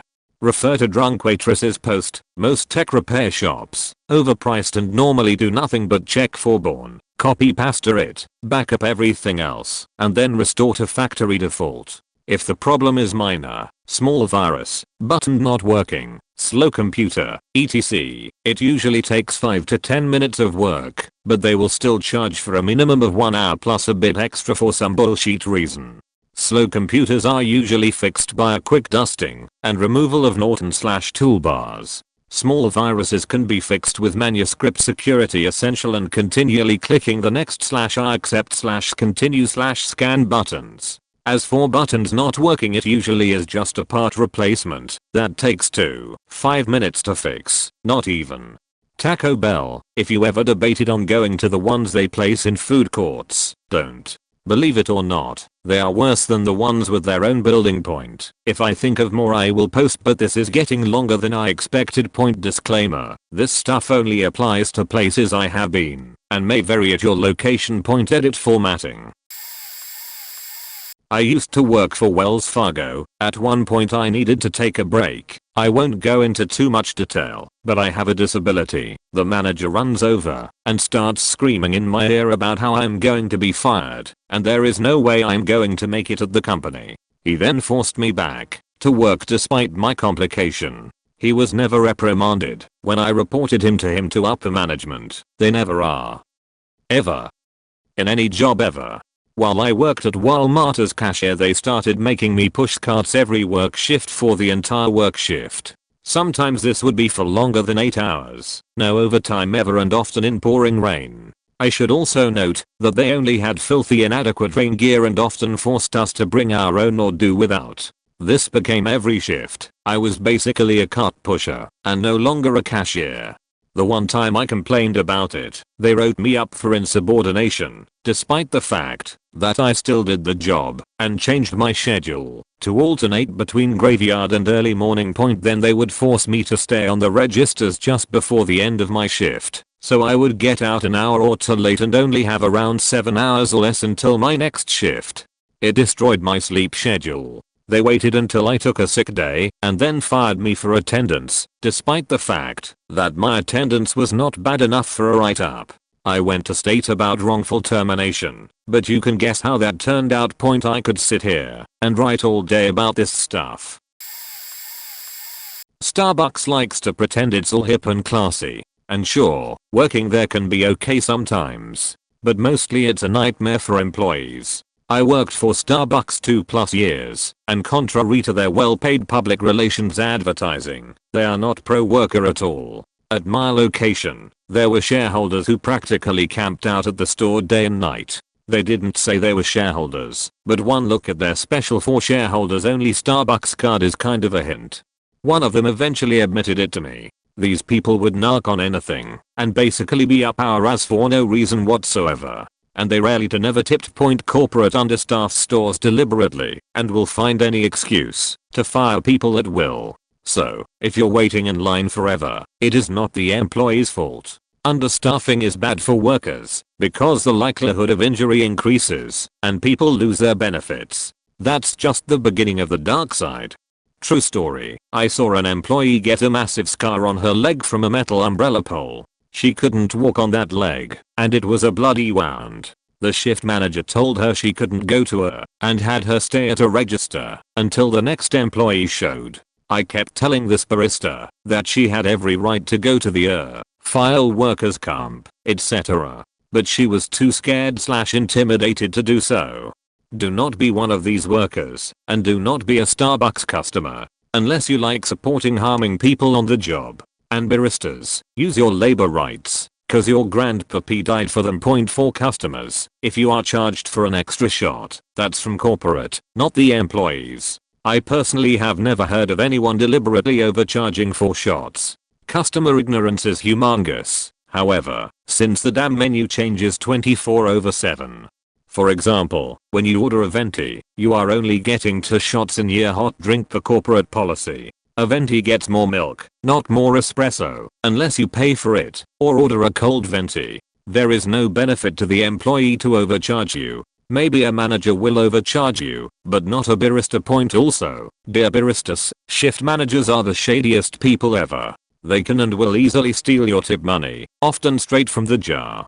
Corporate does not give a shit, since it's not their money. When we reported our SM, it was the reporter who was fired, not the guilty shift manager. Shift managers have dreams, to be promoted to store manager, so they lie, screw the boss, and will do anything for a promotion. It is sad and pathetic. And usually these people are young, so they take nothing seriously. Baristas, it is in your best interest to unionize, or at least work together. A barista was screwing the store manager at a location, and guess who got fired? Not the store manager. Shift managers were fired left and right because they thought they were golden and on their way to real management, but became the fall guy sooner or later. Corporate knows this, so don't fall into the game. Corporate will keep a corrupt manager that does the company's bidding, but anything lower is very disposable. Starbucks Corp and their shareholders like it that way. Lastly, if you get injured on the job, they will fight your workers' comp claim tooth and nail. I had to sue to get my benefits. When on workers' comp, if you have an RN or nurse assigned to your case, that's no nurse. It's a private investigator for the insurance company dressed up in RN certification. So, always have a family member, friend or witness to your doctor appointments and deny the RN access to your doctor appointments. If the RN interviews you, go find a friend or family member. They're just looking for reasons to deny coverage, including your appearance. No sheet. Honest to God, the lady said out loud, okay, you have no piercings, you look normal. So I asked, what does that have to do with my injury? She said, oh, it's just something we have to answer. Also, beware of management and shift managers BSing for corporate. If they are scared enough, they will pretend your accident didn't happen or make up some other excuse, especially if it is their negligence is to blame. Some of the lamest saddest moffers work at Starbucks. You have been warned. Former Whole Foods Market team member checking in. Go to any Whole Foods store and ask to try any food or snack item. No raw or uncooked food. We have to let you try it without charging you. As an employee, if it's not your department, you grab someone from that department, who then writes the product off, opens it and let the customer try the food or snack item. It is the policy and we cannot deny you. You can't have the whole item though. After you try it, they take the rest of it to the break room for the employees to eat, or to their own department, to share with their team members. I'm absolutely serious. Try asking to taste some cookies you were planning to buy anyway. Pretend you never had them. If they lose a bunch of money for this, I don't give a shit. John Mackey is rich. It is assumed that trusting the customer to know this information doesn't result in greediness. More often than not, the customer feels they shouldn't betray the almighty Whole Foods and will only use this gift when absolutely necessary. It is at our discretion who we decide to tell. They fired me, so I'm telling Reddit. Point the best place to try this is the bakery department. They sometimes can't cut the tarts up to try, so they might give you a whole one. I prefer prepared foods. You can do this to any department and I haven't heard of a limit. I was told of a lady that came in only to do this 7 or 8 times a day and leaves without buying a thing. They hated her, but couldn't do a damn thing about it. Point to those with no money on your lunch break. You're welcome. Better hurry before they have to stop doing this, cause I know most of us are broke. I worked at the Gap. This applies to Old Navy and Banana Republic as well, since Gap Incorporated owns them. Also probably applies to 9/10 major retail outlets in general, Best Buy, Kohl's, etc. Point never ever let us sign you up for a store credit card. I don't give a shit if it's 20% off that day, 10% off on all future purchases, or whatever. It is a goddamn scam and everyone who works there knows it. Those faking cards have a 30% interest rate and exist to make you think, well, I have this faking Gap credit card, might as well go to the Gap if I need some more clothes. The most disgusting thing is how brazen management is about faking customers with these cards. I was a holiday sales associate, not even register trained, and despite the fact that all I did was help customers find the fitting rooms and find the right pair of jeans, I was still forced to push these credit cards. I'm glad I could help you find the jeans you wanted. Just to let you know, if you sign up for a credit card at the register you'll get 20% off on your purchase today. Management would get radioed from the Gap across town that they had sold 20 credit cards that day and would jump and cheer and clap and tell us that we could do better than that, and if we sold 30 credit cards by the end of the day then they'd buy us a cake. I'm all for capitalism, but those retail credit cards are just the disgusting exploitation of people who are hopelessly addicted to clothing. I worked for a large regional bank as a banker. While policies vary between banks, I can provide you some advice that might help. Point overdraft fees. If you have overdraft fees, it was somewhat discretionary if the customer had to pay the fees. We had the power to waive them. Now if you come in with 50 fees we are not going to waive them all, but we might waive a chunk. For me and my coworkers, fee waiving was largely determined by how much of an asshole you are to us. If you come up and yell at me, "You stole my money," you just earned the honor of paying all of your overdraft fees. If you are polite and this is a common problem with you, I will probably waive all of them, or most of them. Opening accounts. Every bank runs a new customer through a national fraud system called CheckSystems. It will see if the customer has committed fraud, or if they have closed accounts with a negative balance, etc. You do not want to hit on CheckSystems. Many banks have a strict policy that they will not open any account for you with even one instance on CheckSystems.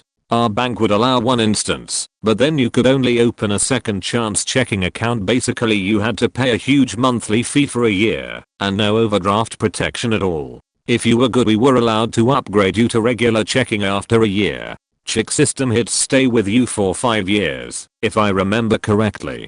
Fraud/robbery. Robbing a bank is foolish. We had at least one robbery in a branch per month. Always within a few days we would get the ML when and where the robber was caught. The tellers don't keep much money in their drawers and the vault is limited. If you really wanted to rip the bank off, fraud was a lesser risk/higher reward. Fraud carries a smaller prison sentence and those people usually get much more money than a bank robber. We did catch a lot of fraud though. If you are trying to fraud the bank and the teller is stalling saying something about computer problems, it means the police are on the way and you are going to get handcuffed to a chair in the office. Point any other bank questions I can probably answer as well. Honda secretary and operator here. I handle price changes on vehicles and inputting buyer information in the computer. I also answer phone calls from people wanting to talk to sales or service. I'm not sure if there's dealerships like this everywhere, but we have what's called a one simple price, OSP. Pretty much, the price we have listed is the price you get. No haggle. Point salesman will always hound you to get what's called blue steel. Essentially, it's like an interior and exterior protection package for your car.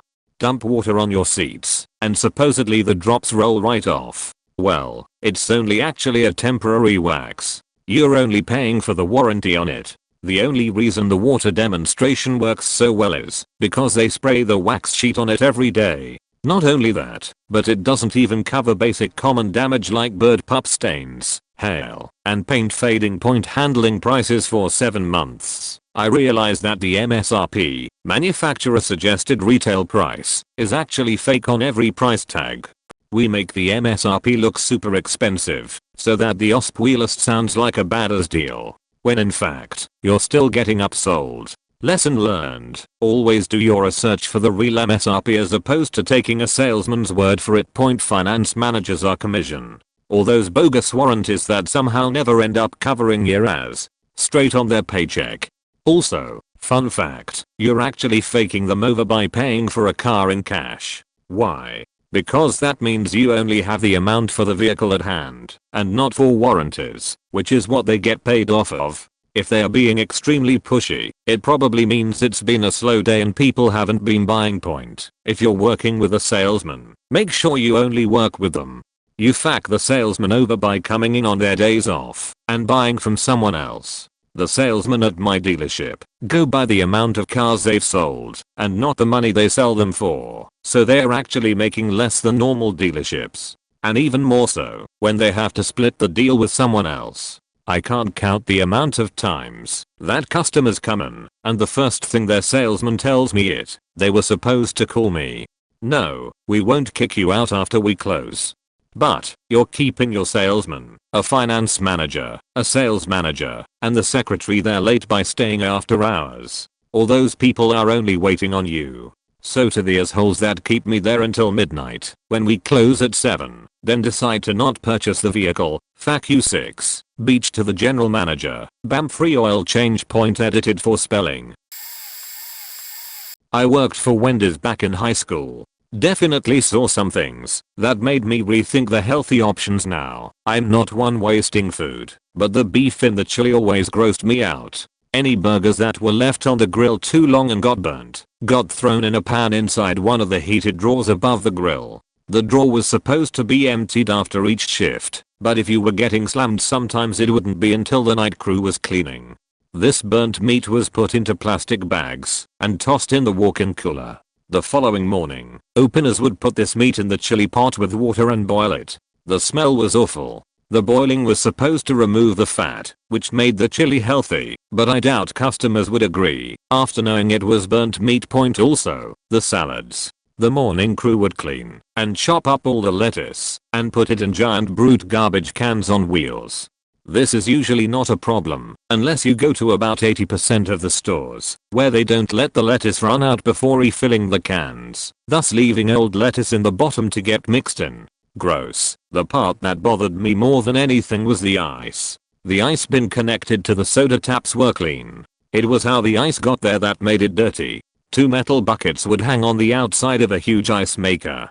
To fill them, you had to set them on the dirty floor and use a scoop to transfer the ice from the maker. When you were done, the metal buckets were stacked and hung for the next time they were needed.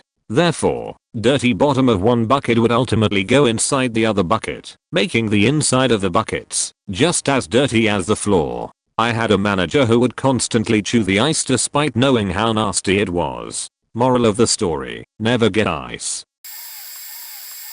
I work for a debt collection agency for a state in the US. I'm not a collector FWIW. My agency collects for state debts like unemployment fraud and overpayments, bad checks written to state entities, unpaid debts at state community colleges and universities, parking tickets, and even criminal restitution. We often call debtors on debts that are 10+ years old, and these types of debts are not dischargeable by bankruptcy and pretty much never go away. Also, the statute of limitations is kind of slippery.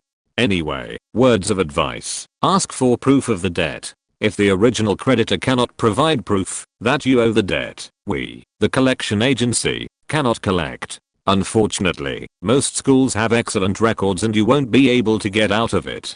On the positive side, state agencies are often so understaffed and under-budgeted that they just don't have the resources to maintain files for 10+ years. This is changing with newer storage media, digital files etc, but the older stuff is just usually gone. Also, pay for school with cash if you can. Student loans are for life, so if something happens and you have to drop mid-semester, you basically already spent the money and then you have to pay it back. Even worse are those fantastic Pell Grants. If you drop that free money the government gave to you and your school suddenly becomes not free at all and you have to give it back. I've seen collectors in my office making calls on Pell Grants from 1999, 1992, and once from a lady who was in college in 1987. When you pay as you go, you can usually negotiate, and if you're lucky even get a partial refund. If not, you can put it in a bankruptcy and feel bad for all the people who got grants or loans. Most of the collectors in my office are amazingly nice people and will work with debtors to set up reasonable payment plans. However, if you are a dick or hang up on them, you can pretty much count on a 25% garnishment. Nothing too juicy, but I thought I'd share some of my experience from working at Ross stores, basically a cheaper version of Mars halls, and with the clientele to prove it. I worked at this hellhole for an entire year and I look back and still can't believe I lasted that long. I absolutely loathed our customers. 99% of the people who came through that door were pure trash. Either some loud ghetto girl with a few little brats running around out of control, or some fat white trash bitch who looks like she just rolled out of bed. I guess this comes with the territory from working at an off-price store. I'm honestly surprised I was never complained on, because I shot these people some nasty looks when they started making demands. Nobody ever got into it with me or yelled at me. I think it's because I'm a man, because I worked almost all women and they got beached out on a daily basis, and it's a good thing nobody ever did, because I would have gave it right back. Toward the end of my tenure I almost wished someone would fuck with me, because I was ready to release a year's worth of frustration on some poor soul. Along with scumbag clientele comes shoplifting. As others have said, we can't do a damn thing to you. Nothing. All we can do is call the police and hope they get there on time. In my year of working there I never once witnessed anyone catch a shoplifter. I saw people on multiple occasions stuff merchandise in their purses or bags and alerted my mod, who pretty much just said, oh well, guess they got a free. I will say that some stores have an LP guy on the floor. Shoplifting may be handled differently at those stores, but mine didn't have one. So if you don't see a little guy wearing a black vest that says loss prevention, you can pretty much walk out the door with a furniture set, and we can't do anything. We are not even allowed to step off the curb while on the clock, for liability reasons anyways. Another thing that always pissed me off is people's insistence that I check the back for something. We don't have a back. Everything is out on the floor, and if there's ever anything in the stockroom, it's stuff that hasn't been processed and thus cannot be sold, but people still insist I go check. So I usually just went back to the fitting rooms and made some conversation, trash talking the idiot customer with my coworker for a few minutes, then came back and said exactly what I said before, which was that we don't have anything back there. So if anyone ever tells you that everything we have is on the floor, they are telling the truth. And you can return absolutely anything if you make a fuss. We are not allowed to return anything if the tags have been detached and or you don't have a receipt, but all you have to do is ask to speak with the manager and he/she will gladly refund your money just this once, then just demos the merchandise and send it back. So many people attempted to return things that were so blatantly worn, then they throw a hissy fit. The manager comes up and makes me look like an idiot and takes the merchandise anyway. Oh, and something else, though not exactly related to policy, they treat us like slaves. Literally. I've never worked anywhere who forces their employees to micromanage so much. You have an impossible amount of tasks to do at once, and you get reamed at the end of the day if you didn't complete them. They don't give a shit about their employees. They are more concerned with meeting payroll than anything else.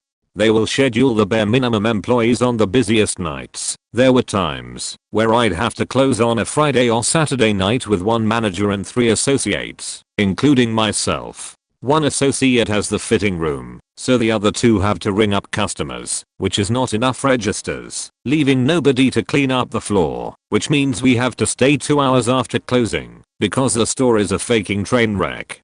Then get beached by the ASM or SM the following day because we stayed too late and they don't have the payroll. TLDR version. Ross stores suck as. You can shoplift risk-free and return worn merchandise because the slaves, workers, can't do a thing to stop you faking terrible job, even for a college student only working part-time. Here are some secrets to office maximum in our district. Not sure about others. Buying the extended warranty on printers is not a bad deal if it's cheap. You can use up the ink inside the printer and bring the printer in and say it's broken, and we give you a brand new one out of the box for no extra fee/cost. G. If a printer is $99 and you get a warranty for a year for about $12, the ink will probably cost just as much as the printer itself. So if you bring the printer in, you get a new one with new ink. Just say it doesn't work.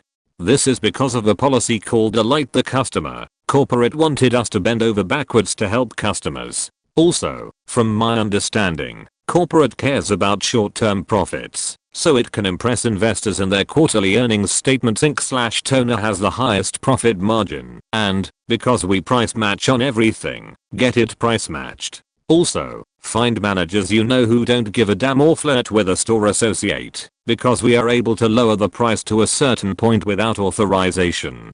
Plus, as far as I know, nobody gives a damn about price changes so long as the bottom line looks good. I also volunteered at a major state school in Austin, think Orange, where as a volunteer with the admissions department I was instructed to call potential students or students who had applied that were on lists labeled as top African American candidate and top Hispanic candidates, and convince them to attend the school. This is no joke.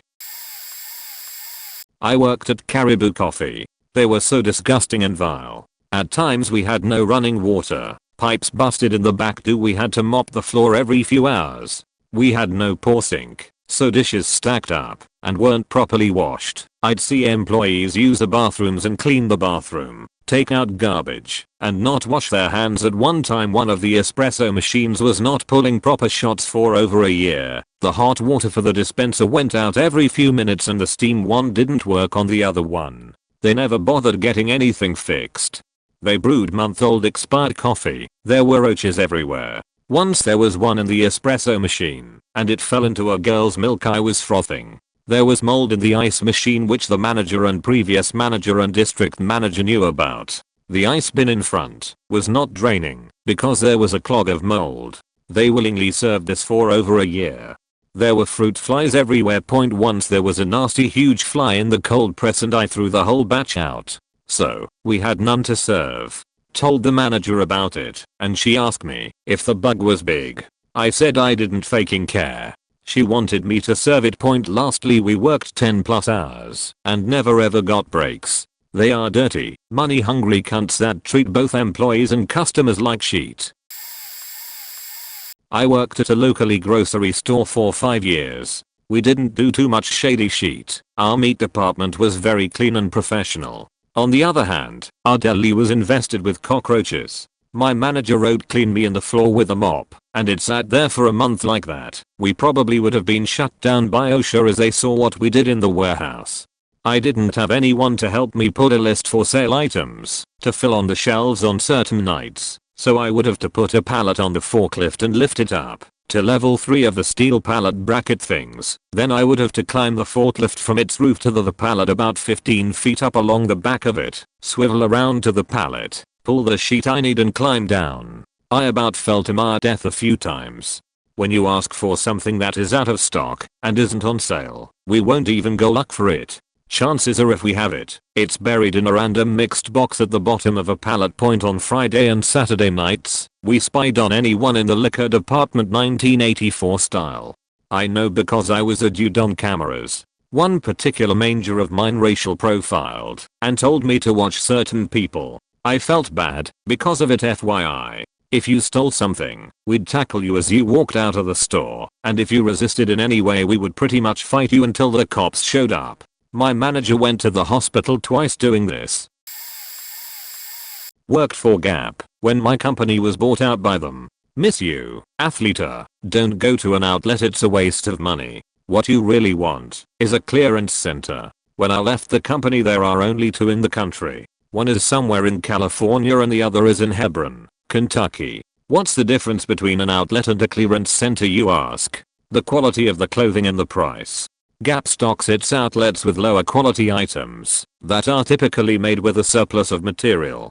So let's say they order enough fabric for 5,000 long sleeve button down shirts and then receive 7,000 shirts worth of fabric. Rather than making 2,000 extra shirts, they'll take that material and maybe make short sleeve shirts or dresses or some other item.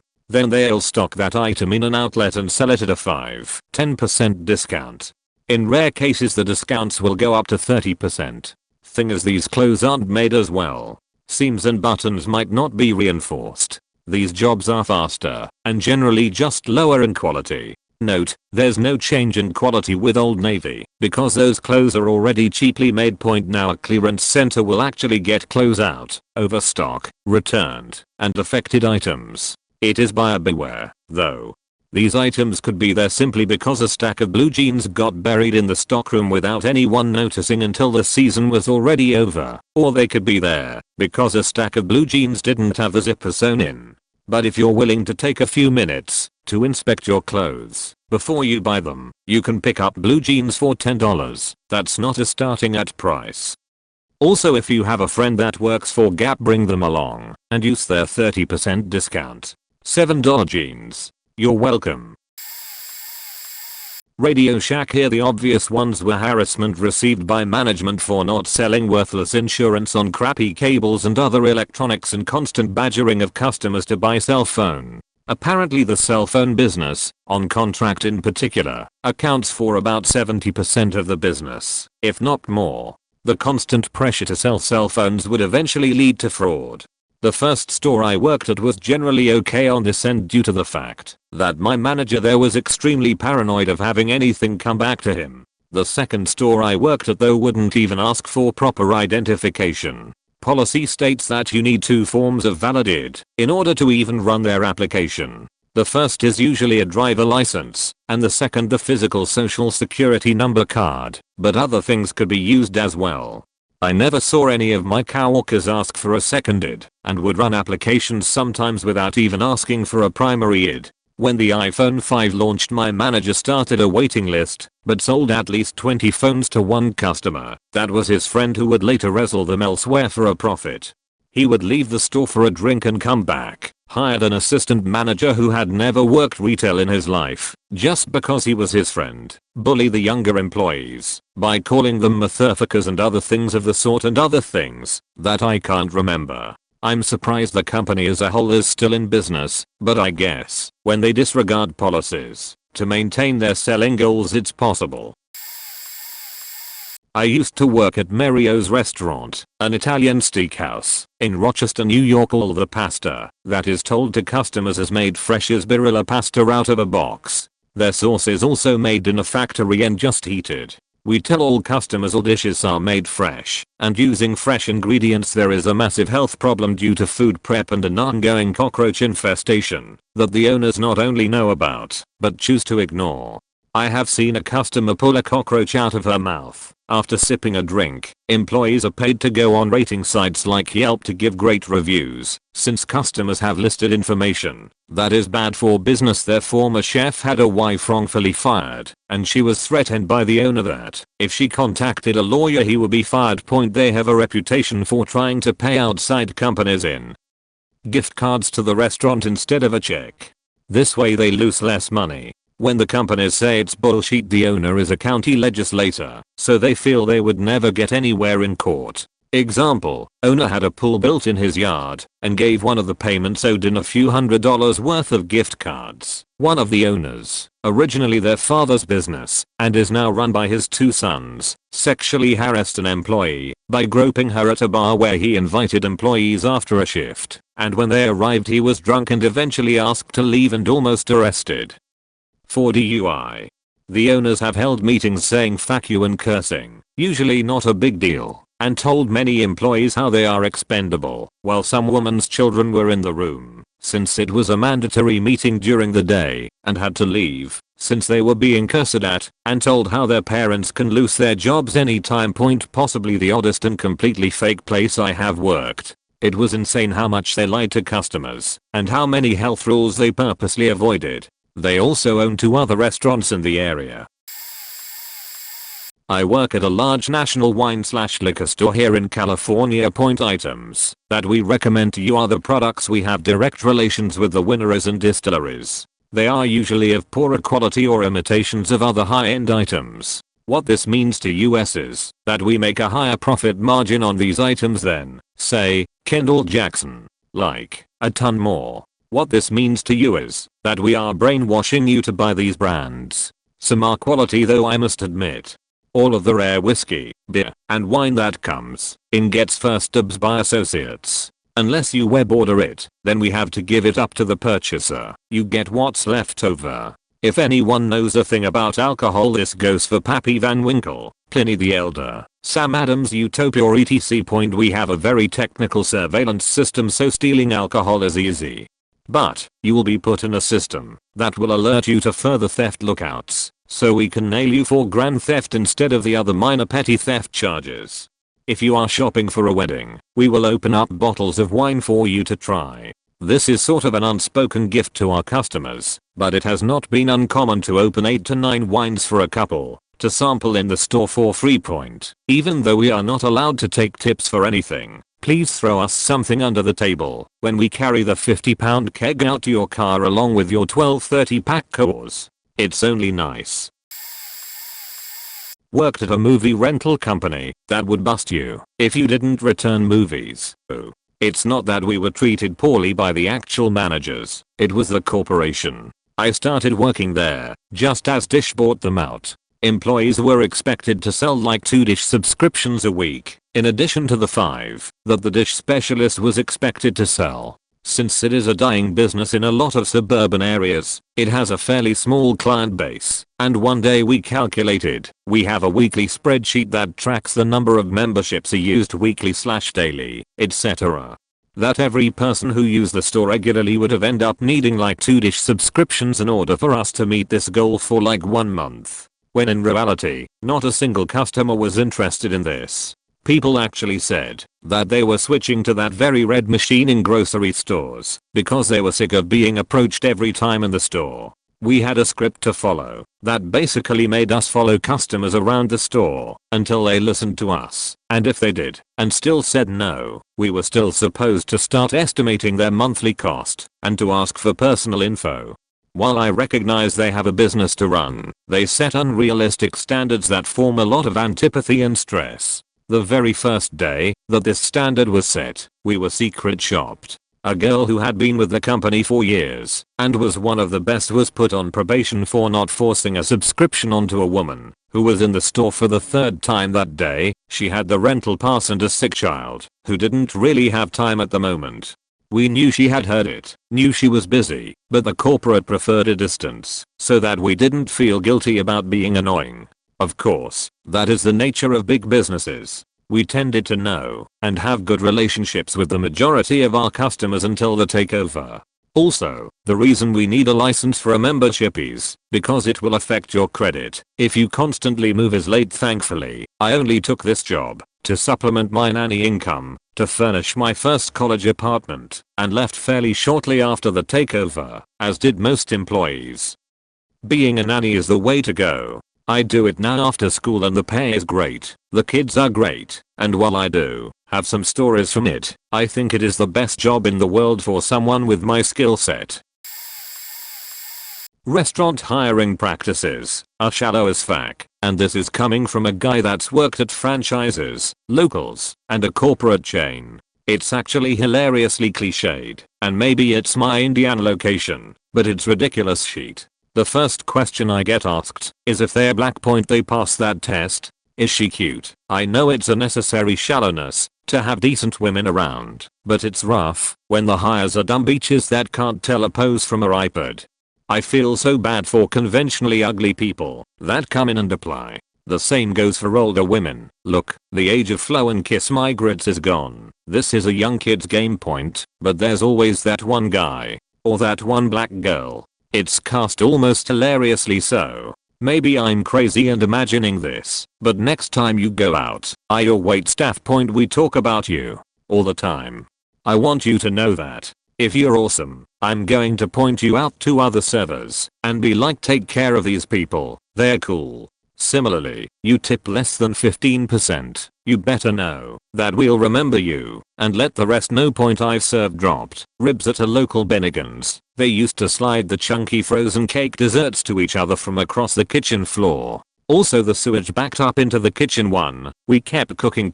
When you're dining out to eat, you're dining out for the service and the experience, not the cleanliness. This is someone with 6 years of industry work.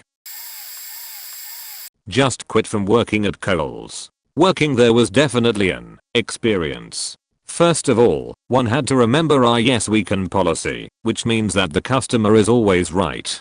As cheesy as this sounds, we took it very literally. A lot of the times we would get people trying to scam us when it came to Kohl's Cash, and we had to know how to figure out if they were. However, because of our yes we can policy, most of the customers scamming us got to carry on with whatever they had planned. Also, we had to make sure that all the pricing signs were updated correctly, because if a customer were to tell us that an item was $10 less than it really was, and we checked the sign and there wasn't a correct price, we had to honor the customer's claim. And I'm sure this goes for most retail department stores such as Macy's, Kohl's, etc. But we as employees were pressured almost every week to apply for a Kohl's card, even if it was to meet the quota. They said that we didn't have to, but it really made me uncomfortable the way that my own managers would try to sell me credit, especially since I had already applied 3 times and was declined each time. Just stuff I thought I'd share. I really disliked working at Kohl's. The manager's organization and scheduling skills were pretty terrible. I would request days off months in advance, and when they'd schedule me on those days I'd confront them, and they'd claim that I never requested those days off. We were also always low on payroll, and they wouldn't schedule a lot of girls to work the departments, leaving us recovering and doing go backs for more than one department. Point for those of you who have worked in retail, you can probably share my pain, and I'm sure that Kohl's isn't the only one that does this. Corporate catering company, homemade eggs that were advertised were actually powdered mixed with water, same as mashed potatoes, etc. A very well operated grocery supermarket. A lot of us were asked to white out expiration dates, mostly on chocolates and powdered stuff. Pest control. We were very okay with rats dying in your walls. We could always blame the smell on them dying before you called, and made you feel bad for not calling us sooner. Laptop repair company. I did about 15 minutes of work and charged $50 to $60 and would always say there are a bunch of viruses if I wanted more time or money. A cleaning service. We used a bunch of vinegar to clean most things and advertise them as quality products that have no chemicals. It saddened me that so many people fell for that. Small grocery store. We purchased a lot of small items from a store a few blocks away and sold them at double price.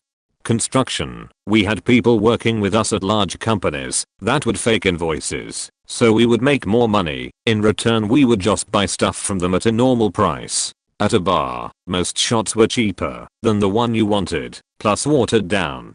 We had a system of that. The drunker the customer, the cheaper and more watered down sheet we could serve. I've only been fired twice, by the way. Oh, also my friend had a thing going of picking up the drunkest people from a bar and overcharging the shit out of them by simply acting friendly as fuck and lying to them in bars. He would usually bank at least $200, and if someone refused to pay he had his Big-Russian buddy act as a bodyguard.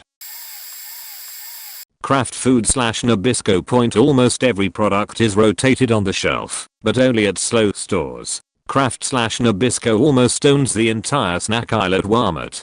Keebler is probably the second most popular snack, and then Walmart brands. The reason they don't rotate at Walmart is because of how fast everything sells. However, sometimes stuff doesn't sell and isn't rotated because of time doesn't sell, as in there is still more product than normal on the shelf when we visit the store next. Fortunately, snack food items last a long time. Still, it's always best to check the dates on anything you buy.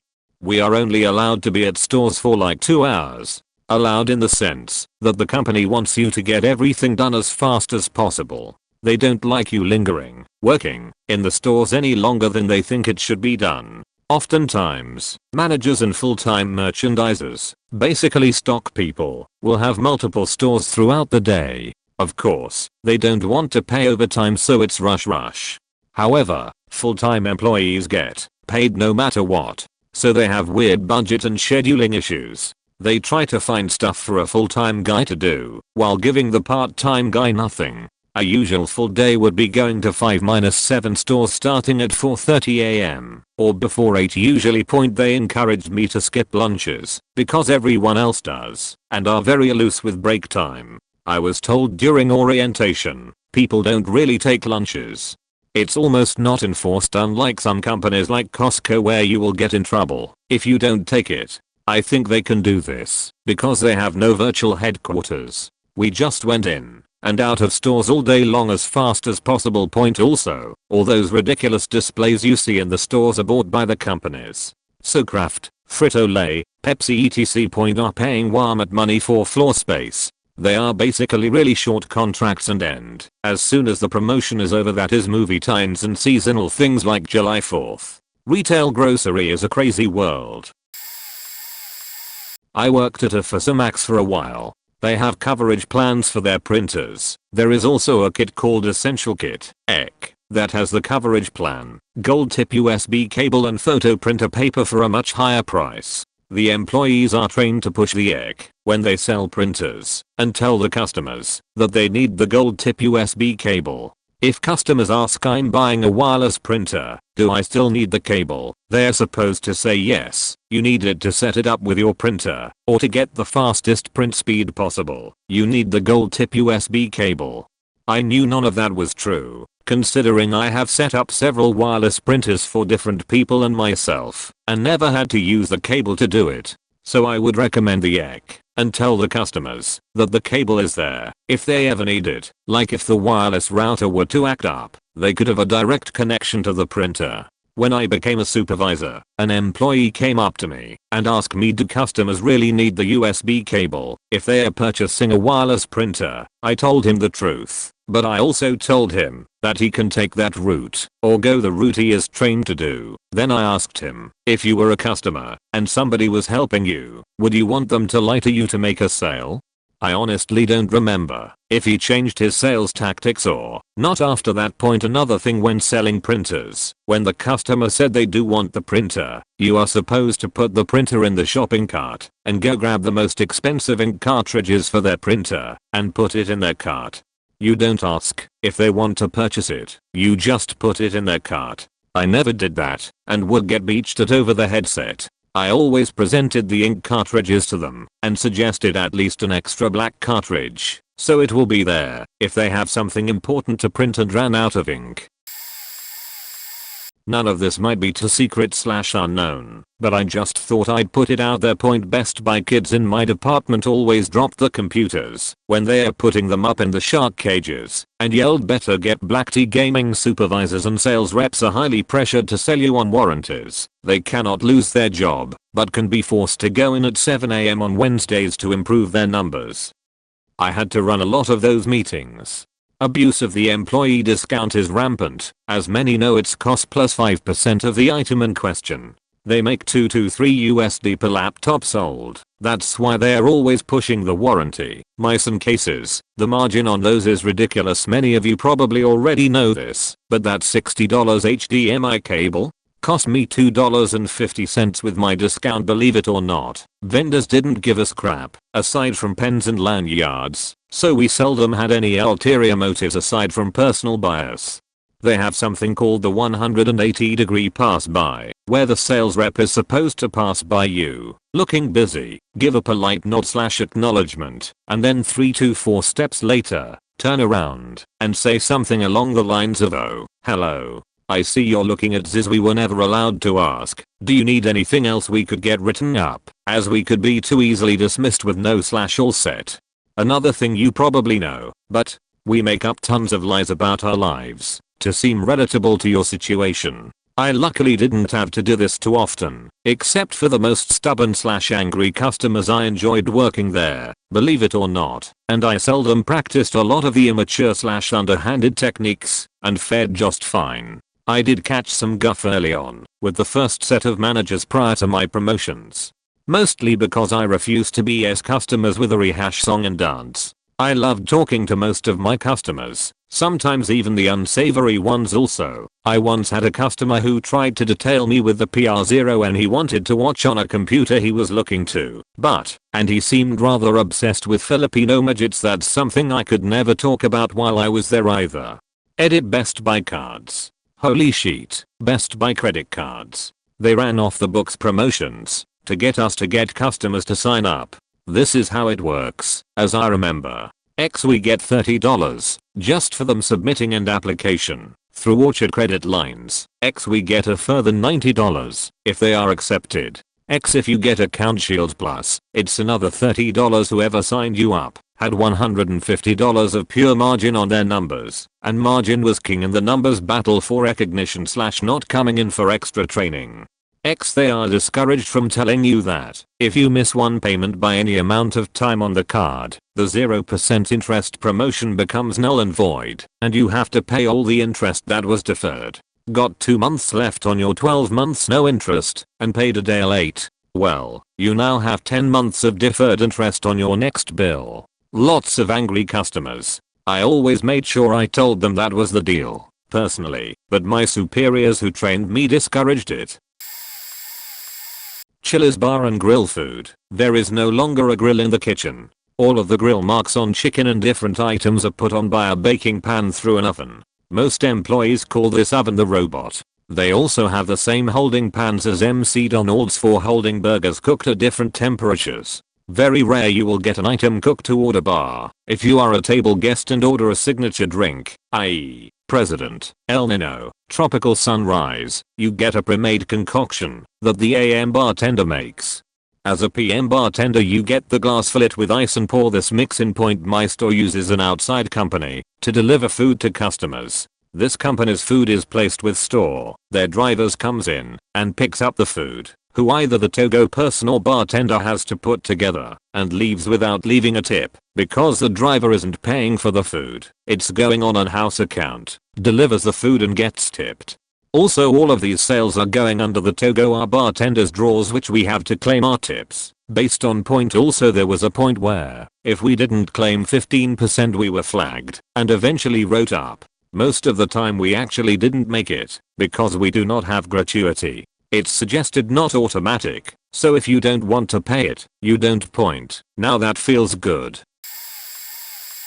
I worked at Party City for roughly a year and a half. I don't know if I came across any real corporate secrets, but there were a couple things that drove me crazy. Party City was always big on putting big markdowns on the outside of the store to get you to come inside, which I realize is a common trend. More often than not though this led to confusion for some customers. We had a year-round advertisement for 50% off all solid colored tableau, but you had to look really closely at the small print to see off of MSRP.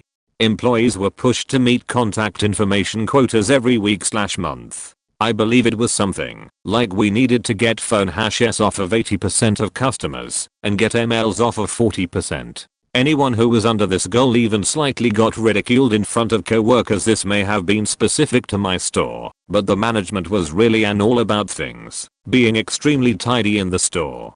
During non-Halloween times, one person was expected to go through all of the aisles and make sure everything was literally perfect. That tablecloth is hanging just a little crooked. You get beached out about it. This one item was hiding out of place. The end of the world. You're a horrible person. Customer service was emphasized to the point where we suffocated our customers. Every single customer who came in, no matter what their attitude was, or if they obviously didn't want help, we had to get in their faces and ask half a dozen questions. Our customer service lines were very robotic too, and if we didn't say them just perfectly we would get yelled at over the walkie-talkies.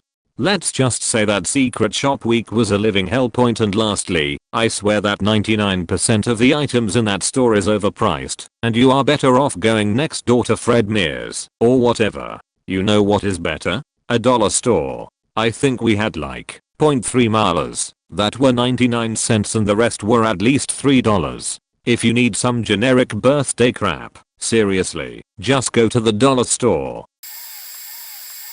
Oh man. Sorry for the wall of text, but I'm about to go into overdrive on this sheet. I'm a store manager at a Dollar General. I have been employed at the company for 5 years and 5 months now. We are forced to ask for donations or we will be punished. It is a company goal each store in a district raise $50 a week in literacy donations. How do you do this? Whenever a customer has extra change left over from buying anything, you are supposed to ask them to donate the rest into the cash cube for a donation. I don't have a problem raising donations for anything, but to be punished for not meeting a goal is pretty annoying. Most stores in our district have no problems gaining this $50 goal, but when some store doesn't, shit seems to hit the fan. We will get a long-winded essay about how we are living up to the company motto of serving others, and we need to make sure our sales associates are asking for every penny from the customers, or we are to give them verbal warning or progressions if they continue to not make goals. I have no other problems with the company. I just don't like the idea of being forced to ask customers for the money we gave back to them. I get it. Actually, another problem I have is cutting hours midweek point. I can understand a company wants to make goals and make themselves look good, but at the end of every quarter we get emails daily from our regional manager to a district manager to us. After working 5 out of the 7-day workflow, they email us saying, cut 10 hours of pay for the next 3 days. I go into shock reading this sometimes. The last 3 days of our work week is our truck days. It is our heavy customer days. It is when we get our sheet done. I have to go around and tell my employees that only get 13 to 20 hours a week at faking 7.25 that I'm cutting their hours because the company wants me to save 10 hours that week. No faking. Wonder why people quit so much, why they have high employee theft, and why most of their stores are sheet. Not all but most. Point. Probably the worst thing about being a store manager is that it's hard to explain that the company I promote sits on there is till the end of the work week to announce that we have to cut hours for the rest of the week. Point. Good game. Dollar General. I currently work at a 4-year public university. Most of the job listings on our website are already promised to people within our own department who are looking to move up, even though the job posting does not explicitly state this. If another on-campus employee outside of our own department applies for the job, as long as they meet the qualifications, we are obligated to interview them. We will occasionally post an honest-to-goodness open position in which we will consider any and all qualified candidates, including those from off-campus, but out of the 8 interview committees I've been on, 6 of the positions were already more or less in the bag for someone that already worked in our department. This has always really bothered me. Not only are we wasting hours upon hours of our own time in these sham interviews, but we are also wasting the time of truly interested candidates that have no shot in hell of actually getting the job. It's absolutely maddening to interview qualified, competent candidates who are better suited for the position than the incumbent, but be unable to hire them. Also, the university system does not allow performance-based raises, so employees rarely progress within the open pay ranges associated with their job classification. In fact, most remain in the first 2 quartiles of the ranges, even after a decade of service. This prompts many employees to leave the university system after discovering they have no way to reach the upper end of the salary scale in their classification. It also promotes bitterness and low morale among employees. I have one colleague that is chronically absent, makes frequent and substantial mistakes in her work, and more or less does student assistant level tasks because all of the more complex tasks had to be taken away from her. Yet she makes the same salary as another one of my colleagues who has been with the company years longer, successfully and competently juggles a crazy amount of high-level work, etc. Makes it extremely hard to remain motivated to do a good job when it's not going to get us anywhere, and b. Sally McFurquid over here is on Facebook and painting her nails, but pulling in the same paycheck as the rest of us. Seriously, we have a metric sheet ton of horrible employees that have somehow passed their first year of probation, so we are pretty much stuck with them, no matter how badly they fuck up. Short of stealing or threatening physical harm to someone, we never fire anyone. Ever.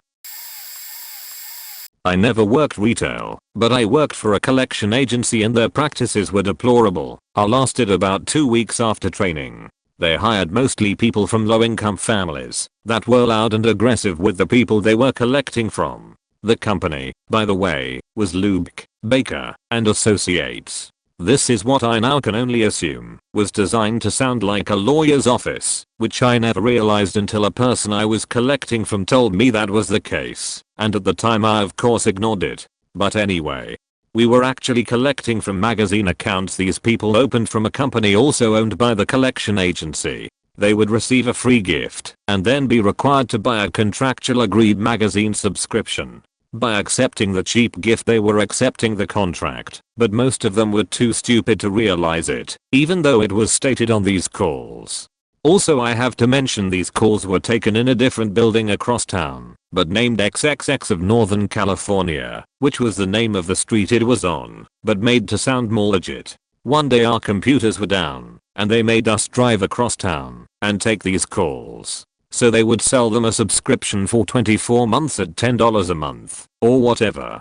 So now they're locked into $240. If they stopped paying, they would send it over to us who would collect on the $240. We could never tell them it would go on their credit and we could never tell them we would garnish their wages, but we could knock it down to $80 no questions asked, no matter how much it was. This company would harass these people to no end, until they were practically crying, or most of the time cursing, at me, and most of the employees were desperate to meet their quota, so most collectors would tell people it would go on their credit, and threaten them anyway with nobody punishing them. However, when I deployed these tactics, out of desperation to stay up with the pack, they fired me. But here's why. When our systems were down one day they had us pull the cold files. Paper files that hadn't ever been put into the computer system from the early 90s. This took place 2001-ish, when the systems came back up. My buddy, that I gave rides home quite a bit, went into the computer and started entering in each paper file he called, and our boss went ballistic. Why are you doing this? Get on the phones and collect more. He explained he was legally obligated. His first job was in a lawyer's office and he actually asked the guy to send out a letter to anyone he calls, and he didn't want to be sued along with the company because they could easily name him as a defendant as well. They kept trying to make him get on the phone and he refused, so they fired him, and he sued them. I was fired shortly thereafter. However, the state did run them out a few years later. Now they are in another state. After drudging up these poor memories, I did Google it while typing this, and found this. Owen Shopko. I worked there for many years, and it's been many years since I left. But while I worked there, they would cut up sneakers and other clothing items that were out of season and left over after many clearance sales. I was shocked at the pile of clothing in the garbage room. I approached the store manager about the waste and suggested that he could have donated it to the Salvation Army or Operation Bootstrap. He got miffed and said that the store already donated plenty of stuff to charity. Oh, yeah. And how did that make use of the sheet ton of clothing you threw away when there are people who have nothing? And they had the gall to cut the clothes up and make sure that no one could use it, even if they wanted to. Disgusting. Also Shopko, if an employee were injured on the job and the injury left him/her with problems that required repeated doctor's visits and time off, the loss prevention people were ordered to find something that could be used as grounds for firing that person. Again, Shopko, if the manager wanted to fire a handicapped employee to raise the bottom line a bit, he had to be careful how he did it. After all, the employee was protected by the Americans with Disabilities Act. The solution: tell the worker that his/her position has been eliminated and offer him/her another position that he can't physically do and a schedule he can't work. I used to work at Toys R Us as whatever they needed me, cashier/cart/back of house/bike builder. Bikes' frames and wheels were bent from being shoved in the truck 50% of the time. We just bent them back as best we could, or used spare parts from scrapped bikes. If you were nice in asking us to look in the back for an item, we would very much try our best, but even the slightest attitude we would blow it off and act like we looked. Stock is always off point. The cameras are real, but aren't monitored or viewed unless something obvious happens. Game consoles weren't treated with any more care than a box of stuffed animals, meaning they are tossed, slammed, or stacked on top of point. Employees do hide rare and hard to find toys. I was guilty of this a few times. Those damn ZHU pets my little sister had to have. Suspected shoplifters will speak to every employee as we all come up and ask if you need help. One after another, most of the people I worked with showed up high point. If you shook the shelves, you could possibly create an avalanche and get free stuff/lawsuits. Just in general, the items are treated like sheet from the time they get off the truck until they get to the shelf point. If I think of more, I'll edit. As a bike builder, I would often give out free replacement reflectors, tubes, tires, and sometimes even rims if the customer needed them and asked nicely and respected me. That's one thing true employees never got. Respect point if you mention a certain associate did good in assisting you to a manager, they get a little gift pat on the back, that'll do pig. Or what have you point. In general, a little respect goes a long way at Toys R Us. Probably gonna get buried, but here it goes. I worked for a chain of theaters known in the upstate area of New York a few years back. Pro tips on popcorn: if you see a movie during the week, aka Monday, Thursday, you'll always have fresh popcorn, as there are less customers during the school year that come during the week. Summer is a different story. We always pop one fresh batch at a time. You know, the popcorn that you consume during a Sunday afternoon matinee? Yeah, it was popped Thursday night and has been stored in 50-gallon garbage bags for the duration of the weekend. The popcorn popper is only for show/smell on the weekends. There is an additive in the oil that makes it smell really good that gets piped through the climate control system into every theater. There are 2 vents right above the popper, one for exhaust and one for pumping smell into the theaters. Look above the popper sometime in any theater. We would pop one fresh batch for the matinee, late afternoon, and evening performance from Friday Sunday, just to get the smell throughout the theater complex. The popcorn that you're eating from the warming beans was popped Thursday night and will be used for the duration of the weekend. It was thrown out Sunday night during the weekly high cleaning routine. That's how it was done in this particular chain of theaters, so I can't comment on other chains. I was appalled at the lack of quality in the products they were making us sell, and I got tired of getting screamed at by the 16-year-old supervisor Beach. I was 25 at the time and was just looking for something to do in between jobs, who got promoted because she was giving BJs to the manager, a 37-year-old man. So I quit after 3 months. T-Mobile has to honor any promise made by a previous CSR, as long as there are notes on your account proving the promise was made. So when a CSR is promising you something, make sure you mention that you want it noted on your account, so they know you know those notes are there. Doesn't guarantee they'll do it, but can't hurt. Also, if your service is interrupted for more than an hour for any reason, other than you not paying your bill on time, of course, they owe you a network outage credit of at least $10 for your inconvenience, but you have to speak to someone, whether on the phone or through chat support to get it. If your phone has to be exchanged 3x in 3 months or less, they have to offer you a brand new phone of another kind as an option for exchange. However, you do not get to pick the phone, and arguing that you want a different one will get you nowhere. If you've had service there for multiple years without non-pay suspensions, there's almost nothing reasonable you can't get. If you push hard enough, they may try to refuse you, but just keep pushing, and if that rep won't, it's possible you're talking to one of the outsourced overseas reps. Not racist, but T-Mobile customer service quality has gone down the shitter since they started doing that. Then again, I've gotten quite a bit of free stuff because of how awful, clueless, and apt to lie those CSRs are, so I shouldn't complain too much, and you should just start over with another chat support. Stick with it. It's totally worth it not to have to sit on hold. Refresh until you get someone. If it tells you no one's available, this option may not work for FlexPay/prepaid customers. I'll edit and add more if I think of anything else useful. TLDR, read if you have or are considering T-Mobile service. Pass as useless if not.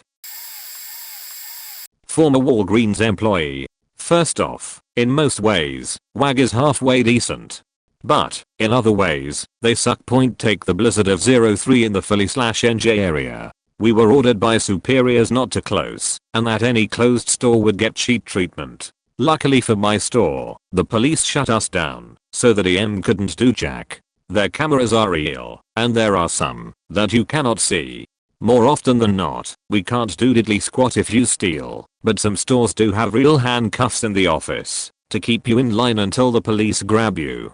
Cafe W is a disgusting thing, and I highly discourage anyone from drinking from the machine. They are to be cleaned once a night, and the empty containers are to be washed in a bleach solution and air dry. Only problem is A, there are no spare containers, and B, the bins are never to be less than 1/2 full, or MGMT will throw a hissy. That's if anyone actually cleans any part of the machine. The spigot that your drink comes out of is disgusting as hell. The photo department is required to look at every picture you want printed. If you are a hot guy slash gal, especially near a college, rest assured that any slutty pics you took were ogled, possibly printed for their private collection, and you might not even get a copy, cause it's potentially offensive material. I also currently work for a company that makes cocktail mixes, premix cocktails, and children's drinks. First off, rinse the bottle pouch off before drinking out of it. If it has alcohol in it, if it hits the floor, more often than not it's sent right into the box. Alcohol is too expensive to waste. Kids' drinks that touch the floor are supposed to be instantly pitched, but it doesn't always happen. Also, the sanitation department cleans the filling machines, but only clean the conveyor belts when the line operator throws a beach fit. Even after they supposedly clean the belts, we can peel sheets of black mold off of it. I mean, hell. I work with people so desperate to get their nicotine fix they will smoke next to the propane storage, keep their cigs slash snuff and their hair slash beard nets, etc. HD employee here. Let me count the ways we get screwed. Since 2007, starting wages have dropped from $12/HR to about $8.50/HR depending on where your store is. While anything over $8/HR is relatively good for retail, the justification given is that times are tough. The company is posting higher profits than ever, no employee discount. For me this is not a huge deal because I rarely need anything from the store. They justify this by saying that the company cannot afford to give a discount as their prices are already so low, and also because they give a bi-quarterly success sharing check to employees. But that is only if the store is above plan for that half of the fiscal year. Many of the employees, especially cashiers, are rated on the voice of the customer rating. This is the survey that is at the bottom of your 2-foot long receipt. If an cashier is consistently below a 9.0 rating on both friendliness and wait to check out, they can be put on a performance improvement plan. If at the end of the PIP they do not show marked improvement, they can face further punishment or termination. Credit. All employees are constantly harassed about getting HD credit cards. This is another area where front-end workers can get into serious trouble if they aren't opening enough new accounts. Any employee working more than 32 hours a week for 12 consecutive weeks must be given full-time status/benefits. I cannot count how many people I have worked with that have had this status withheld from them because it's not in the budget. It is illegal for the store to do, and every worker who has reported this sort of activity has immediately had their hours cut to somewhere between 28 to 31 hours per week. Retaliation anyone. This is why you never call hours with a problem. Always go above to the highest level possible. I worked for an English pub chain called Hungry Horse, run by the Green King. They own lots of chains, I do believe, and at the time I was 16 to 17, so I could only be a waitress, but I worked past the legal time, 10 PM, usually finished around 1 AM, and had to get home alone. This is a pub, remember, so as a female leaving at this hour it got quite scary sometimes. I did illegal hours, something like 8 to 10, which I didn't mind so much, but it's still illegal. I was given a 15-minute break toward the end of my shift. The law states you have to have 15 minutes every 4 hours, and I wasn't paid for any overtime, which I did a lot. Then they fired me because we got a bad secret shopper review. Every person that had worked there for under 6 months was fired, and people over that got a final warning. I could have been on break when the shopper came in for all they knew. Funny thing is, my dad's pretty high up in a union, so when he slammed them in the meeting you could see the shock and fear in their eyes. We couldn't be fussed with anything legal, although it would have been easy, but I did get 2 months pay on the day, which no one else got. Luckily when I got a new job at a pub in London they were really good to me. This was a Wetherspoons, and because I was a few months off being 18 the same rules applied, and they even said I could get in trouble if I tried to stay till late or didn't take a break. When I turned 18 they still let me do a lot of the same, but now I could stay and drink after some of my shifts. Woo. Check this sheet out. I've worked at many jobs, and that includes Target. Third shift, the worst piece of sheet job I've ever had, with the most ragtag collection of dead inside white trash and a dick redneck manager, and they actually had corporate jobs in the United States such as Target and PetSmart. Get this, expect regular employees making faking $8.00 an hour. to give a faking sheet about profits and corporate bottom end. I've had so many jobs where they sit there and get everyone together and talk about how hey, we increases sales X%, or hey, the company does X billion in sales and X profit, etc. Oh, but by the way, don't think that means you'll get a bonus for anything or a raise. Actually, we've been meaning to talk to you. We are actually cutting hours across the board because sales are down 0.01%. Not to mention having multiple jobs where I'd hear a district manager / regional director, whatever stupid faking name they give them, wherever, a person making probably a minimum of 80k and upwards, tell a store manager making generally 40, 50k average, to tell the assistant manager making about half that, to tell the people making 8 or 9 an hour that they are cutting into labor costs. Which generally means that for the benefit of being salaried the as manager works about 70 hours a week, though if they were smart, they'd realize that means that 30k salary is closer to 20k at one 40-hour-a-week job, and a second 40-hour for 10k. TLDR generally, as a regular worker in the US, you're faked.